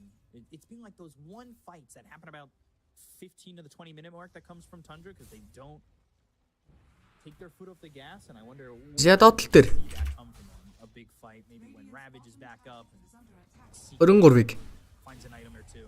Ойл прешэрлж юм да. Азар тайм вок 4 левелтэй. Гэхдээ Dota-ийн тавар бол унчиж байгаа. United амжих байсан, амжсан. Ёо. Ийжийн зохилт ирж яхад яг сүүлчийн мөчөдөлт United амжлаа. 33-аас орж ирэх дараагийн айтууны сонголт Vladimir. Vladimir-ыг авч ягаад л нилээ mid game дээр л орж ирэх гээд байна да ерөнхийдөө бол жишээлбэл Vladimir авж байгаа хамгийн том шалтгаан нэгдүгээрт өөрийнх нь mana regen болно. Өөрөөсөө physical damage гаргах гэдэг өөрөө зодох гэдэг шиг байна. Цэлүүрэж авах хүн байхгүй болохоор дээрээс нь Vladimir авчих юм бол Chaos Knight за ерөнхийдөө бол энэ physical damage-тэй батруу дүэлдүүлсэн ч гэсэн lifesteal-ийг хийгээд өөрсдөө хамгаалах боломжтой гэж үзэж байгаа. Vladimir Solar Crest гэж тоглож магадгүй л харагдаж байна. Маш яарвчлан Vladimir авдаг батрууд гэх юм бол одоо жишээлбэл Icon-ийн батрууд бас байдаг. Өөрийнхөө lifesteal-ийг, өөрийнхөө mana regen-ийг нөхөд unit-үүдтэйгээ хамтдаа фаранда тоглолцдог.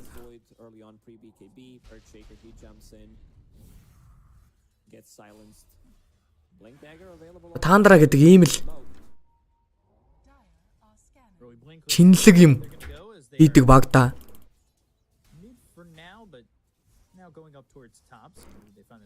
23.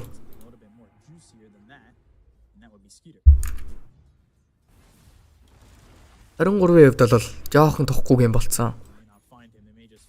Спонсорынхоо нэрэн дээр cringe гэж бичсэн байгаа. За эндээс хоёр зохиол алчна гэсэн чи Олигийн Magic Missile-ээр kill бол дуусж байгаа юм байна.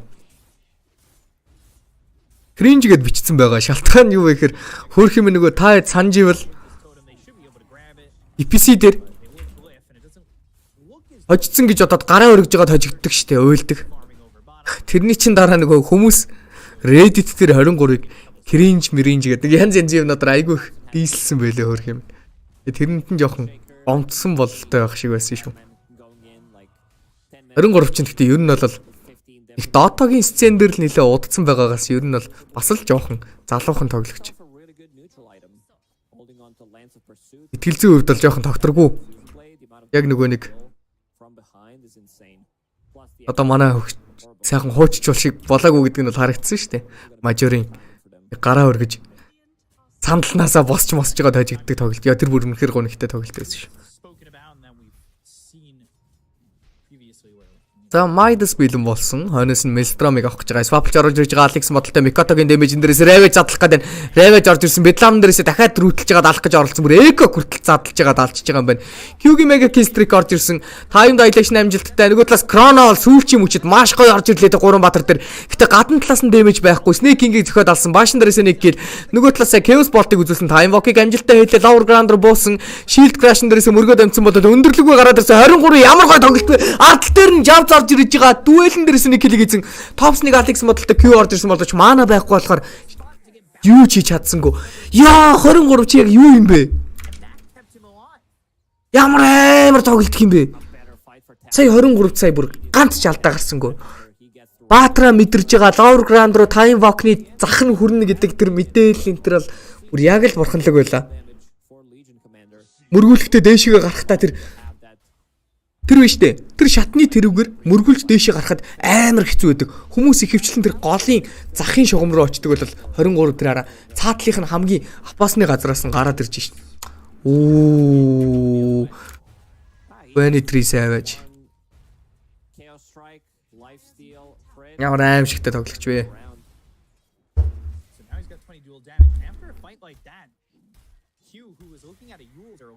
11-5 гэсэн киллний харьцаатай тоглолтын 15 дахь минут туудахгүй эхлэх гэж байна. За Яторогийн хэлсэн 23 бол л топ тир carry-ний ерөнхийдөө бол шилдэг carry-нуудын нэгэ гэдэг нь бол үнэхээр л бүр тодорхой юм байна. Арга хүн бол өөхөн байлгүй дээ энэ ч одоо.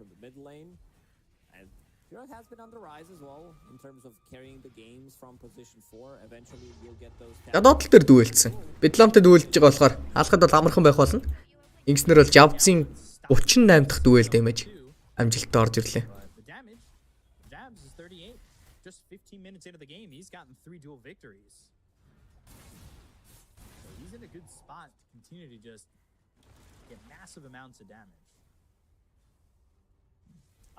see Thunder play Tidehunter Vlad's in his inventory. I'm like, oh right, this is the raid pack. За network-ийн 1-р 33 явсан ивэрэ. Hype дарна гиндэ ханаас нь. Magical damage-ын дээр ерөнхийдөө бол унтчаад байгаа. Одоо нэг Void-аас гарч ирэх damage-ийг л бүтэн танклаад байгаа нь энэ ихгүй юу? Kraken Shield-ийг dispel-д чадахгүй гингууд би хэлсэн ш дараагийн үйлдэл нь юу вэ гэхээр Time Lock гэдэг нь magical damage нэмээд ардталтаа Bedlamтай Mistrom-ны magical damage 23-оос орж ирнэ. Тэгэхээр энэ magical damage-ийг Piper-аа шууд гаргачих гэж байна. Ингээд Void гэдэг батрыг шууд энэ зөвхөн тоочглаа тоглож байгаа юм 33%. Void нь сайваж. За сайваж үнийг яаж давж гарахыг харъя. Сайважийн хувьд бол Frost Zender одоо тоглоод аль үжээний 3 жил болчихж. Fnatic багт бол анхныхаа гарааг эхэлсэн. За намайг чи одоо 18 онд цэргээс ирчээ тоглож яхад л Immortal 3 гэдэг ранктай 16 настай хүүхэд байж исэн. 2002 оны тоглогч. Хав дээр таарад Immortal 3 ранктай. Мид тоглодог байсан тэр үедээ. Core дээр ямар ч рол дээр хамаагүй. Баг хайж исэн. Багууд болгон руу өөрөөр request-ийг явуулж хамгийн сүүлд нь тунж үлдэж яг авсан баг нь бол анхных нь баг нь Fnatic, хойноос нь VG Gaming. Тэгээд тэнийг одоо л талан гэсэн багуудыг дамжаад явж байгаа. За C-ийн номер 1 carry гэж хэлэхэд ерөнхийдөө бол их буруудахгүй хаа. За Mikoto өөр экодж жагаад Ancient Farm авал авчиж байгаа юм байна. Маш хурдан Agnim авах ёстой гэсэн эффектийг л үзүүлж ин да Mikotогоос. Найнаас орж ирсэн ихний айтоны сонголт Solar Crest. За нөгөө нэг Tide дээр Solar авч магадгүй гэсэн эффектийг хажуу талаас нь Weaver оруулж ирэх юм байна.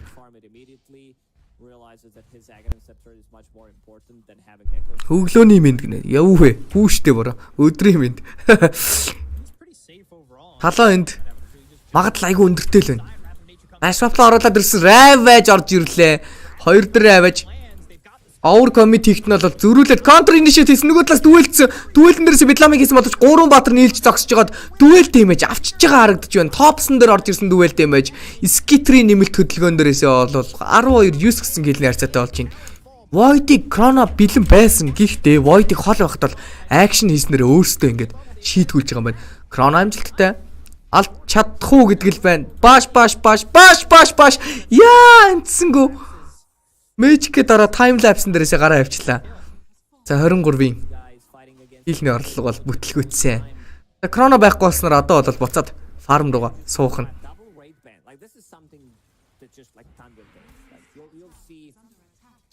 Playing Bristleback, picking up double, sometimes even triple raid ban. After 25 minutes, you'll see both supports having at least double raid ban on like Warlock and the Beaver picking it up in this one. But a good fight. За Skittery item timing бэлэн болчихжээ. Chaos Knight гэдэг баатар яг энэ 3 item-ыг авсан байхтаа л гоё. Ерөнхийдөө бол статсныхаа нэг item болох Armlet-ийг авна. Ингэснээр laning stage дээр ямар ч аюулгүй farmдж эхэлдэг. Armlet-ын дотор байдаг Iron Will-ийг авах нь бол хамгийн чухал асуудалтай. Энэ удаа бол Sabrigger өөрийнхөө mana range-ийг бол зохицуулсан байгаа юм байна. Stats бол Ograx-аар авсан. Хойноос нь бол Blink. Одоо бол тэгэхээр Chaos Knight solo kill хийхэд бэлэн болсон гэсэн үг байна.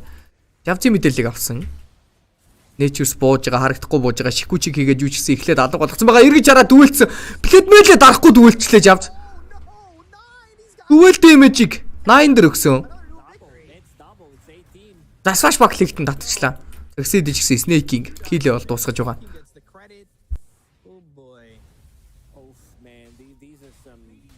Javzl.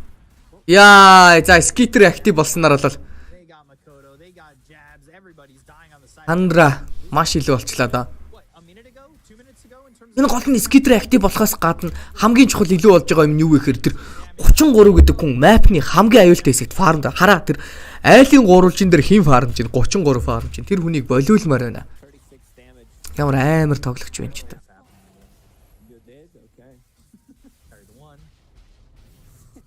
23 хувьд бол дараагийн айтны сонголтоор BKB авна гэсэн модалтай quick bind item-ыг хийсэн. Javz валарсан. Javz одоо ингээд game day impact үзүүлэхэд амар хэцүү болчихж байгаа. Юу ч гэсэн BKB дарж өөрийнхөө видео бол анхаарал тавина. Дараагийн айтны сонголтоор silver ээж авна гэж ингэснээр Tide Hunter дээр ач холбогдол өгөхгүй бол угаасаа болохгүй. Тоглолт эхэлж ихт хэлсэн. Тайд хантер ингээд map-ны урд гүгээд байдаг байхгүй ерөөсөө.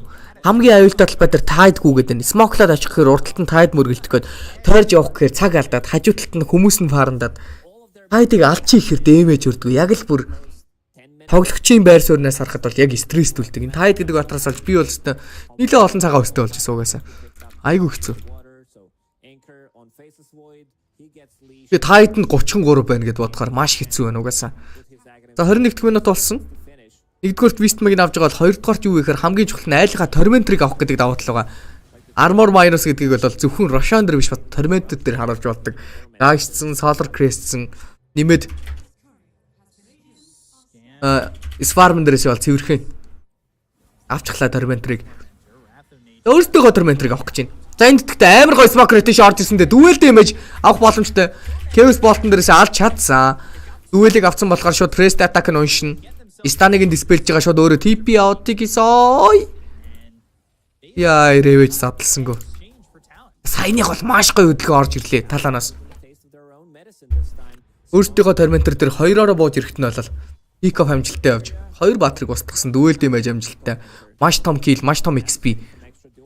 За мөн дээрээс нь айлынхныгаа дээдлийн ариаг нь бол бүтэн чөлөөлөд доотлол дээр 5 баатар ирсэн гэсэн мэдээлэл бол авчиж байгаа. Ингэснээр том гурвалжингаа бол ямар ч аюулгүйгээр фармдах боломжтой болж байна.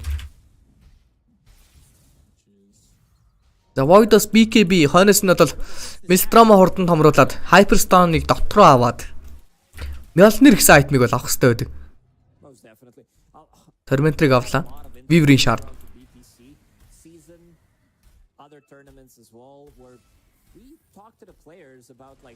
Weaver-ийн shard яадаг гэнэ вэ? 0.2 секунд фирдэн л гээд байна да. Шикучи мөргөхөөр фирдэх юм бах та. За роо орхон дээ. За нөгөө нэг Armor minus-ыг чи үзүүлэх гэж байна. За Armor хасдаг 2хан баатар нэрж байгаа одоо л. Тэгэхэд л ингэж амар хасж байна. Хасж байна. Имэд гаш орж ирнэ. За map-ын дээр 2 баатараа харагдуулж байгаад үлдсэн 3 баатар нь бол роогоо авж байгаа. Андра.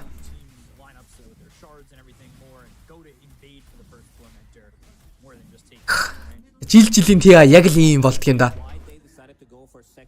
Юу болдог вэ гэхээр энэ армор хасах гэдэг эффект бүр амар чухал орж ирдэг. Яг зөвхөн TI дээр ягаад чинь. Та санаж байвал өмнө жилийн TI, тэрний өмнөх жилийн TI дээр Tide Snap гэдэг Atrix-тэй авсан баг нь баг ялагддаггүй байсан. Яагаад вэ гэхээр Tide нь гаштаж хасаад Snapfire нь Lee Shredder-ээр сохиж хасаад нэмээд Slater гэдэг батар орж ирдэг байсан. Armor-ноос болж. За энэ жилийн TI-ийн тренд болсон айтем бол мэдээж Solar Crest гэдэг айтем байна. Нэмээд Tundra гэх юм бол Armor асалтыг Weaver-ээр хүртэл оруулж ирж байна. Маш гоё.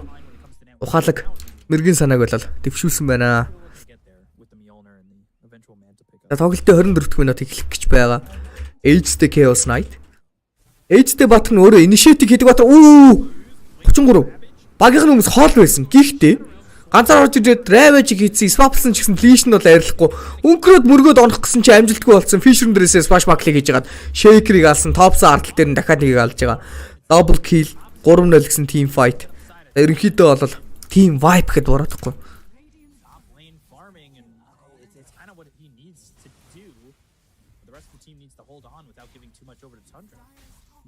Such a beautiful ravage. I mean, they were underneath the vision. This is really not the word you see often. It's like in the middle of the river, scouting the rune, which gave him a really. За, биг дарж байгаа плейт мейлэн дээрээс дүүлдээд алчж байгаа юм байна да Nature's-ийг. Дүүлдээ мэж амжилттай орж ирсэн. Skittrick Hoix бодолтой. Уг нь бол ганцаараа байсан баатар. Гэтэ цаанаас нь Pango connect-лахад нэг 5 секундны зайтай байлаа.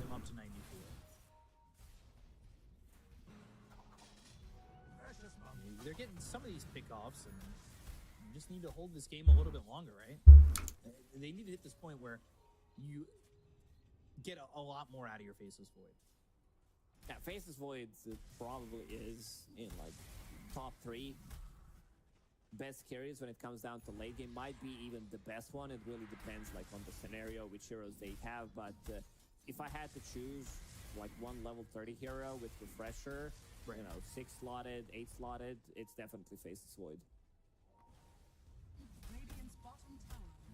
it's another one of those matchups where the team against Tundra. We'll see if they can get there.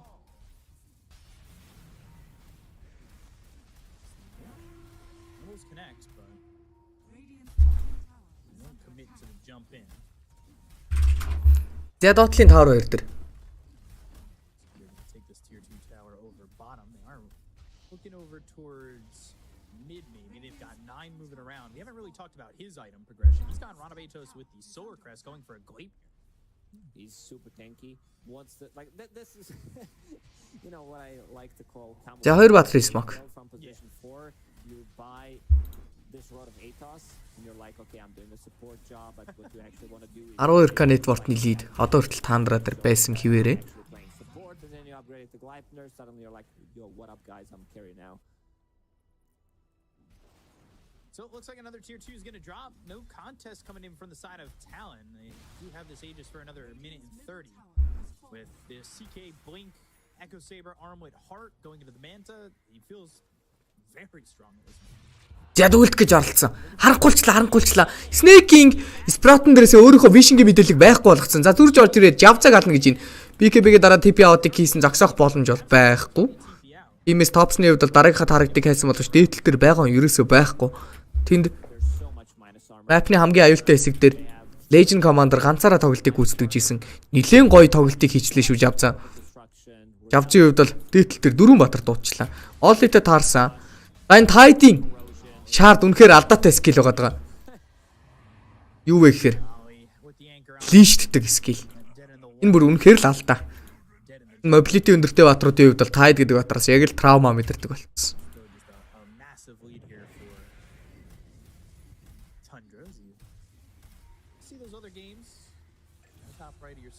Яа, энэ хүнд үээлдээ талаадах юм. Бидламн дээрээс алчлаа Topsnыг үээлдэж байгаа. Early on, he's gone into that Yules, has a blink dagger, going shard next. If the game goes long enough, expect an Ags. We'll see if we get there. It's more dual damage for Gags too, putting him at 122. Яа дэтэл тэр. Крона орж ирсэн. Эйчний сүүлчийн тайминг дээр Крона орж ирсэн. Өөрөө BKB-г дарж байгаа TP out хийчихэж байгаа юм байна. Ганцаараа байна гэж бодсон юм шиг байна да. Ерөнхийдөө бол талууны ингэж ганцаараа тоглоод байгаа шалтгаанууд нь юу вэ гэхээр макро гейм тоглох гээд байгаа талуун. Европын багууд энийг бол маш сайн яадаг. Яага макро гейм тоглох гээд нэхэр 5-9-5 уулзах юм бол барахгүй гэдэг инфог авсан гэсэн үг. Тиймээс хүчтэй таймингийг нь буюу өөрсдийнхөө айтмыг гартал айлынхаа хүчтэй цагийг дуустал нь захын лэнүүд төр тоглолтыг гүйцэтгэх гэсэн бодолтой. Явж ин да.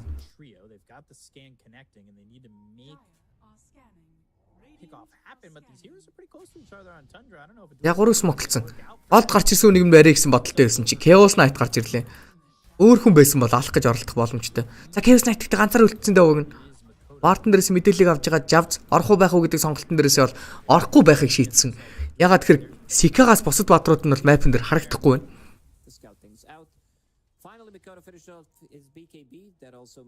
Ангснэр смок хөдөлгөн. Хөдөлгөөцөө. Sika Trask-тай. Яа 4000 ганцтай Chaos Knight.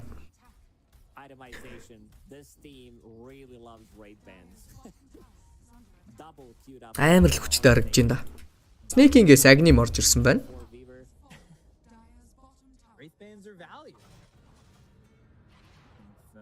Tide дэше буусан.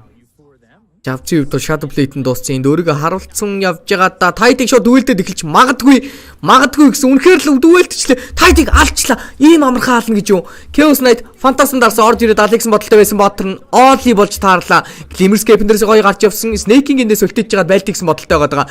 Sprout-н дээрээс өөрөө арай л гүнзгий ороод ирчлээ. Snake-ing-ийг алсан.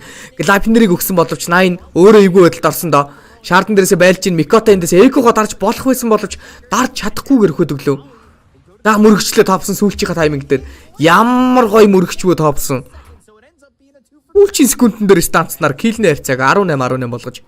Thanks to level 15 talent. 33 he would definitely buy back in that previous fight if he had TP available, but he already TP'd, so still rest of the team managing to salvage that fight. two. Thompson hit with the chrono. Is the damage there? The bash. Ziakron одж байгаа damage нь хүрсэн double damage тий. So he starts to get it done with the double damage. But 9 gets a kill on a Japs. That's a solo kill. He just got 800 gold from it. And he just got more dual damage. He's got 56 on the Weaver. За зүүрж орж ирээд void-ыг алчлаа. What's going on in this game? Like some of these deaths, they should not be happening. Oh no. 56 damage on your position for Weaver, who's turning into carry. When we talk about like the amount of gold that is, Sacred Relic costs 3.4k, gives you 55 damage. So basically, he was given a free Sacred Relic. Oh. За. Терминатор авах нь That's great. They're just опшн дээр шаард очсон. Sacred Relic. I love За Weaver Clipner авдгийг л ойлгосонгүй дээ. Майны хувьд. Атос аваад Clipner болохгүйгээр тоглож болохоор л байсан да. Ер нь бол агним гэдэг эффект маш чухал хэрэгтэй эффект байгаа даа уг нь бол. Clipner авснаар дотроо Maelstromтой болохоор яг нь Weaver-ийн хувьд бол фармдах потенциал нь өндөр болчихж байгаа. Гэхдээ агнимны тайминг нэлээд ажиллана гэсэн үг. Now, so halfway there already. The thing is, cast range is really bad, so I want to see if he's Snaking up like after Deportation хийгээд л Blink Dagger. Like I've seen this build being like very. энд бууж вардлаад байгаа. But it also depends like how they play. Яа ямар амар орки дарчваа. BKB дарж байгаад экотсон. Яаж ч хамаагүй ямар ч үнээр хамаагүй ална гэсэн бодолтой байна. Дүвэлдээ дамжчихлаа. Топс ирж байгаа. Микото эндээс BKB-г үү? What? Топсон болсон. Сая шаардаад арах шаардлагагүй урталт нь угаасаа клип байсан да уг нь. За эндээс 9-ийн соло кил орж ирж байна. Данцсан Clipner-ын дээрээс оолыг барьсан байгаа даа. Дараагийн тарагдыг хөөж байгаа бол Javs BKB те. Дарах шаардлагагүй юм шиг байна. Гарнатны зах онсонгүй. Tries to cancel the Blink Dagger, doesn't hit. Сая топс амар чокерчлаа. Саяны шейкрийг шууд алах боломжтой байсан. Started attacking creep Дахиж нэг мөргөл swashback-ла бүтэн онцсон байхад манаг болчих байсан шейкрийн хувьд. Топсон болорсан сая. mark on him, and then just to try to cancel the Blink Dagger. Топсон ч одоос хүм бөм тоглодог хүндээ. Really up there. He almost has the same amount of farm as the Ийм алдаа гарах юмстай харж байгаагүй юм байна шүү. He's really doing a lot here. He is, yeah, looking like he's got a little bit of the carry in him, but that extra 56 damage that lets him rip apart the Dark Willow in that situation. So you have extra like 90 damage with 20 Geminate talent. Plus you have extra damage coming out from Dual Victory, extra damage from Quiver. This hero hurts. Not just against supports, but also against cores. Плетмил дуурж их юм. And the Bedlam already used. Яа, Вишингийн захан дээр очсон байна уу сая. Weaver-ийг барьж авах гэсэн орлого. Бодорчээ. So give him the vision and allowed him to know where they're at. Using that Shikuchi gets away from the potential duel. And while this is all going on, they're in rush. So second Aegis. Meet Skeeter's inventory. Дорого авсан.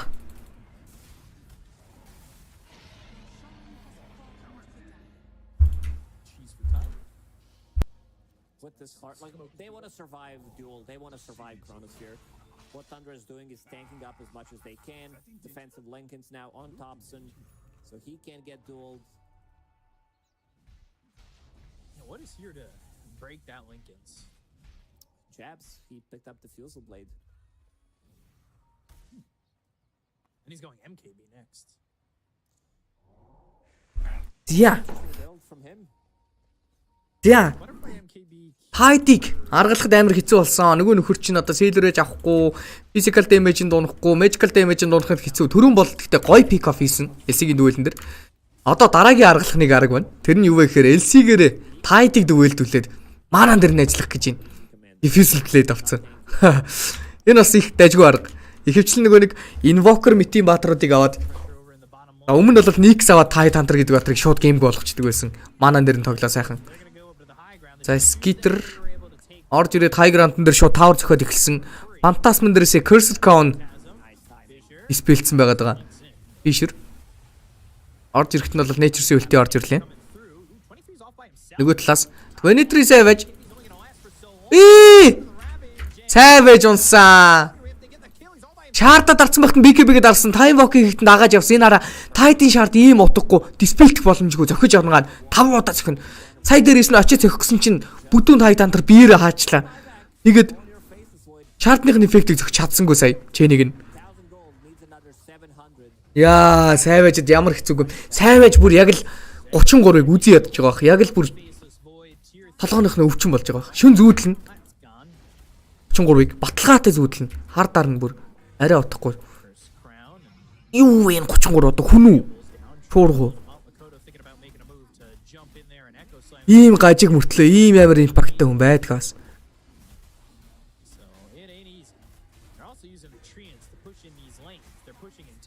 Таста үзэж байгаа бид бүхний нүдийг нээж энэ 33-ч.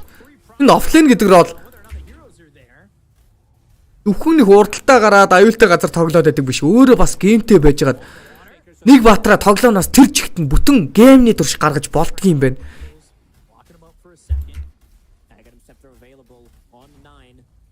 Зүгээр ч нэг тоглогч биш. 23-ыг бүр тоглооноос гаргачлаа шүү дээ энэ ч тоо. Бүтэн 37 минут 33-аас олж 23 бол Dota тоглож чадсангүй.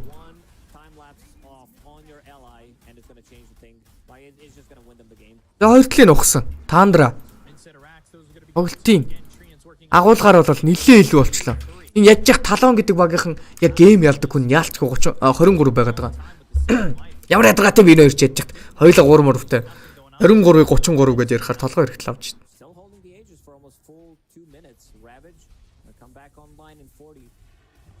За 23 дээр тайд орж ирсэн шаардлагасан. За кронотсон. Ууранда тайдыг зодж чинь бүр дэмэж байхгүй.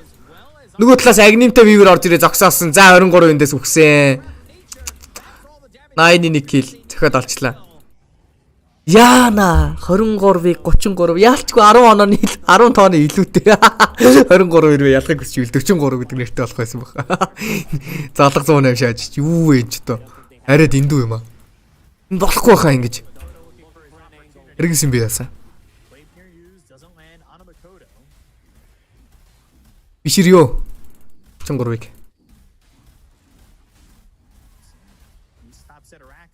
За дээдлэг нь устгаснаар ингээд мега крипс болж байгаа юм байна да. Эйжстэй чийстэй бүх юм бэлэн байгаа. 9-4 байсан хിവэрэ. Шууд 5-4 зөхөж болно бас.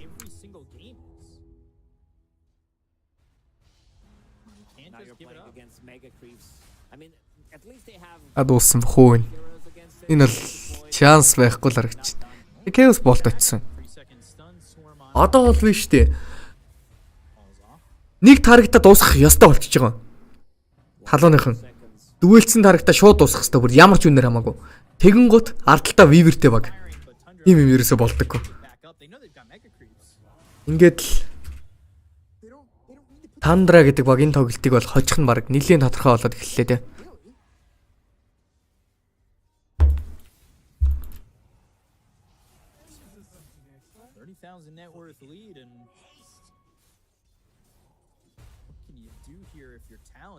Except for spectate the creeps and watch as the base starts to fall. So I think Talon picked up one XP rune. That was a 7-minute one. Other than that, it was all Tundra. They really prioritized this timing. За виверийг олоод дүгэлцсэн. За амжилттай. Маш гоё кил. Өө сая фиш үрдэг нь яг яаж байгаа юм? За дэмэж авсан. Саяны фишер жоохон худлаа фишерээс. Ер нь бол Дэдмэлний дэмэж нь хамаагүй. Ялангуяа 80 шиг өндөр дэмэж гаргалтай бие муутай отор дээр бол Дэдмэлний дэмэж нь уг нь хамаагүй амжилттай. Snake-ингээс AC орж ирсэн байна. Одоо хараа position 5 дээр хүртэл Solar Crest авдаг бол энд хараа assault гаргацсангүй гэж байна.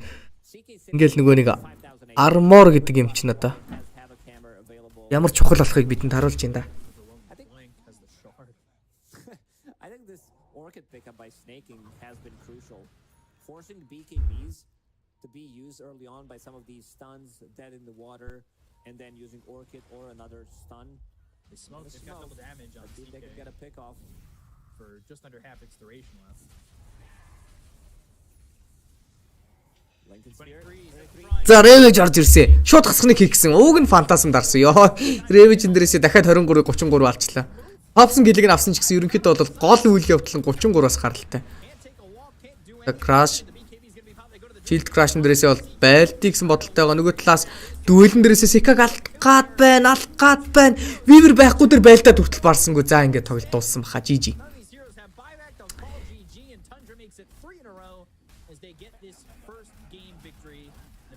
Яа энэ гэхдээ бүр маш том damage авлаа. 23-ийн хувьд бол.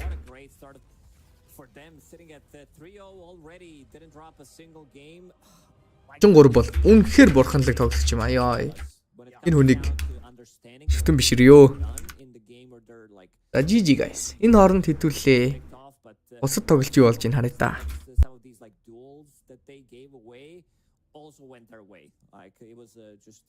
Extra profit for them, and also forcing them to use BKBs, also faces Void dying without having buyback, investing everything into his Lincoln Sphere. Also some of the mistakes made by Talon, but Tundra, they really know how to punish. Yeah, Tundra really taking advantage of the timing between the 15 minutes and 20-minute mark there. So it's exciting to watch. За бусад стрим, бусад тоглолтууд юу бол? Going up against Tundra that Эйтер нь явж байгаа. I feel like big Eater. heroes Оо Azure ялцсан юм биш Liquid-ийг. sort of like capped damage in a way on the co-op. That Slark is going to become really important, right? Like his ability to build up those stacks continuously, and that's the main hero I feel like I'm super worried about at this point on Liquid. Is Slark just getting away with doing whatever he wants in this one? I don't know if you can really address that super well with their last Liquid Shopify-ийн тоглолт драфтыг харагдаад байлаа. to mess him up a bit. Драфтны хувьд I mean, I think when you tend to think of counters to Slark, Ooh. be like the AR-ийн mobility уг нэлээд өндөр юм. big like faceless void or something like that, but they didn't go. Тэгээ midi match up жоохон хэцүү болчлаа.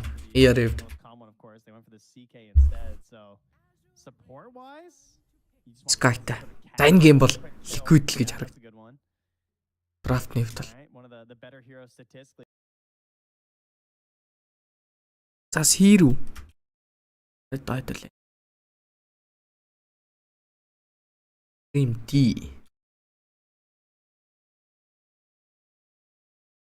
Йоо энэ англи стрим син байна уу? Цэдэр тоглолт SMG юу тоглож байгаа юм биш үү?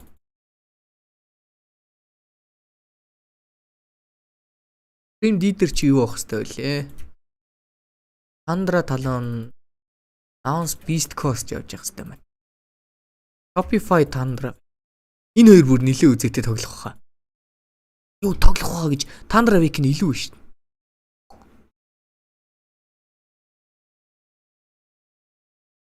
Tundra Week нь team сайн байгаа юм бах та.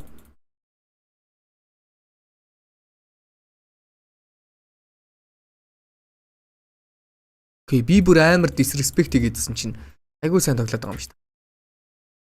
Хайдуулээ. Арайха тоглолтыг хүлээж явуулаач. I think in some particular games where you feel like with a support that can help you get Roshan early, you can actually snowball very. 3 билүү 5 тоглолтог chain авдаг байсан. Like a Ursa or TA lineup where you need to snowball. I think Weaver is particularly good in those lineup, and in this particular lineup with the CK, I think he functions really well because CK you kind of need sometimes that little bit of extra damage to burst the hero, and Weaver does provide you with that. And Weaver is also a hero that when you go to the twin gate, it's very good at ganking the side lanes, and it's something that CK really likes as well. Okay. Do you think there's going to be a lot more CK then? That this is maybe something been brewing in the back and now it's going to come out? It wasn't really in the back. Okay, all right. If you're looking at pubs in all the regions, if you're looking За. Анилгачлаа, sorry. Би качлаа. 3 chain тоглодог байсан мөн шүү. Тэр нөгөө үрждэг баатруудаар тоглодог хүн чинь энэ яалтч юм уу? Мөнөөсөө мөн. Өмнө спорт тоглодог байсан. Тэр chain-ийнх нь бичлэг нь юунд байхад айгүй их яадаг байсан шүү. Оптикт байх тий. Оптикийн авдар тоглодог байхад. Айгүй их chain-ийн бичлэг нь явдаг байсан шүү. You were saying to me like I don't even think you need to buy X even though you're playing against a faceless soil because that's something that you normally do as a support viewer. NIP Alliance-д байхад ч үлээ Alliance яа тий Alliance-д байхад нь яг үндэ явдаг байсан шүү. Ишүү мөн. 56 damage very early on as well. Yeah. It's quite a little bit of damage going his way. Yeah, there were a few shining moments for Talon, and we can talk about what we want to see for game 2. But first, I want to check in and have a look at Сэмжи what's үзэхгүй. going on in the other streams. Let's have a look at our standings for our groups, because the one that I really Та түр хамаатай байж байгаа. Би Dota TV-гээр орох гээд үзээд. death group, or at least the group that if they were playing, they wouldn't really want to be in there. And looking at it, Azure picking up the first win in this best of 2 against Team Liquid, and let me tell you, it was a shellacking. It was 33-9 to Azure. Like, they looked phenomenal, and this was an unknown entity for a lot of people, because it's like, okay, sure, we saw Somnus and Chalice, they played in the Asia Games, so we see their form a little bit, but how are they as a team, and how are they going to be internationally? Like, whenever you see Asia and Chalice in the international tournaments, I think you shouldn't be surprised if they're taking even the best teams. Like in that game versus Liquid, I believe FY had the most kills on his Prophet. Like, he's a support with 13 kills or something like that, so overall really not that surprising. But when I'm looking at Group B and you're saying the group of death, I believe these top 4 teams are going to remain the top 4 teams. I think that might be like it's an early call, definitely, but I have a feeling it might resolve that way. Yeah, I mean, Thunder Weaker is definitely the obvious weaker team among the 5, and the other 4 teams are like at least one level ahead of them. Yeah. It might not be exactly like this. They might shuffle. It's just going to be a shuffle of exactly. those 4, but we'll most likely. Yeah, but how much does it matter? You know, you only won first place. You know, second, third, and fourth is like whatever. Yeah, we were talking about that with that format change. It's like you got a lot of emphasis on first, obviously not being eliminated, but everything in between, you're pretty happy to at least be surviving going into the next stage, and knowing that you do live on at least there and potentially have a chance for the upper bracket. You know, the other things that might not be too surprising, or maybe it is, depending on what side you take for the NA versus SA, you know, rift, is the Beast Coast versus Nouns series. So Nouns lost that first game for themselves, and again, it was another game of just Beast Coast looking phenomenal, almost getting a rampage too for themselves. You know, like, there's always one thing for me, and that's SA teams. SA teams, Eastern European teams, and internationals, like, you can international tournaments, not only the international. You can expect some extraordinary performances from these players. They just get a lamb buff. Yeah. And you can see that right there in that game. I mean, for SA, like last TI, Hokori just blowing everyone out of the water. That's why I'm surprised that you're like, oh, Thunder Awaken in that B group. I'm sure they're probably going to be at the bottom, but they only played one best of 2 for themselves. But let's circle back around. Winter, you did SEA DPC, so give me a little bit more insight on Talon, how you think they're going to bounce back from this one, and how it's going to be possible when it comes to drafting. I mean, it's a pretty common problem for them, where they have the identity crisis between 23 Savage and Jabs. I think that in this game, the main issue is they didn't really emphasize protecting the Void pick. I think they just needed to give him a better lane and just try to prioritize his pick more.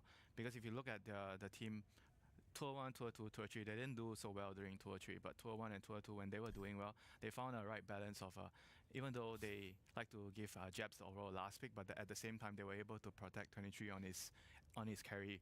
And in this game, I feel like they prioritized Jabs. He got the last pick, but they weren't able to at least give 23 Savage a decent laning phase, you know, because as Void, you're playing against Tide, it's going to be a hard lane, and they picked his hero early, but they didn't really give him the flexibility in the end, where I felt like they should have probably moved the bench on the position 4 and pick the Void a better laning support, so that he can actually play the game against the Tide and just roll with that, you know. But instead, they just gave him the bench, which is not the best hero in the lane, and the Tide just free farm the lane. It was so many fights, like Void goes in, he chronos, he just doesn't have enough farm.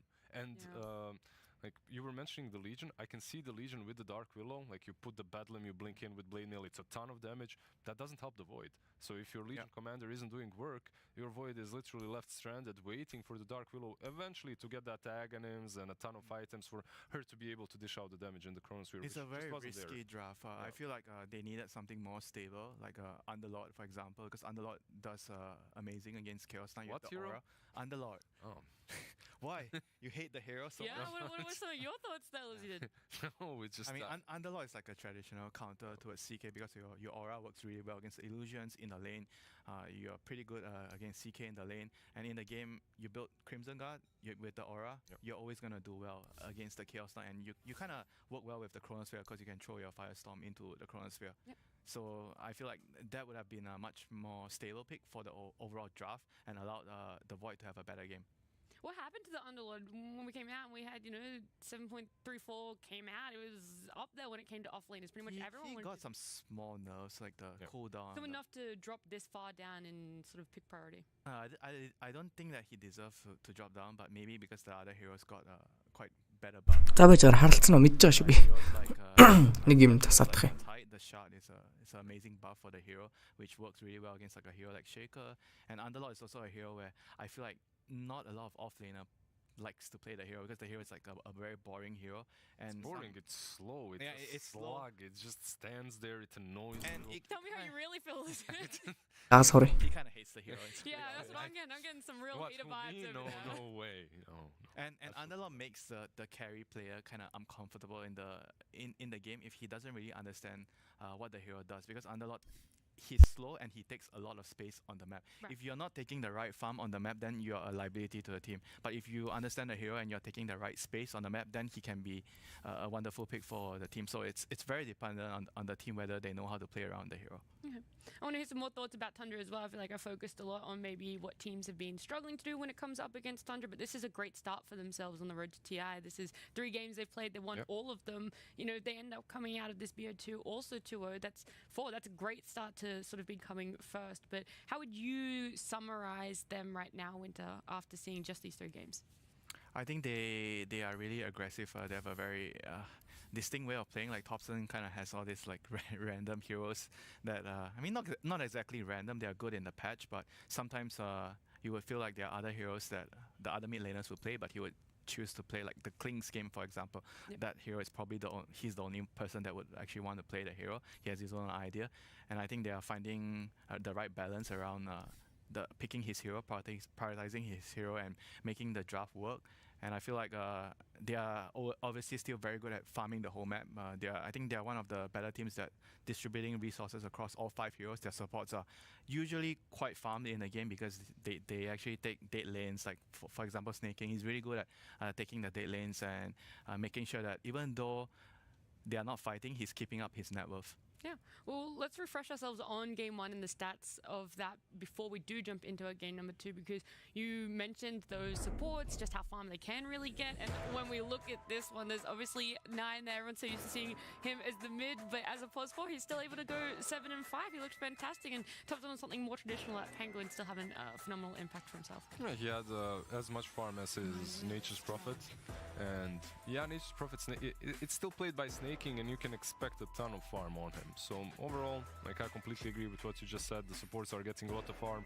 But Nat, we were watching this game together, and you were like, yeah, what mind control do they have? Like, how are they doing this? How are they every time? How are they forcing talent into these positions in which they're seemingly completely out of place? And I don't know, like, honestly, in that last game I felt that Talon in the early game, perhaps the lanes weren't great, but they played that post laning stage really damn well, and then suddenly on the top lane after that echo on the Ancients, just all falls apart. They start running in one after another.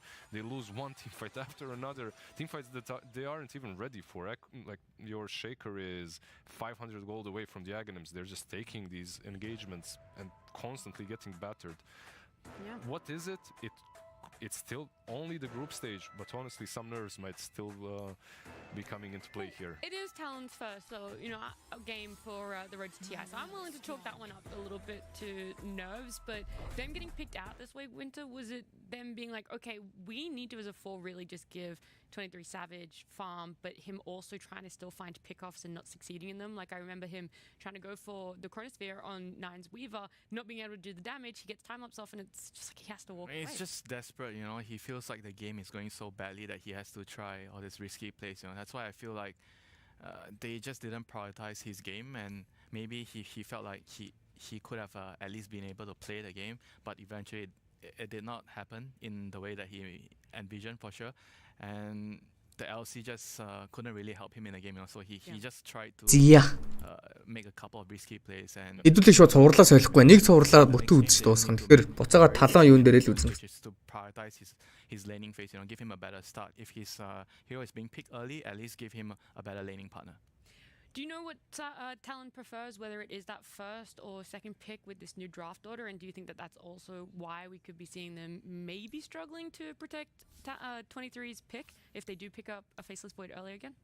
I think depending on the strategy, like if I would say that if you are trying to last pick your off laner, it would be good to get the overall last pick. But if you have the first pick, and because when you're first pick, the 18 pick becomes the most crucial pick for the team, and sometimes it's hard to try to pick the off laner on the 18. It's easier to put your win condition on the carry. So I would say that it depends on whether they get first pick or second pick. But if they get a choice, I would say that Talon usually likes to get the overall last pick, the second pick, because Japs, he's a very greedy off laner, so he likes the flexibility. I completely agree with most of the things that you're saying, and I'm all in for it. At the same time, for me, this game... No, I don't have to argue. I'm just saying that this game wasn't all about the draft. Like, I feel that their draft was playable. They had a ton of pick-off potential left, right, and center if they played it correctly after the post-laning stage. That Shaker never came into play. Like, if he gets... They made a huge stack for him. If he gets that Aghanim, and they start playing off of that with the Bedlam on him or on the Legion Commander, the Void, he doesn't even have to do way too much early on. He can still farm up and use his chrono here and there. Tundra, they just never allowed that to happen. I mean, I don't think it's a complete opt-out draft, but I do feel like when I look at the drafts, I always look at Team A, Team B, who has more room of making mistakes, because we're all humans, eventually you can't make a draft. You draft 5 heroes and you look at the draft, we have to it's always like that, ease of execution. We have to play this game so perfect that to win the game, and I always tend to dislike those kinds of draft. And in the first game, I feel like Talon, they have a draft where they're not really allowed to make many mistakes, 1 or 2 mistakes, like you said, the Echo and the Ancients, and then you feel like the game's so hard for you. Yeah, well, hopefully they give themselves a little bit more breathing room. It is game number 2 in this best of 2. Түмэн хоёр дахь тоглолт яагаад эхлэхгүй нэ? Би юу яах гээд тоглолт нь эхлэхээр шууд Auto TV-гээсээ чихэж орж үзэх гээд байна. Уг нь бол түрхэн хүлээж байгаа. Fun one, and the big question is, can Talon beat the timer that it feels like Tundra's putting on everybody so far, right, Lucas? It's not how well they're playing so far. It's just like Tundra at TI, this team just has like a magical run, and they already started it in 2023 as well with the addition of Thompson. Like, Thompson has been relatively silent in the last game that they played, but also he brings a lot of just like experience to the team when it comes down to playing some of these international games that really matter. Tundra, they're also not a stranger. The other members, of Tundra are not strangers to it by any means. And I don't think you can get away with that. Like, some of these mistakes, they got punished heavily. First, the dual damage, getting picked off right and left. We've seen it in the previous series when they played against TSM, like some of these deaths from Luna were super costly, and seems like Tundra's gonna get something out of it. I think you pointed it out in the previous game where they played it. Game was even for like 15-20 minutes, 1k gold lead here and there, then one big team fight, suddenly 8k gold lead. Yeah, it was about 17-18 minutes into the game, and they take one big fight, and all of a sudden, well, it's also one-sided there for Tundra, and I think they've played their timings pretty much perfectly, if not more than that, if that's even possible. So we'll see how the draft comes in for this one, as Pango and TA are banned by Tundra, and then you've got Spirit Breaker as well as that Bristleback from Talon. And the question is always on a lot of people in chat's minds, what is Thompson going to play? So are they going to give him the Earth Spirit now that they banned the Pango themselves? What are they looking for? Because first pick is here for Talon, so they are going to see at least what is going to be that first one there for Talon before they make a response. So no Pango in this one. They decided to... Muerta again. Muerta is going to be, I'd say, super contested. This hero is just insanely good at farming. A good laner. Яаж сэдвлээ. Одоо тэгээс болохгүй юм гаргалаа. Эндээс үз та. This also leaves like variety of the heroes in pool because they banned Templar Assassin, which is played by multiple. Санаа оноо юу? Драфт харж ижил болъё тоо. Invoker gone, Talon. They take Nature's Prophet. This is their signature opener as well because they do run it a lot of the times on the off lane. Let me just check if they played it on 4 and 5 recently. It's mostly Q who plays it, but Jabs does play it as well. Зия, талон. Энэ удаа Nature-сээр драфтыг эхлүүлж байгаа юм байна. Нөгөө талаас Tundra Spirited арчихсан. Яа, сая гэдэг ууг нь midi match-up зав тэгж түүнээс илүү гоё эхлэн гэж байхгүй дээ. Одоо ерөнхийдөө бол Талоныхан ялгыг хүсч ивэл 33-ыг геймгүй болгох хэрэгтэй. 33-ыг ямар нэгэн байдлаар контролж авах хэрэгтэй байсан баха. Угсаа саяны өмнөх тоглолтын дээр хай тантер дээр зориулсан нэг ч баатар байгаагүй огтхонч. Багуудынхаа өөдөөс буруу тактиктгээд тоглоодох шиг байна да. Тандрагийн өөдөөс тоглож байгаа үед үргэлжийн мөнхөд ерөнхийдөө бол багууд офлейн дээр нь хандсан тоглолтуудыг хийдэг. Талган бол сая тийм тоглолт бол огт хийсэнгүй. Одоо яах юм бол харъя. And it will be the Grimstroke. So Grimstroke's been seeing a good amount of play. Maybe they want to play something that's going to be a bit more mobile, something they don't want to have the shot of being leashed up. За эхний пикер Tundra Earth Spirit-ийг дарсан. Grimstroke, maybe they're giving up Grimstroke Warlock again. Автох бангийн үйлбэртээ шилжиж байгаа. Half of that combination out of there. Yeah, just make sure it doesn't happen again. It was super powerful in the game that they played against TSM. Because Earth Spirit fixes a lot of these problems if you want to pick Warlock plus Grimstroke. You don't have enough control. And now, Phoenix, even more team fight, overtime damage. Earth Spirit comes in. He's also a hero that can protect the egg relatively well with low cooldown on roll. It's not like the greatest thing, but he can close the gap from a very far away. За хоёр дахь пикний үйлбэр. Тандрагаас Phoenix Smart орж ирлээ. Ер нь өнгөрж ороод хажуу талд нь Icarus-таа хийгээд явчихдаг. Мөн дээрээс нь өндгөлсөн байгаа ариан дээрээсээ бол заавалчгүй өндгөө зөхөх эсвэл бол тэр ариаг хаях гэдэг хоёрхан сонголт үлдээдэг. Quem өвчтэй баатрын сонголтыг бол авч байгаа юм байна. Талаанаас орж ирэх хоёр дахь пикний үйлбэрийг харцгаая. A lot of survivability in a team fight. They can also reset multiple times. Spirit Vessel on Earth Spirit, Sunray. So they don't necessarily need to commit to a fight. They can like also keep pushing. You win a team fight, everyone's going to be full HP. I want to see some aggression from Talon. I want to see, strong lanes. I think this is a must-have when you play it against Tundra. Just match their aggression. Okay. So Nature's Prophet and Kunkka coming into the mix. Kunkka has been banned a couple times in the games that we've been watching in that second phase. So a little bit of a shock to see him kind of make his way through, but now he gets his opportunity to do something. За багуудын 3 дахь пикний үйлбэр. Одоо бол талаанаас 3 дахь пик төрүүлж дарыг. If you first phase the hero, like we've seen how Tundra counters it with Clinks. Now there's going to be Kunkka, potentially Earthshaker as well. It's not as bad. I mean, you still get harassed a lot, but it's, I would say, not as bad. I don't think Kunkka's going to have that much denies as Clinks had in that game. So what do they want to go with? Kunkka Nature's Prophet as their third pick overall. Not a lot of reserve time, but we saw this in the last game too, where they were more so thinking about both their picks, got the reserve time low, and then 1-2, they got picked up, and it'll be Warlock here. So setting up now Fatal Bonds. They have the Chaotic Offering. That's some team fight there. As some decent laning presence as well for Warlock. За талаанаас орж ирсэн 3 дахь пикний үйлбэр. Warlock орж ирсэн. Stuff on the ground, random Nature's Prophet ulti. Kunkka, if we're talking about post 30-minute fights, Kunkka with his shard, Aghanim Scepter, Fatal Bonds, Upheaval.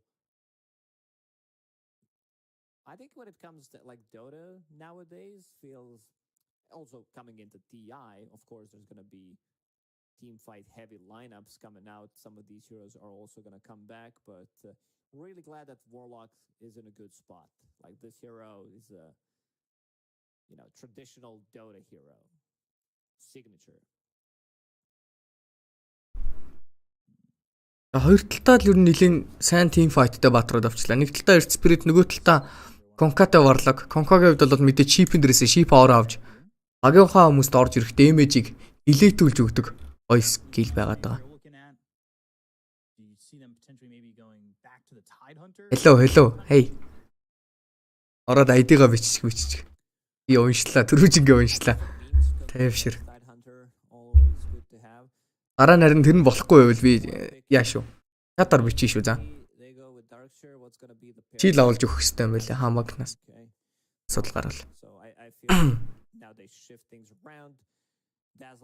Зя, Тандрагаас 3 дахь пик Darkseer орж ирсэн.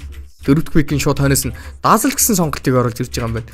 За энэ Darkseer-тэй Earth Spirit буюу 4 Earth Spirit mid Dazzle байх боломжтой. Mid Earth Spirit Dazzle ч гэсэн support байх боломжтой. Ер нь бол яаж flex дэх драфтыг Тандрагаас бол хийж байгаа юм байна. Нөгөө талаас талооны 4 дахь пикийг харцгаая. Юу ч гэсэн Анка гэдэг баатар бол мэдлэн нөхөн тодорхой баг. This is mid Lina, off lane Kunka. There's a lot of mind games going on between these two teams. Lina seems like it can be very strong given the right start. But, I mean, I guess so can everybody, right? And Dazzle picked up here. There was a Dazzle mid, I believe, played in one of the games, if not more than one of the games already, through this road to TI group stage. It's super insane what the hero does. Just power treads, rush, Aghanim Scepter. Now his lane is not going to be as good. You can't do what you want to do to these melee heroes. Because it's going to be Lina. And also, Lina is an egg hitter. So kind of is the Nature's Prophet too, right? Yeah, Nature's Prophet could put in some work onto that egg.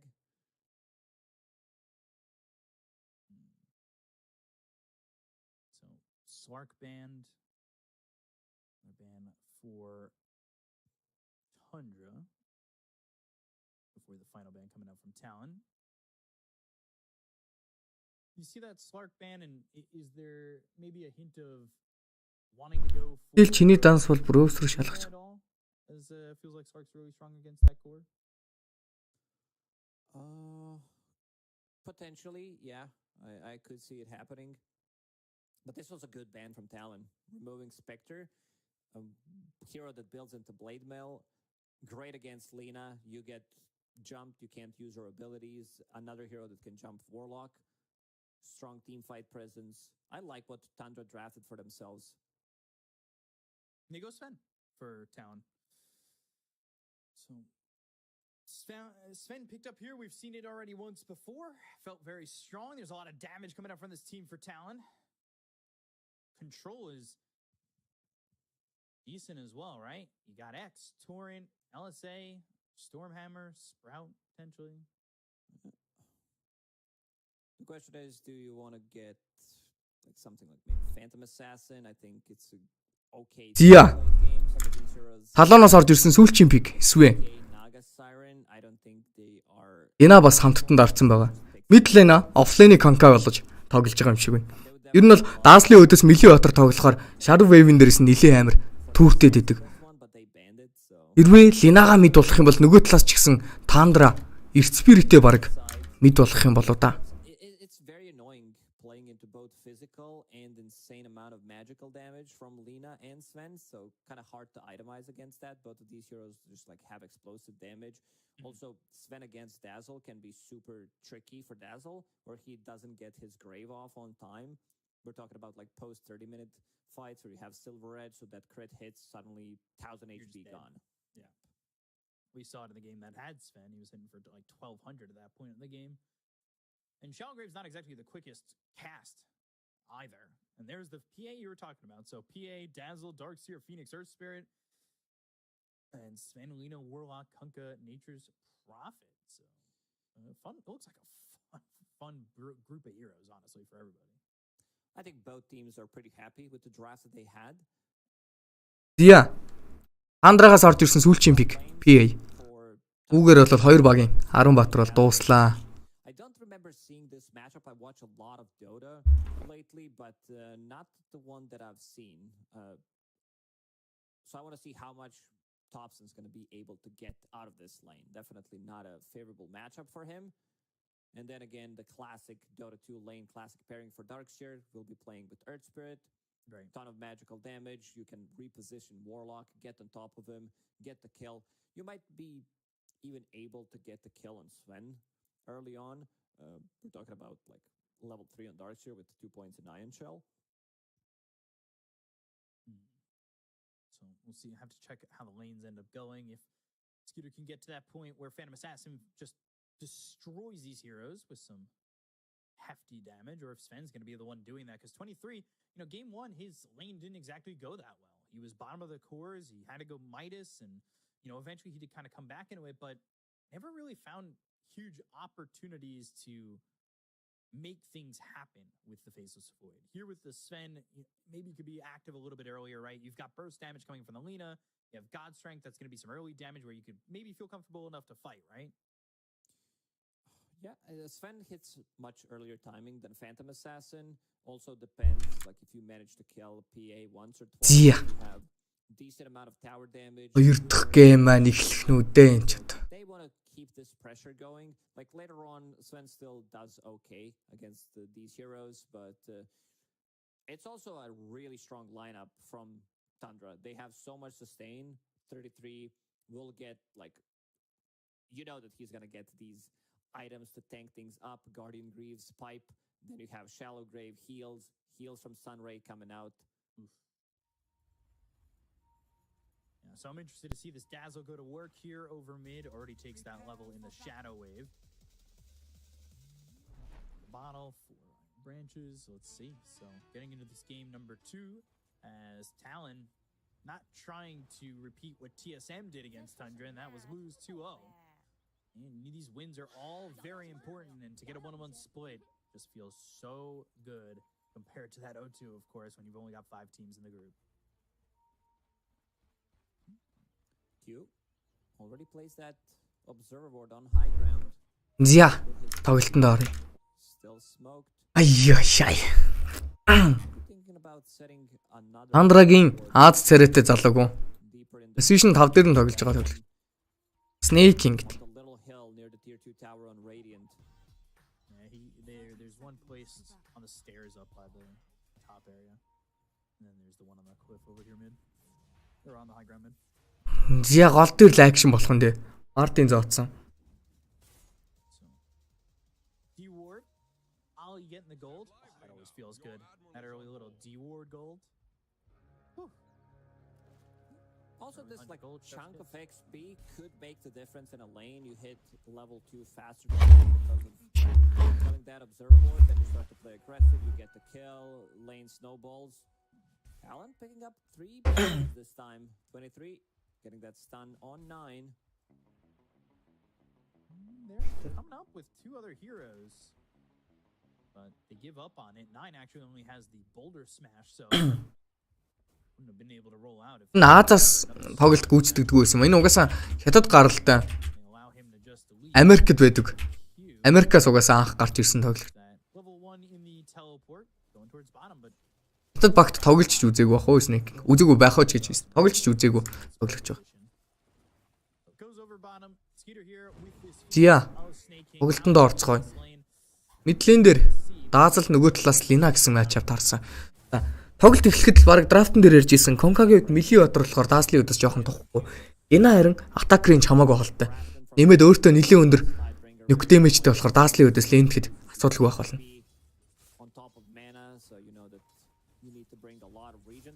Батл дээр скитрийн хувьд бол PA гэсэн сонголт дээр очсон байна.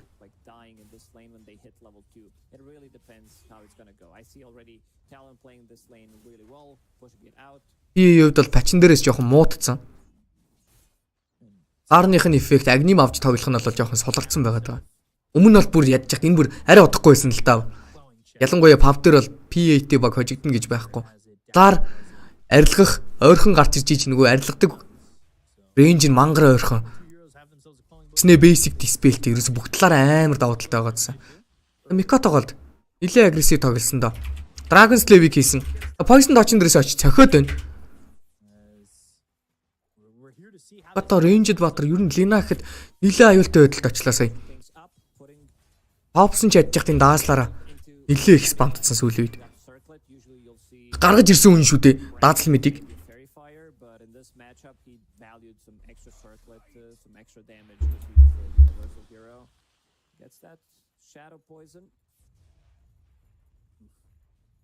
Shadow poison, I mean poison touch. Poison touch. It's level 2, and you can see the damage onto the Lina. It has one sip left in that bottle, and we'll be able to grab that water rune top. So fine for now. You can see the scores on the top right of your screen of the other streams, B, C, D, and E. AR over Liquid, but Liquid. Я last hit-ний байдлаар 17-0, 18-0, 33 дахиад илүү гараад ирсэн. Нийтлэл дээр 9-ийн хувьд бол өнгөлөлтөө алдсан болохоор үхэх юм болов гэсэн чинь уг нь амар гоё саарж орж ирсэн. Fairy Fire дараад ч нэмэр алга оолыг нэг kill. Гоё сааржилсан да уг нь. Тэсэн ч гэсэн үхэж байгаа юм байна. Туудахгүй 3 дахь минут болж байгаа. За мэдээж Dark Circle нь болохоор дээтэл дээр цэрэг чирж тоглож байгаа. Харин нэмэлт map-ын дээр stack-ийг хийж байгаа Swim бол farm дээр анхаарсан байдалтай. Тоглолт бол явагдаж байна. So if he doesn't have a Coin Blade again, they might be able to kill him once more. Oh, that's way too deep. They They tried. Courier gonna die, but at least it delivered the items before he died. So has Calling Blade available. Level 4 on Dazzle. 22 and 5 against. Я топсны дахиансан. Okay. I want to see more games on this one because I already talked about. Дээтэл дээр 9. Артлынх нь wave-с бол XP-г авах гээд агаад гүгээд байгаа юм байна. They also knew that Dazzle's gonna be. Окей. Орой хэлөө. Би ч гэсэн нэлээд тэрчлээ сая.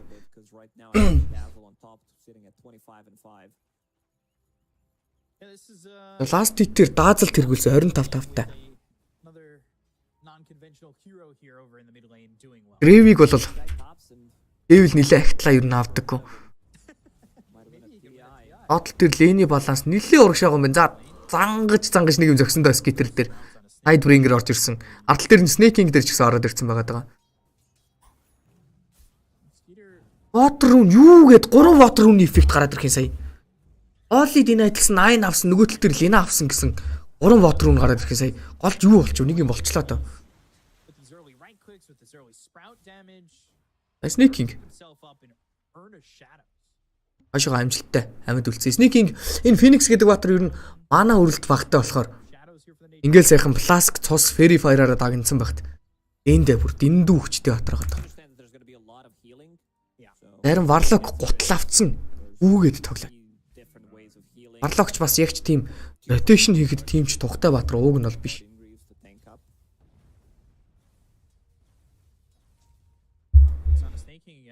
Гурав Arcane Woods unit.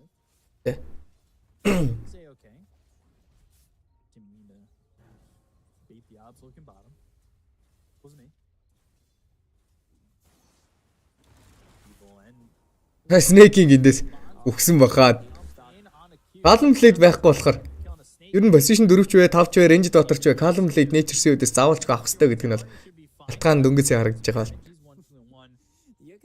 2-0 гэсэн килний харьцаатай болсон. Тоглолтын 5 минут 30 секунд. Илчилж байна. 9. Уурн дартсан, бэлэн болцсон байгаад байгаа да. Тэлж жагаад өнгөрч гарч явахад бол 1 секундны кулдаунтай. Дан Тандраг 2 спорт юусоо. Calm Blade авахд рогоод юм өнгөндөө. Ууг нь хямдхан болцсон бас хаа очиж. Poison dot-ыг үзүүлсэн. 6 дахь минутын power-ын дээтэл дээр гарах юм бол талуун талтай ашигтай, доод тал дээр гарах юм бол Тандра талтай ашигтай гэсэн чинь доод тал дээр гараад ирлээ. Ор. Маш гоё. Брентон дээрээс нэг цохилтыг хийсэн. Марк ихсэлж байгаад үзэх юм болов гэсэн чинь ерөөсөө их шаардлага алга. Скитер угаасаа тухгүй болцсон байгаа даа. За Javs 2 bracerтэй. Нэмээд 2 лотосыг өөртөө хадгалсан. trying to buy cornucopia, but that's a lot of copium. He needs still 1,000 gold to get through that. For now, just collecting. Свен стакийг мэдсэн. Нөгөө талаас өнгөрж ихтний стантчлаа. Энэ 23 скил гэхдээ амар канап даралт бүр маш сайн юм а.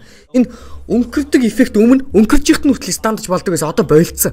Өнгөрж эхлээл нэг 0.4 секунд нийл гап гардаг. Тэрнээс хойшоо яг өнгөрөөд эхэлсэн байгаа тохиолдолд скилэнд орохгүй байгаа. Урталт нь юм мөрөгдөх юм бол. Ямар гоё стандж ин авууг нь бол алж чадсангүй. Нөгөө талаас Snake-ing Анрей дараа TP out хийх боломжтой хүн харагдах юм бол сая хальт гэрэлтсэн дээ Snake-ing. Үүх тэр мухраастай маш гоё гарч ирж байна. Канкагийн хувьд бол Phoenix-ийг хөөж жагаад энд нь байсан 2 хороо зэргийг нь бол XP болон голдыг нь өгөхгүйгээр өөрийгөө дагуулад гүйлгцэн амжилттай тоглолтыг хийж байгаа.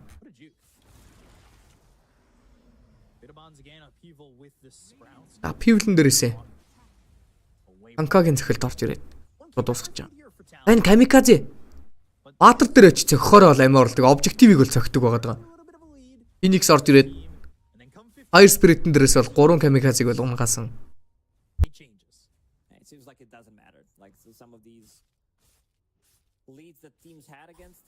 Пагийн нэтворк нэлээд бага байна. 2600 хөнгөлтэй нэтворкийн 6-т явж байна. Нөгөө талаас яах вэ? Nature's-ийн өдөөс тоглож байгаа болохоор network нөхөхөд бол амархан байх болно. Nature's-тэй багийнхан Nature's-ийн ultimate-эн дээрээс wave-д бүшлэгддэг. Мөн дээрээс нь Sprout-ын дээрээс өөрөө райтлах гэж гүйж орж ирж байгаад objective дээр тоглолтыг гүйх гэж байгаад хийх гэж байгаад айлхаа carry-д бол нэлээд цугларсан олон зэрэг фармд болдог болохоор Nature's-ийн өдөөс Fury-г л авч чадах юм бол хурдан фармдад гараад ирэх нь бол тодорхой хэрэг.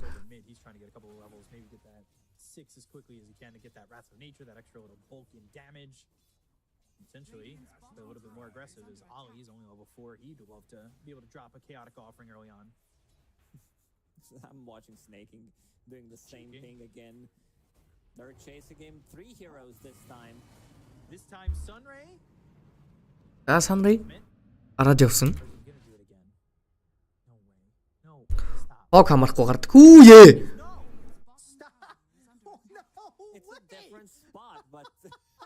Snake-ing гэхдээ ямар амар үлддэг юм байж та. Хоёр дахь инглиш шүү дээ. Гарнат чидсэн. Шууд пич болно. Nature's бууж ирсэн. За одоо ч яриадсан баха. 0-4 өгсөн кил нэрцээ.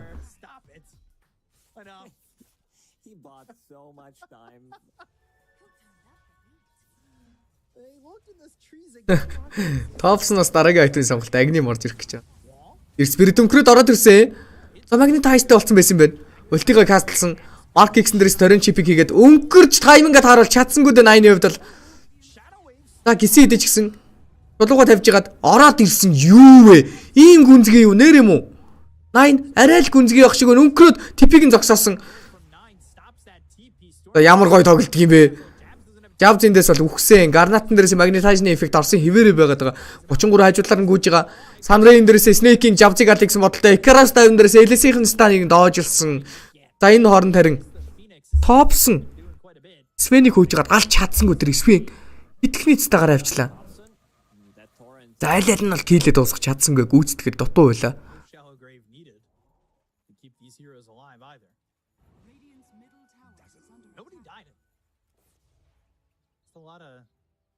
Stopping TPs and low heroes.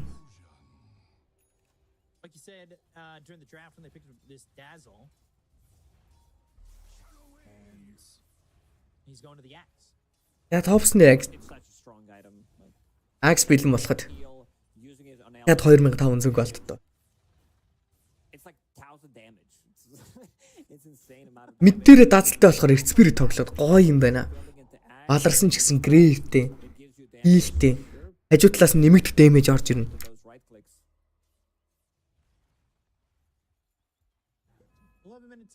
Still a little bit of a lead here for Talon. Haven't really felt Makoto's presence. He's going into the boots travel early. But I think we're like yet to see a Laguna Blade. Really see Makoto other than coming bottom for the Phoenix too much, right? He wanted that kill, but got stolen by Urn of Shadows or Sprout damage, not sure. Q will finish off his spirit vessel to reduce the healing coming out from him.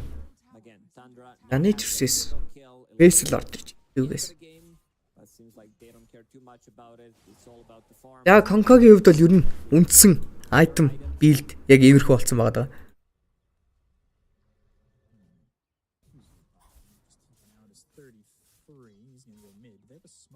Skitress юурыг дарагдах нь Brent орж ирлээ.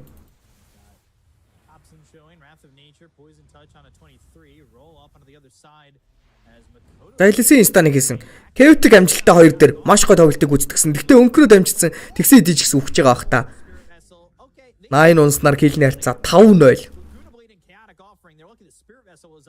За энэ оронд Па network-т нөхөж амжаагүй л явж байна. 4300 гэж одоо фирүүтэй болж байгаа юм байна.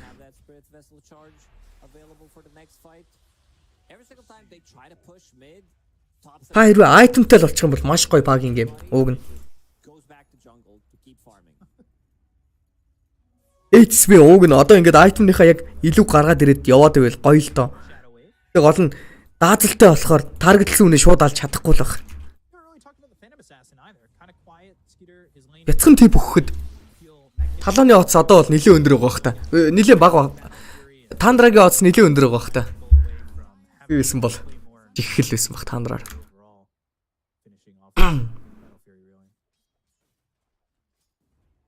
Still gonna be a decent timing on Battle Fury, like 14.5 minutes or something, and then she can go to triangle. There's no stacks whatsoever. There's one in the outer ring, but that's about it.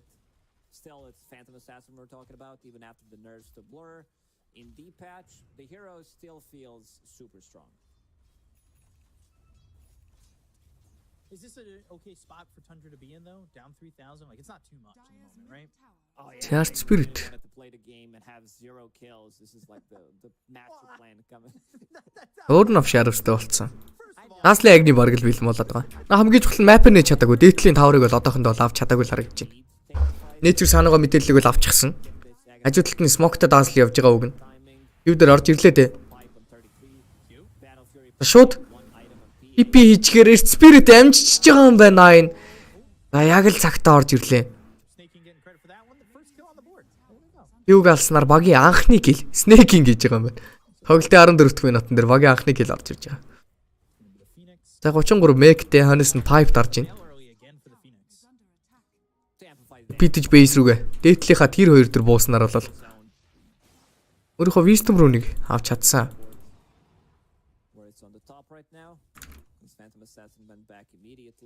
Лина travel-тэй Eternalist-тэй болцсон байгаа. Map-ны хаанч буугаад багийнхандаа connect-лж болохоор болцсон байна.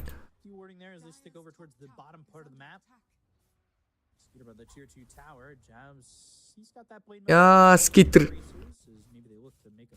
Skitter item яг үнэндээ муул харагдаад байгаагаас тайминг нэх амар өртөө хойно бол биш биш дээ. Юу вэ? 15 дээр Fury авч шít. Ититэй бандтай баларцсан гейм гэхэд. Энэ баатар тэгэхээр нэг 23 мурав дээр л актив болчихно гэсэн үг. Яг энэ чигээрээ фармд бол Fury-тэй болсноос хойш farm speed бүр хамаагүй урд явна шүү. Odds нь өндөр байгаа дээр. Тандра дээр үзнэ гэж бодож байгаа хүмүүс байл. Үзнэн дээр их таварг. Дагуул дээр Лина дээр үзэхэндээ. Лина дээр ороод байна тэнд.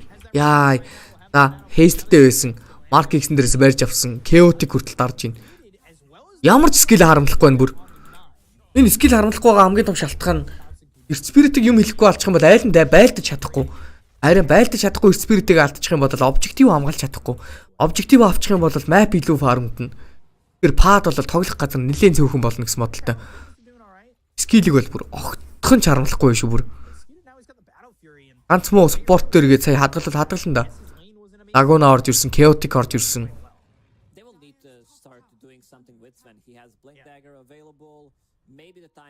Стак амжилтгүй болж байгаа гэж энэ дэдэл дээр. Өргөтгөлийн фарм. 23. Блинктэй Madness-тай. Saber-тай. Эко Saber-ныхоо өнөөс BKB-г дарна гэсэн бодолтой. Big Bind-д бол item-уудыг хийчихсэн явж байна. Түрүү ороод ирлээ. Хошоо өшөглөх боломжтой. За боли гэдэг кол орж ирсэн. Даазал өөрөө баригчлаа Марк X-эн дээрээсээ. Торрент орсон. Марк X-эн дээрээсээ дахиад орж ирээд шууд даазлыг ургах хэвээр. Даазал эндээс Грэв өмсөд амжичлаа. Грэвэн дээрээс TP out-ыг хийсэн. Зогсоох хүн байгаа юу? Байхгүй. Гараа явчихж байгаа юм байна дөрвөн ботрын голоос. За Готын даруулсан. 23-ийн. За 23. Готтой байгаа дээр дээтэл дээр үзийгсэн бодолтой. Скитер ямар ил гарч юу? За. Бар байгаа. Блинктэй TP out бас л амжилттай болно эндээс. Бейс рүүгээ TP-сэн. Тиймээс farm speed нь дахиад 30 секундээр холилж гин гэсэн үг. I think 23 learned the lesson here. Next time he's playing against Phantom Assassin, if there's a creep wave, he's gonna kill it before he tries to go, because he just like did it, and I can't really blame him. He's like, I have to hit her 2-3 more times and she. Йой, за энд кастижиг 23-т Dota зааж шít. Баг алхам талд эхлээд крипиг нь устгах ястай гэж байна. Яхангаар. Саяны гол зорилго нь алхаас илүүтэйгээр готтой байгаа тайминг дээр тэр өргөтгөлөө фармдах нь чухал байсан. Дээдлийнх нь жижиг гурвалжин бүтэн фармдсан хүн байхгүй. Фарм төрсэн фарм байхгүй. Өргөтгөлөө фармдах нь чухлаас гадна паг типигээд типидүүлээд хариулж ийн гэдэг бол яг өөрөөр 30 секундны фарм спидээ нэмж аваад айлынхаа 30 секундыг хасч ийн гэдэг чинь 1 минутын зөрүү 2 carry-гийн оронд item-ны difference гаргаж ийн гэсэн үг. Ер нь бол нэг өөлөдөх үйлдэл бол гараагүй сая бол. Yeah. Рашаа уган дээдэл дээр байгаа. За өнгөрж орж ирээд амжилттай хойш нь төлөгдсөн. Линаг алхахад бол амархан байлаа. 8-ны гой тоглолт. За скитрийн Дизо бэлэн болж байна. Дизого авал BKB-г авахад яг л 23 минут болдго юм да.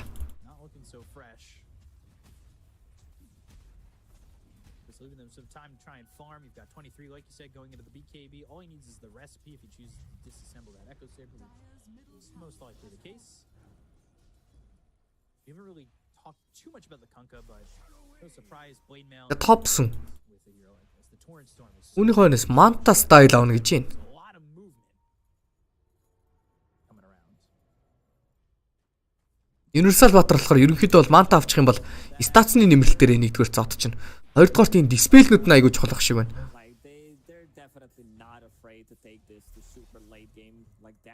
In late game, like even mid game, he's insane. If you can't catch him, if he doesn't get jumped, he's gonna do awesome stuff. Bad juju, actually good juju in terms of what this spell brings to. Зя, LSA инста амжилттай. 81 Alex модалтай. Оо, өнгөрөхт нь урдуур нь орчлоо. Laguna Blade, Islands-сан ч гэсэн килийг нь гэхдээ Q авч байгаа юм байна. Mark X-эн дээрээс 33-ыг барьсан. Sheep орж ирээд хойноос нь Torrent орж Chain Stanыг бол хийж байгаа. Spirit Vessel дээрээс 33-ыг LSA инстан бол амжилттай онсон. Тохиод алчих боломжтой. Sway орж ирсэн. Йоо ямар амар коннектэлт юм бэ талаа. If they had like extra 40 seconds, 50 seconds on like Dire side, they would definitely kill Roche. It's still being pinged, but they need to go through the gates and kill it on Radiant side, which. За, дахианууд ирсэн. Агниттай дадал шууд юу авдаг? Fermenter авдаг. Энд.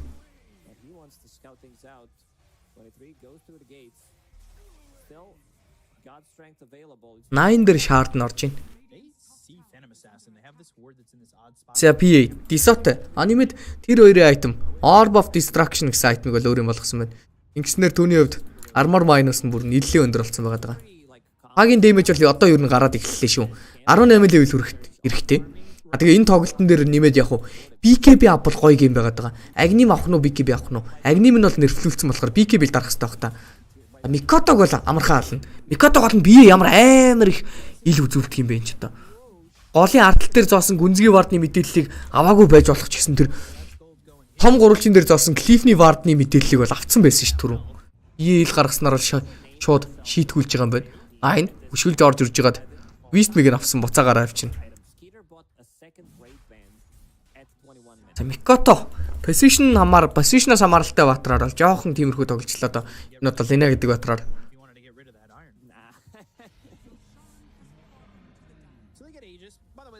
Орон 3 эцэг авсан. 3-ийн Silence. Барьж авах нь 23-ыг. Magnetize орж ирсэн. BKB дээрээсээ TP out хийх нь үгсэн чи үгүй юм байна. Алхаад гарна гэж байна. За хамгийн сүлтэн TP итгээд хүлээгээд ажилтай.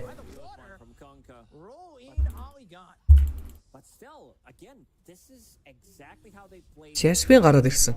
TP-гээ авцсан. Нэмээд хүччээ шууд торментер авах боломжтой. За Тандра ингээд нэтворкоор ч тэр юмараа тэнцүү болоод бүр илүү гараад ирлээ. Тандрагийн тоглолт хөдөлгөөнүүд үнэхээр гоё байна.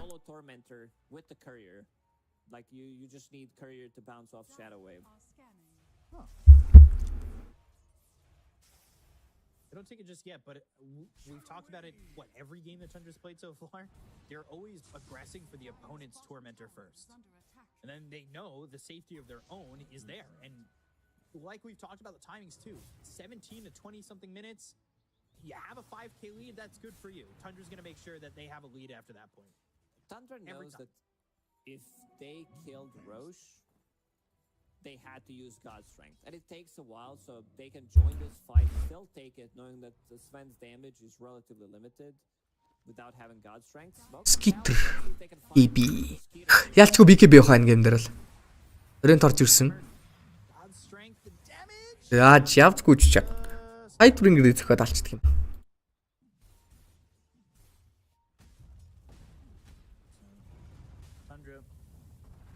Найн гараа явлаа. Найны дараагийн айтем Блинк гэж шүү. Блинкт ч орж айлынхаа өнийг өшгөлөхдөө.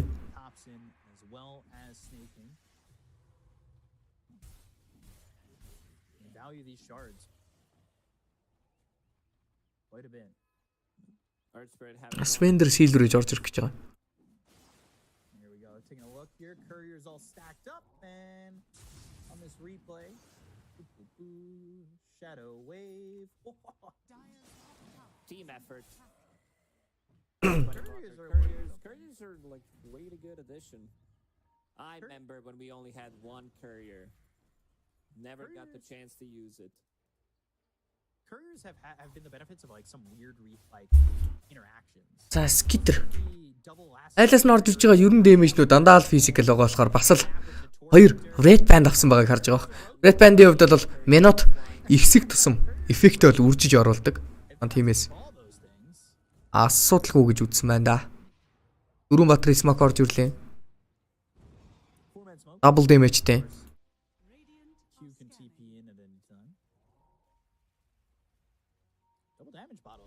Бодлондоо дэм double damage хийгээд авсан. Дэшигээгүй гэдэг сонголтыг хийж байгаа бол зүрөө даасал доошоо буугаад маш гоё илжил хөдөлгөөн ажиллая. Өндгөлсөн. Өндгийн зодно гэж байна. Амцаа.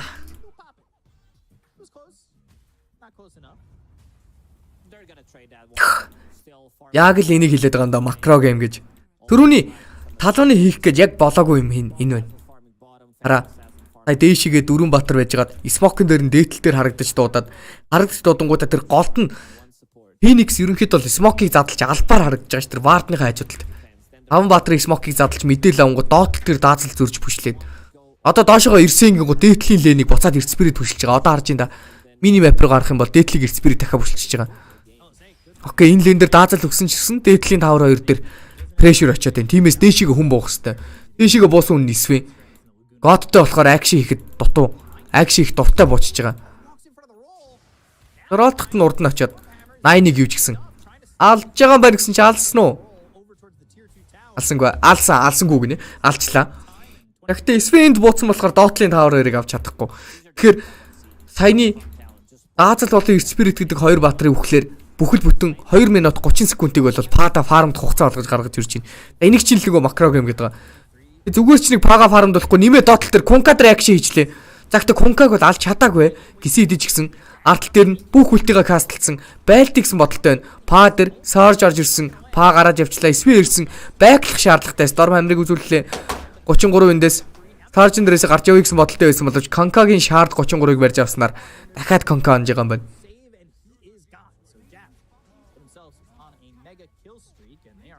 Нилээ их хугацааг Пада бол гаргаж өгсөн боловч нэмээд Спин бол маш хурдан шилжчихлээ. Madness дараад Warcraft-ыг үүж байгаа болохоор move speed нь амар хурдан байгаад нь.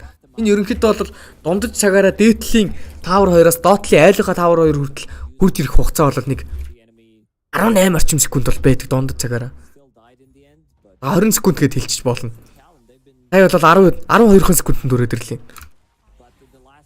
Танд тарталж жагаад барьж аваад жагаад Q гална гэж юм да. Эдл дээр таанага мэдээллийг авсан, тоопсон, станд болсон шууд алж бол чадахгүй юм байна. Өөрөө зүгтах шаардлагатай болсон BKB байхгүй. Зөвхөн нөгөө талаас Mikoto Laguna Blade дээрээс Skitter-ыг алж байгаа юм байна. Q галсан ч гэсэн Skitter унсан, Mark X дээрээс татагч магадгүй шууд Supernova-га ашигласан. Supernova-га дайны үед хадгалахгүй байгаа хамгийн том шалтгаан яг одоогийн байдлаар байлдах боломжгүй гэдэг call-ыг бол багтаа үзүүлчихсэн байгаа даа. 23 орж ирнэ гэсэн 33 урталт нь гүйж байгаа.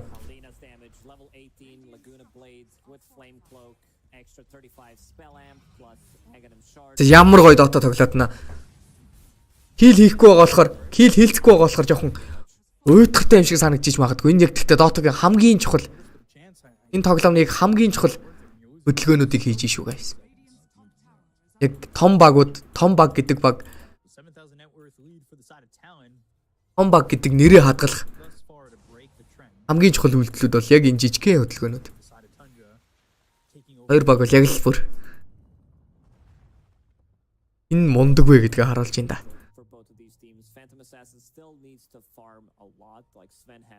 За 33 бол ер нь бэлэн болсон юм ба штэ. Crimson Pipe, Garden Gravesтэй. Одоо нэмээд нэг Agnim орж ирэхэд л 33 хангалттай болчихж байгаа юм байна. Agnim уу Shivas Guard аль нэг нь орж ирэхэд л гоё болчихлоо. Одоо бол Tundra-гийнхэн зөвхөн Pag-ийн BKB-г хүлээж байгаа. За 33 Вакми хийсэн Wall of Replica. Цаажаад арсан ч гэсэн гарч явж чадахгүй Grave гоё орж ирлээ. Нэг л мэдгээ цуснд өрцөн. Laguna Blade-ийг хийх боломжтойс хүнээ өшиглөөд гараад явсан. Хүүе.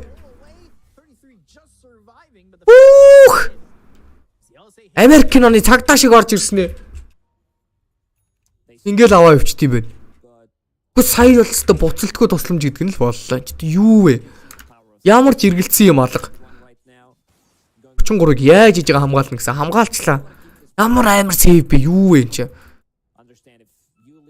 Шот Titanic-ийн ай чихэн сонсогдсон ааж нэ. Амар. За Skitter нэмээд хойноос нь Agnim аавна гиндэ. Agnim уу? Дох юм шүү. Айлт нь сейв байхгүй ууг нь бол Abyssal Blade-ний л гоё юм байна да. Agnim жоох useless харагд. Яг Agnim авах юм бол нэг л гоё юм байдгийн. Тэр нь юу вэ гэхээр лен гарахтаа энэ захын лен дээр лен гарахтаа нэг амир айхаа болчдгийг. Устаар бол Agnim-ний нэх гоё юм бол санагдахгүй л. За Starсан Silence. Rolling Boulder дээрээс гараад явсан.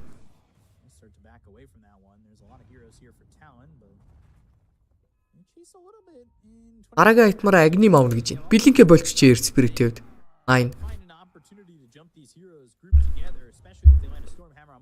За 5 smoke. Свен задлчлаа. Ой Свен өөрөө даасал дээр ороод ирсэн. Буруу хүн дээр орж ирсэн баха. Forstaff-ийг ардл дээр нь Oli дээр BKB-г дарж байгаа шууд алдсан байгаа. 23 эндээс Phoenix-ийг алгсан бодолтойс өндөг дарагдсан. Өндгийн зод игсэн чинь Power ирээ зодсон. Supernova-г ямар ч хамгаалах боломж яахгүй. Ultimate skill гэж байгаа Wall of Replica, Vacuum Wall of Replica, LSA Instant-ээс хасныг хийх боломжтой. Хийж чадсан ч гэсэн өөрөө өгч байгаа. Skitter-ийн double kill, Skitter BKB-ийн дууссан ч гэсэн хүлээж байгаа Mikoto руу орж ирэх хэрэгтэй. Mikoto дээр орж ирэх боломжтой LSA Instant байхгүй. Гисэн чинь гаргаж ирээд хийчлээ. Юу вэ? Шаардаараа 3-ыг дутсан. Mikoto эндээс унаад байгаа. Тарагта сольсон, хоёрхан зогсон вертикалн дээрээс алж байгаа. Mikoto тэнд нэгэн цэстэ гараа явцсан. Хөөх, Пиретигний 1001 цэстэ гарч явсан бол үлдсэн дөрөв батар унснараа ингээд Тандра шууд өөрсдөндөө давуу талтай болж юм да.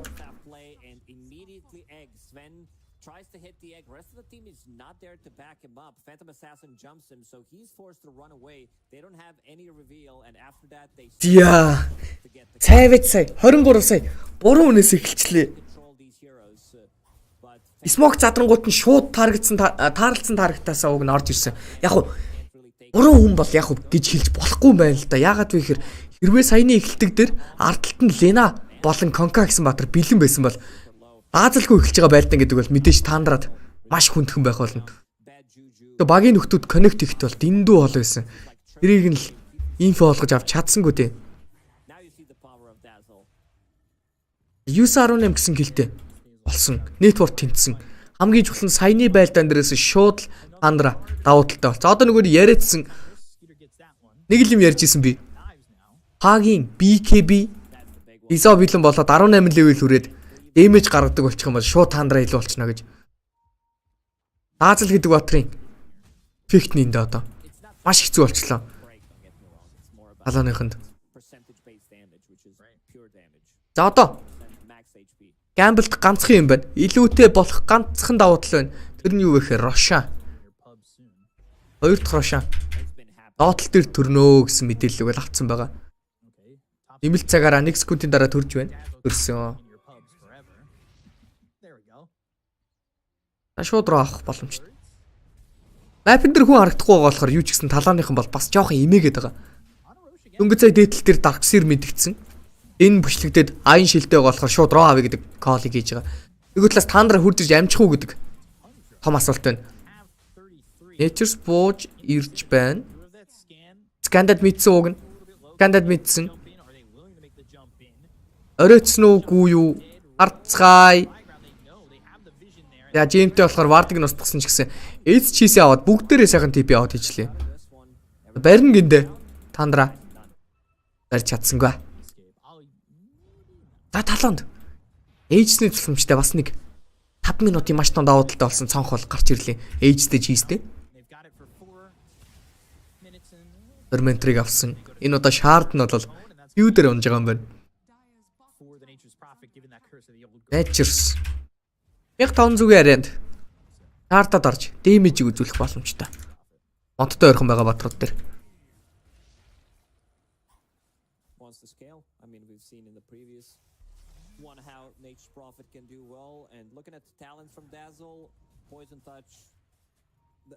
Асли айтон дандаа өөрийгөө хамгаалах айтон.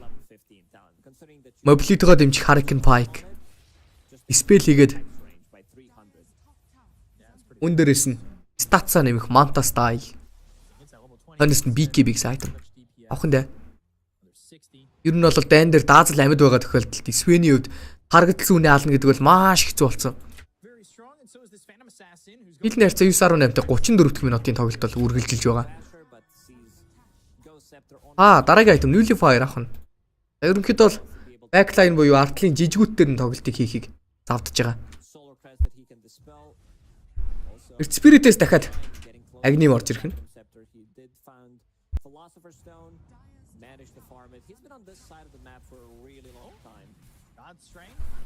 Зя дэтэл төр. Spirit-ийг аллаа. Гол төр Канка маркикс хийж байгаа байлт гэсэн бодлоо. Жавцыг алаад ичиж байгаа юм биш шүү дээ. Жавц гараад явсан. Хонос нь билег жороод киллиг дуусгасан. Нөгөө тал дээр Laguna Blade-н дээрээс дааслыг алдсан. Даасл байхгүй бол па зогтох хэвээр. Па хаашаа зогтох вэ? Хүн дээр нь байгаа мэдээллийг авах гэсэн. Wall of Replicant дээр орж ирснээр 23 билинг байхгүй болсон. Скитер дахиад билингдэх юм байхгүй. За мод унгаас нар хаана байгааг мэдсэн. Гоё оролтлого байлаа сая. 23. Jungle stand ч үтсэн. Скитрийн хийдгийг хийх гэж оролцсон. Биш, скитер биш. Энд чи хин хийлээ. Ватсны хийснийг хийх гэж оролцсон боловч амжилттай болсонгүй. Яа, nice try гэх багтаад. 33 хагним авахгүй байгаа. Итлээ билинг авцсан. Микото Ghost авахгүй болол болохгүй байх гэсэн нөгөөдхөө бүр плейд одгаад авч байгаа юм байна. Каятай нэмээд.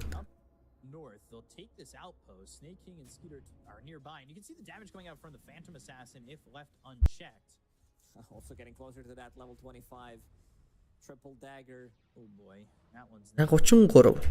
About to finish off. Юу вэ? 33 сая юу л гаргаж ирсэн үү? Ууха. Use the shop somehow. Snaking юу л тоолж байгаа юм бэ? Мэдээж энэ кайтлдаг гейм дээр юу л үргэлж гоё байдаг. Дээрээс нь айлт нь яг одоогийн байдлаар л Kanka гэсэн баатар байгаа. Nullifier билэн болсон байна.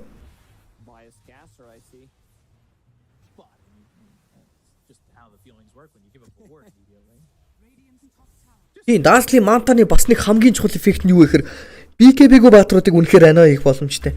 Poison Touch-аараа зохингуудаа Manta-гаараа зохиулаад гүйлгэж чинь. Тэгэхээр нөгөө нэг Poison Touch-н дээр очиад цохилт хийх юм бол шинээр refresh хийгддэг штеп. Яг тэр эффект нь орж ирнэ. Маш төвөгтэй болж эхлэнтэй. Дээдлийн 5-2-ыг унгааж чадлаа. Maybe could have bought lads, but not so good on Darkseer. Wants to keep them alive as long as possible. Also picked up Ogre Seal Totem. Tier 4 items are about to spawn. Тэсвэ. Age нь expired болохоор бол дахиад 50 секунд дуу.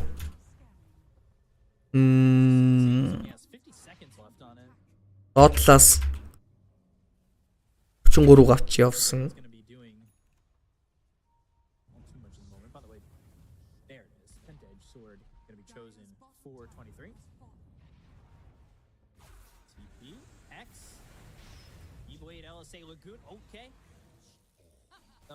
Я Микото мега килл дуургасан. Let's see what Skeeter chooses for himself. Of course, there is Mindbreaker available. Probably had Penta-Edge Sword as well, was thinking, but this silence, this extra magic damage, attack speed on Phantom Assassin. The silence. Линкэн үү? Линкэн гаргаад. Линкнээс илүү BKB гоё юм шүү. Шууд орж ирэх стан баг байхгүй шүү. Зөвхөн LS-ийн инста. Үнэхээр линкэн дээрээ цолох юм бол LS-ийн инстан дээрээс бас торрент морент гэж таргетлахгүй скиллнүүдээр стандад алчвал алчгаалах л та. Яг линкэн байж болно. Гэхдээ BKB нь бол хамаагүй үргэлж ер нь их BKB гэдэг айтем ер нь бурууддгүй юм дөө ямар ч ролны ямар ч батар төр. Бурууддгүй юмнууд гэж байна бас.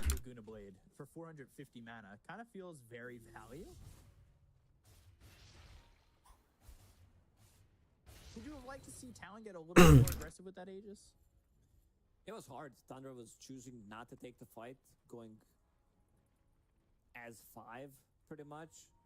Next Roshan potentially respawning in 2 minutes. Seems like За эсвэл дараагийн айтмаар AC. as soon as Skeeter hits Анис Monkey King бар. he has Nullifier, has that Mindbreaker, still 7-second BKB. Хоёр айтмыг бол Quick Bind ээжээ. 37 дахь минут өнгөрснөөр багуудын Tier 4 айтмууд бол унж эхэлсэн.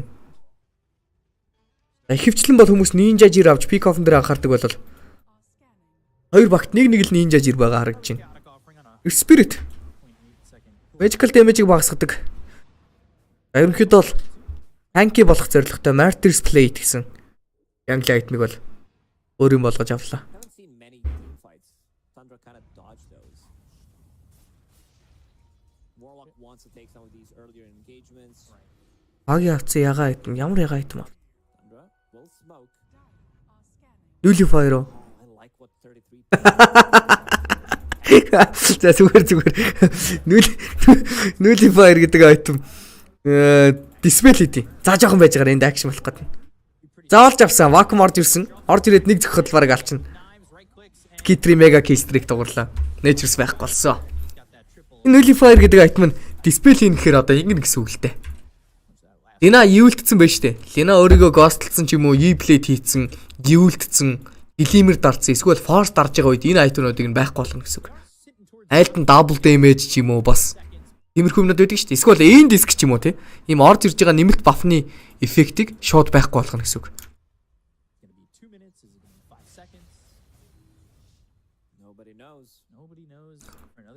Огр байвал огрын 3-ыг унтраана, Warlock-ийн 2-ыг унтраана. Svenny Warcry гэдэг 3 дугаар скиллийг байхгүй унтраана бас. Гэх мэтлээ. Орж ирж байгаа нэмэлт эффектийг байхгүй болгодог шүү. Ижги хайд.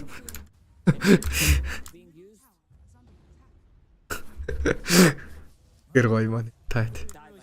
Kind of died 2 times in no man's land. Pretty quickly too.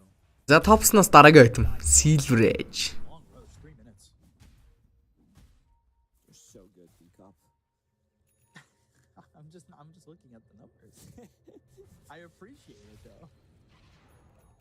You know, my teachers in school said I had good reading comprehension as well.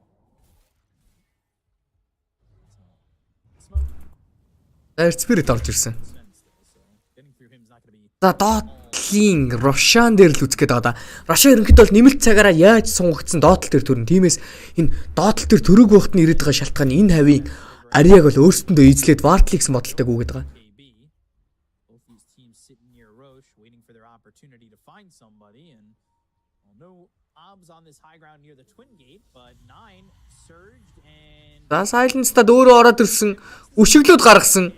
Өөр төр инста орж ирсэн. Юу вэ? Нэг зөксөн нэрээ болсон. Хоёр зөксөн орог болсон. Үй 3 зургийнхны өмнө зулсан. Яаж байгаа юм бэ энэ хүүхдийг? За нөгөө талаас Javd PKB-гээд арцсан. Топс ардтал дээр нээсэн болохоор Grave дарж чадаагүй байгаа. Топсон. Тэдэр ээжлээ бариад авсан. Топсны шард яг алангаа алдсан чинь BKB-г дарчлаа Микото. Микото эйгүү байдалд орсон ч гэсэн Марк Хиксэн дээрээс байлт гэсэн бодолтой. Нөгөө талаас PA орж ирснээр Микото шууд унж байгаа. TP out хийсэн ч гэсэн амтсангүй. Ингиснээр Тандрагийнхан бол хамаагүй давуу талтай болж байгаа. Warlock-ийн buyback-ын дээрээс байлт гэсэн бодолтой байсан ч гэсэн SPA унцсан. Нөгөө талаас Q-гийн хувьд Sprout-ын дээрээс замыг нь хааж гаад өөрөө гарч явах гэж оролдож байгаа. Warlock buyback хөөй хажууд чи хүн 33 хөөй. Найз юм шиг зурж байна хөөй. Я топсны нэг кил 5-0 team wipe орж ирсэн. Тандрагийн хувьд бол маш том ялтыг өөрсдөнд авлаа. Having buyback, having TP available, baiting some of the spells, Sven pops the God Strength, they kill him. Also forcing BKB on Kunkka, using the Torrent Storm, and then now, like, look at Dota Plus, win probability, 80%, make it 81, 82, it just keeps going up. 9. Kaufman is a madman, dude. He went in. This is like May. Яа тавар гурыг зөгч байгаа. Buyback-тай хүн байхгүй. Ерөнхийдөө бол нэгтлийн ухаад ханахгүй байх баг. Олыг нь хүртэл авах.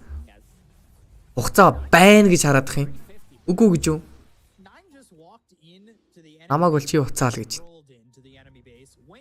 Ер нь бол тэгж яарвчлах шаардлага эрсдэл үрхийг л хүсэхгүй байна л да танараагийнхан. Оо тэр голд тавар 2 нь байсан юм биш юу вэ? За my bad. Угаасаа болохгүй байсан юм. За Ротер үрж ирсэн. Ротер дахиад нэмэлт цагаараа дөрөхөд 10 секунд дутуу байгаа. За дахианууд ирж байгаа. Ferment авах нь дээ. Топсон.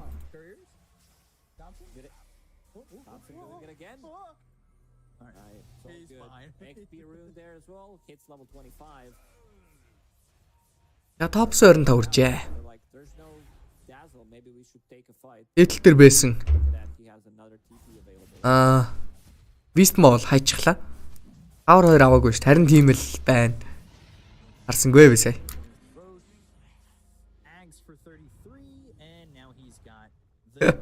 За 33% хувьд л тест мэдчихсэн юм шиг. Агним авахгүй яваадсан. Агнима бол Рошан дээрээс унгаачихдаг юм байна. Нөгөө талаас скидэр агним авахгүй байсан бол сая Рошанаас авч байгаа шүү. It's definitely like super punch in my book. Now he has Aghanim Scepter, has Hex, and buyback available. This game slipped away from Talon. Again, 2 bad fights, it's all it takes. And all of a sudden it's 20,000 net worth. That fight bottom fell apart. The sustain was insane. За топсны дараагийн айтемны сонголт Octrine Core гэнэ. Агнима идэж байгаад л Octrine Core авч. You're not gonna move in the fight. Dazzle, he does have level 25 talent plus 40% poison touch slow. He gets that off. Post BKBs, you're pretty much dead. There's no dispels, there's no Lotus Orbs, nothing. So you have to deal damage during your BKB. Looking to maybe finish this game. Thompson coming over, but Makoto, he's got that shadow blade. За хэгцсэн. Chaotic байлтна гинэ. Chaotic-ных нь хажууд өндгийг задлсан. Өндөг зөхөн байхгүй тэнд PA орж ирээд юу ч удаагүй Nature-сыг аллаа. Laguna Blade-нээс 33-ыг алах гэж оролцсон. Нөгөө талаас Shallow Grave маш амжилттайгаар орж ирсэн бол Earth Spirit Shard-нээс татаад гаргаад ирлээ. 23%-д бол BKB байхгүй, тун удахгүй God Strange-д дуусах боломжтой. There's massive creep wave approaching top, but they do have creep wave on a mid lane. Skeeter still holding onto that Aegis for 3 minutes. BKB in the backpack does have Lincolns available now, waiting for the jump. 9 jumps in. За орж ирсэн 2 зөхөд олчлаа. Энэ гейм одоо ч хэцүү болсон баха.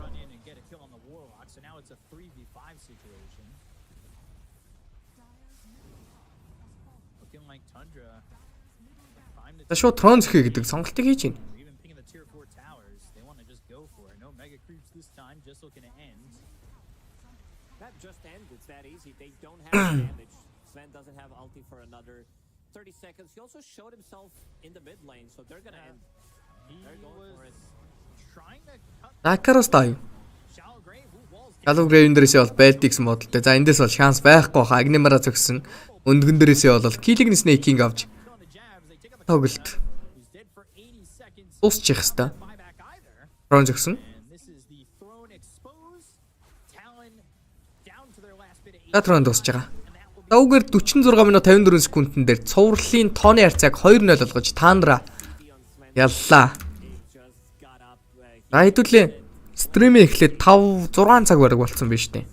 Нэг шинчилчий за. Тэгээд дараагийнхаа сетэр эргээд уулзъя. Буцаж орж ирээрэй guys. Удахгүй дахиад